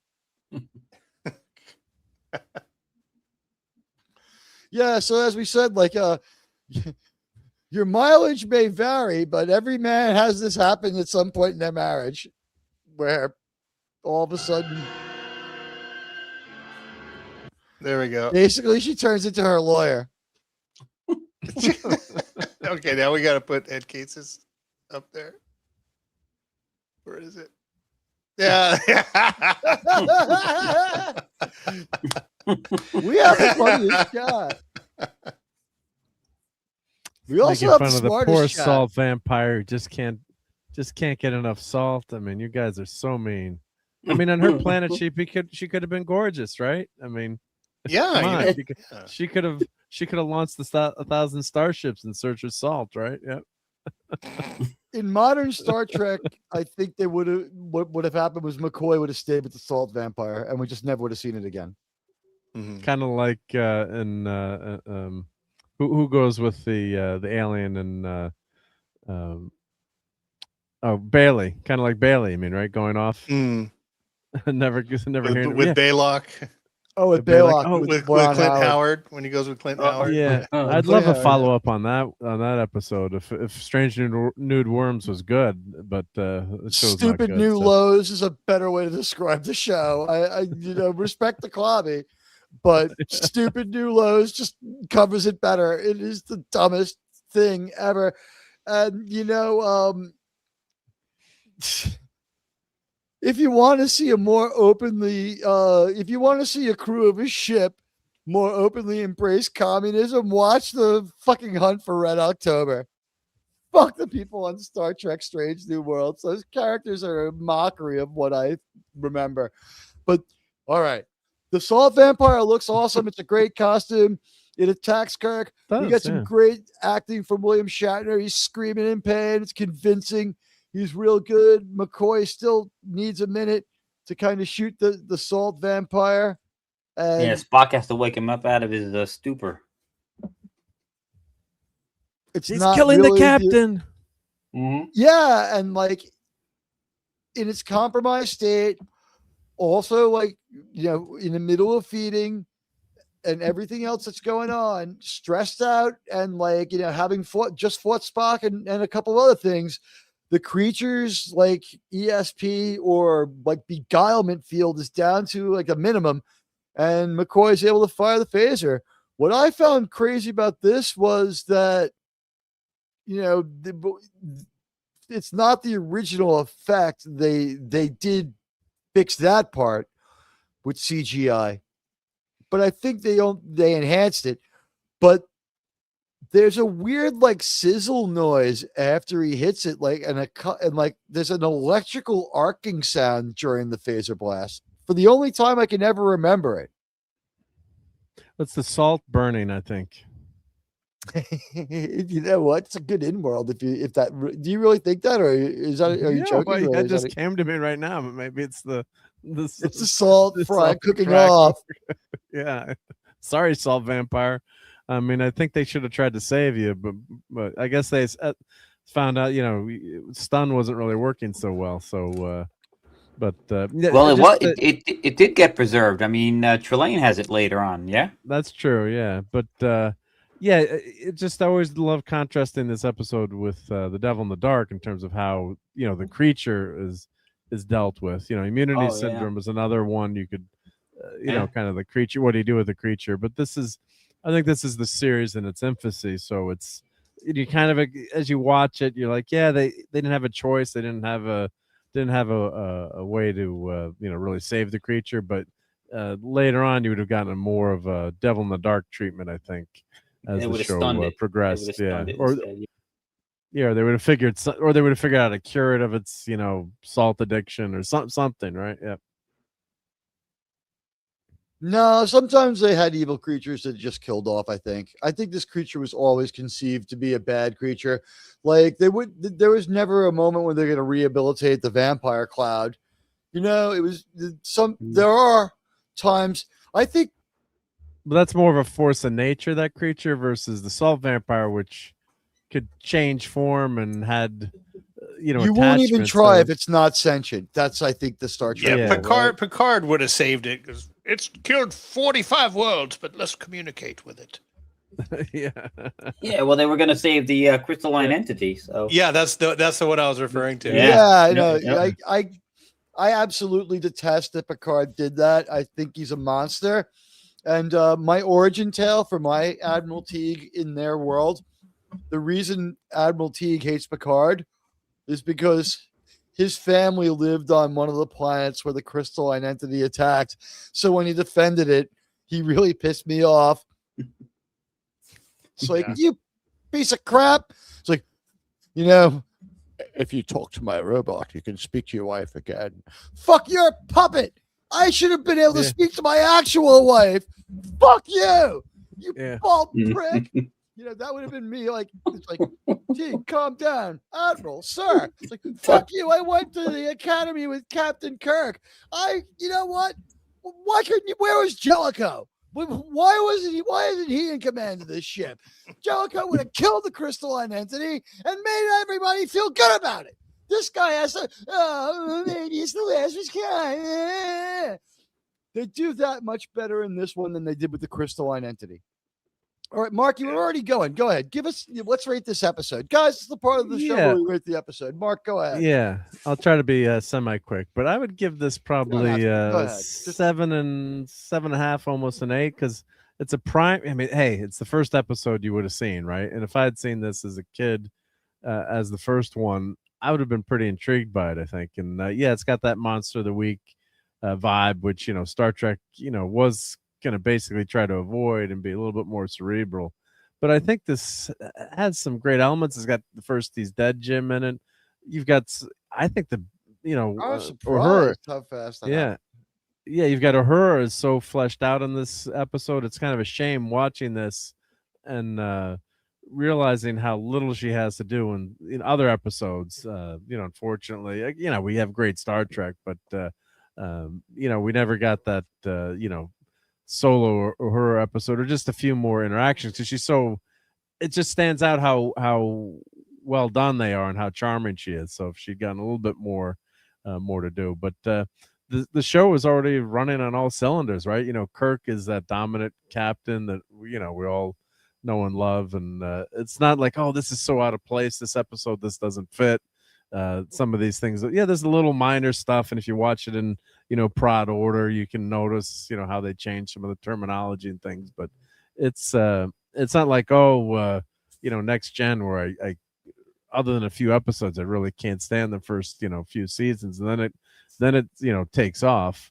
This, they're so comfortable in their skins of their characters, and it's why we love Star Trek, right? So compared to some other episodes, I think it's not as high up there, relative to that Star Trek curve, but I think it's a great way to start the series. And I kind of changed my opinion of it, where initially I would have said, don't start with this, but I can see why they did, especially on this last rewatch I did, and I think that it's got a lot of great points, and nothing seems out of character, right? Which is sometimes what happens with a TV show, especially like this. This is set in the future, and it's sci-fi, and it just, everything fits and works together. And great lines by McCoy, great lines by Spock.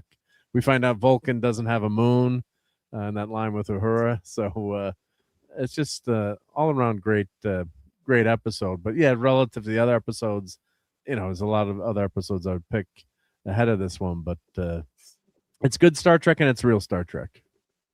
And as we all know, the Vulcans' first accomplishment was building several artificial satellites that looked just like moons and putting them in orbit around their planet.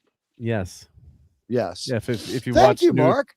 If you watch New Trek, you know that. Yeah. Not all right. New Trek. Let's let Germ go next. A very good episode. I think of the first 5 that I believe they had set, this was the perfect one to choose. You get the great interaction with the crew. You establish all the characters. Very intriguing story. Not too out there that it's going to scare people away. So, great acting. Great way to start the series off. I certainly agree. All right. Thank you, Germ. Moving on. Let's go to Wes Cagle. Wes Cagle, do you want to weigh in on the Man Trap? I don't dislike this episode. I don't think it's one of the best. I have all of the Star Trek episodes on external hard drive, and when I go and binge watch it, I watch one from right from the beginning. I watch The Cage, and then I skip the first two and go right to Where No Man Has Gone Before. So I usually give this one a pass. So I will rank about 35 other episodes of TOS ahead of this one. It's meh. It's okay. I like it. I don't dislike it. You know what I'm saying?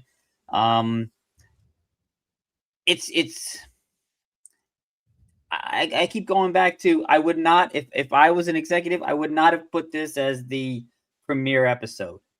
That's the question we asked the audience. Yeah. I would not have put it as the premiere episode. But that's just me. Really? That's just me. Yeah, no. Okay. It's not terrible. It's not one of the best. It's a middling episode to me. Sir, that was so controversial. Sir. All right, Wes Cagle with this take. Sean Carter gets to tell us how he feels about the episode now. I give this. I'm going to switch. So like we used to give letter grades on Enterprise, but for these, I'm going to give a 0 to 10. Okay. For this one, it just gets a 7 from me. Like Wes said, it's okay. I don't hate it. I do, however, think it was a good choice for the first episode, because if they would have shown Where No Man Has Gone Before, it looked too different. Like people would have seen that first episode. Yeah. Everyone looks different. This episode at least gives the viewers like, okay, the show's going to look and feel this way going forward. And then they kind of threw the other one in there because it was a great story, I think. But yeah, other than that, it's not the best. It's not bad. There's nothing overly crazy on it. We don't see Lazarus falling 4 times off a cliff, and there's nothing stupid in here. The plot's pretty consistent. There is some decent science fiction stuff going on here. When I ran it through my my score sheet, which I will send to you guys again if you need, I give this it gets a 61 out of 100 as far as scoring points for all the categories. I won't go into it now because we're too late. But on a personal standpoint, it's a 7 out of 10. But when I grade it objectively for all the various things, it gets a 61 out of 100, which doesn't mean it's bad. Yeah, no, it's not. Yeah. And I've kind of rated it higher on this last rewatch. I did actually like it a lot more. I mean, overall, it was number 43 in my list, but it's just something about it like charmed me a little bit more. Maybe it's because of the stuff that we're getting these days is just so bad. I'm like, damn, this is, I'd been watching Love Island at the Jersey Shore, and I'm like, the kids were all watching Love Island. I had to sit through a few hours of that. I'm like, I'm putting on some Star Trek at 1 a.m. And I'm like, oh, this, and this episode popped up. I'm like, it's damn good. Yeah. If I could add one thing, I don't know how many they had in the can when they had to decide which one they premiered, but if I'm assuming they had about, the first handful, I would have taken The Naked Now first if I had a choice. It could have been, but this one had very few special effects, though. True. This one was probably chosen for because it had very few special effects, and they could probably get it through post pretty fast. The most grounded of the first 5 stories. Yeah. Couldn't have done Charlie X. You couldn't have done Where No Man Has Gone Before. You couldn't have. Maybe Dagger of the Mind, the other one that was said to have been considered to be written into a pilot, would have been better, but this was the best first episode to show. But let's talk about what our audience thought of that. Rate the decision to make The Man Trap the first episode to be broadcast. Excellent choice, sirs. 56%. Questionable choices, sir. 19%. Not good. 4%. Like, stream, see results. 22%. All right. Hey, you're all wonderful people. Thank you so much. Obviously, everyone is pretty much on the same page. It's either a push or an excellent choice. We are going to get weird next week. You needed some understanding of Star Trek to understand all of the first 4 episodes that we're going to see. It's weird how he gets away with it. It was called bizarre and confusing by everyone who saw it. A lot of papers didn't, a lot of reviews either didn't survive or didn't get rated. But I did clip a couple of reviews real quick. By the way, Mark, do you know how much gas cost that week? No, I don't. 10 cents a gallon. Wow. 33. Wow. But that Amazing, adjusts yep. to $3 a gallon in today's money. So it was Right. still pretty up there. And those cars got shit mileage. So people were probably. All right. I running had up a something lot. there I was thinking, ruminating on, but I'll put it out there in a tweet or something. All right. So you know what? We asked our audience if they thought that this was actually to rate the decision to make the Man Trap the first episode was a good one. I'm going to say yes, and here's why. We have the Holy Trinity. Here's why it's the best episode. We have Spock, Kirk, and McCoy. They're not really super interacting together, but the crew is gelled. My guess is this is episode 4 in production, maybe 3. I didn't really look. It's not something that I'm going to be hung up on in the production order. It doesn't bother me that much. I understand that these were shown out of order. I'm more interested in Star Trek as a whole. And we already talked about the limitations, how you have to accept the 6606 canon. It grows and changes. It's malleable. Like things more stays true than changes, but we saw a little bit of red blood on Spock. This was a super interesting Star Trek experience. Seeing Star Trek find its space legs to really, find out what it means to spend time in the final frontier, to see that on the final frontier that things could still be grounded, that we could have a conversation where the people seems like you and we could see people eating food that may look unfamiliar, but they're still eating. We see fantastic forms of transport. We see weapons like, are established in science fiction, but they just look cooler. All the gear is cooler. We've never seen sci-fi outfits like this before. Where's the bibs? Where's the helmets? Where's the antennas? How come we're not pulling levers? How come it doesn't literally look like that episode of Strange New Worlds where they parodied the show? And it's because the amazing design, the amazing conception, the really, really strong story, the very, very good dialogue. I won't say excellent because we do have a couple of fumbling parts. Oh, you speak Swahili? I mean, there's a couple of lines here and there. It's a little off the wall, but as much as there might be better episodes of Star Trek, it's so fundamental that and so well paced and so easy to understand that you're now like, all right, I'll watch it again. This is not a deal-breaking episode of Star Trek. Charlie X, you're bringing in Charlie. Charlie has his own set of problems that go with him. Charlie has a pathetic story. Charlie has a haunting ending. Charlie X is an episode that is going to mess with your mind a little bit. The Naked Time. That story, it's a little dark. And it has most William Shatner's doing soliloquies and monologues while he's supposed to be affected, and Spock is having his moment of being affected.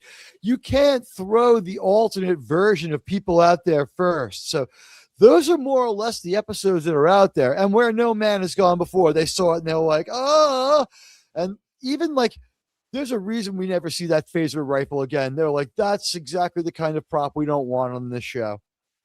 They're just like that, but we already printed up 20,000 photographs, sir. And they're like, oh, all right, well, that's no big deal.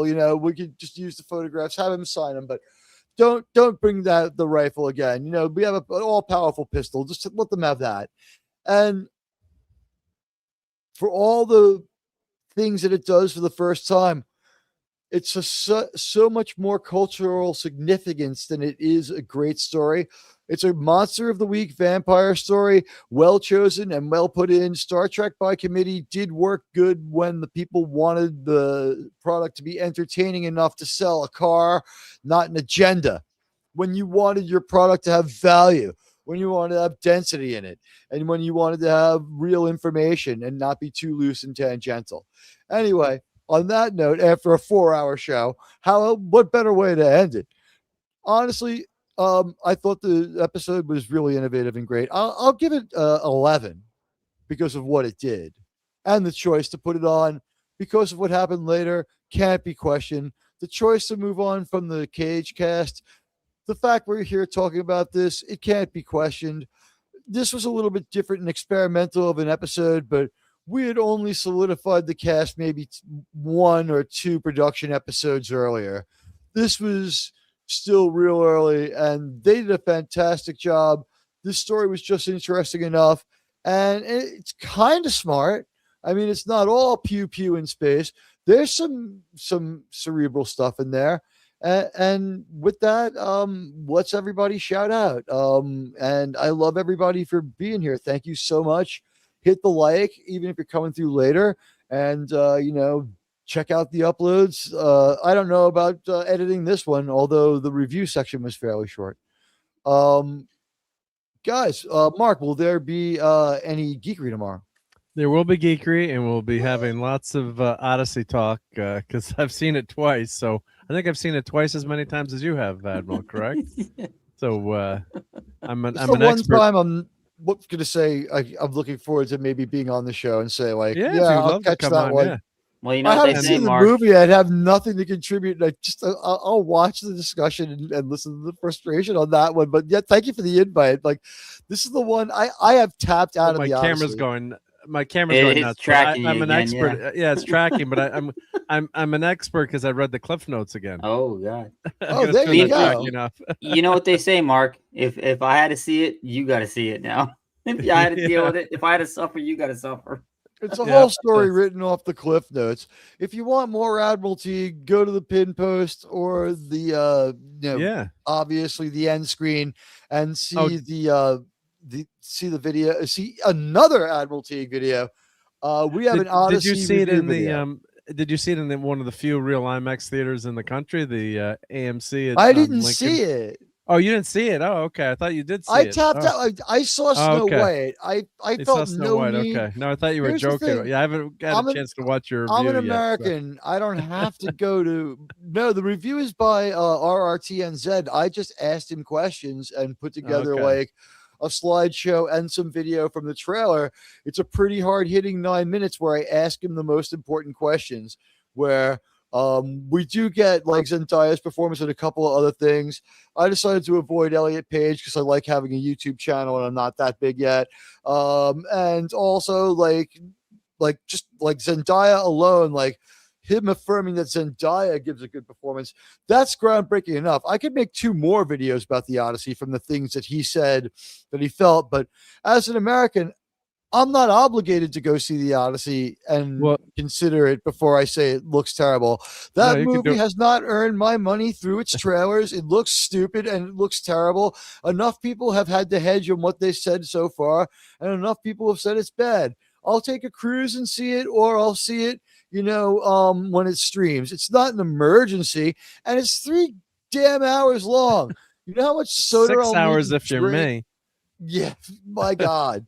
But I was going to say, all seriousness, though, you do have, I know you live in the New York area, so you do have one of the greatest movie theaters in the country, because I was reading through where all the IMAX theaters were, and that IMAX in Manhattan, I think it's AMC Lincoln Center, is considered like one of the greatest movie theaters in the country, actually. And it's actually a real IMAX. Not that I'm telling you to go see that.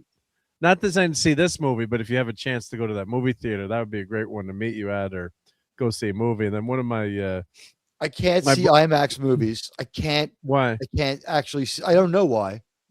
Every time I see it's too big. There's something like my eye condition comes into play. and I'm not able to see anything, and I end up scanning around the screen to be able to see what's going on. It is like 6 stories tall. So yeah, I prefer the standard definition. I can follow it more coherently. Like, this is how much IMAX scrambled my perception. I was unsure of the JJ movie walking out. When I saw it in 2D, by the middle of the movie, I was like throwing my Coke and like getting angry. Yeah, I yelled at the screen during Trek 08 or Trek 09. I yelled at the screen during Trek 09. I hated that movie. I hated what they did to Captain Kirk. When I haven't seen an IMAX movie in like 15 years. It really hurts my eyes. I can't. That's the one thing I can't do. But I will meet you in the city for a movie. Big. It's too big. It's too big. Hey, it's too big. Too big. Too buku. Gentlemen, we've got issues. Sean's puppy needs. I need to go really bad. The dog needs to go out. Do you mind if I do that commercial and I'll just say goodnight? I forgot about that. You should have just told me. I'm sorry. I forgot. I apologize. Go ahead. Well, I didn't want. You guys were on a good strain of thought, so I didn't want to interrupt it. But here you go. Okay, you get the Starfleet Medal for gallantry. Okay, guys, you got to mute up, and you guys will get the gist of this commercial. There we go.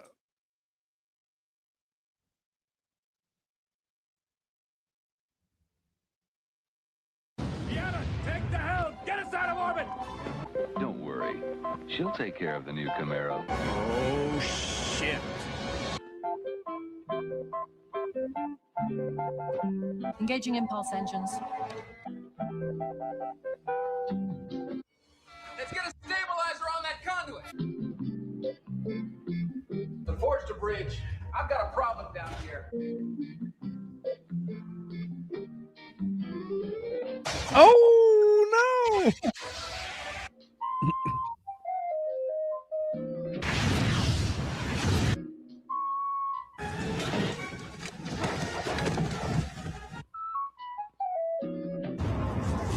Oh.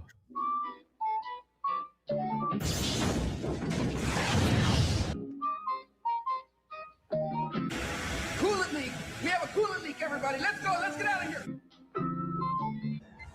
Helm controls are offline! Core breach in progress.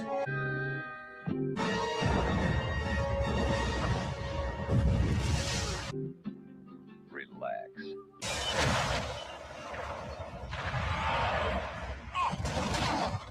You ordered Camaro's new resilient bumper. It's color matched to the car, so you may forget it's there, but it won't forget how to bounce back, no matter how often you bump into something unexpectedly. Oh, how misogynist is that commercial? Jeez. Camaro's new resilient bumper. Oh, Yeah. man. Hey, Deanna can't drive, man. No. So, anyway, guys, I gotta go. I got the puppers down here. Yep. Where is he? Great video, great fair use work, Sean. Thank you so much. Great job again, as usual. And do you have a video dropping this week? Because you're the last one I will. Yeah, I'm gonna have another Reliant one, but I was gonna try to bring it out and show you guys where I'm at with it, but I just couldn't get out there to bring it in. But anyway, it's been fun. Gotta go. He's been barking at me. See you guys. Bye, Sean. Love you guys. Bye, Sean. Good night, Sean. Take care. What's your Yep. monster movie?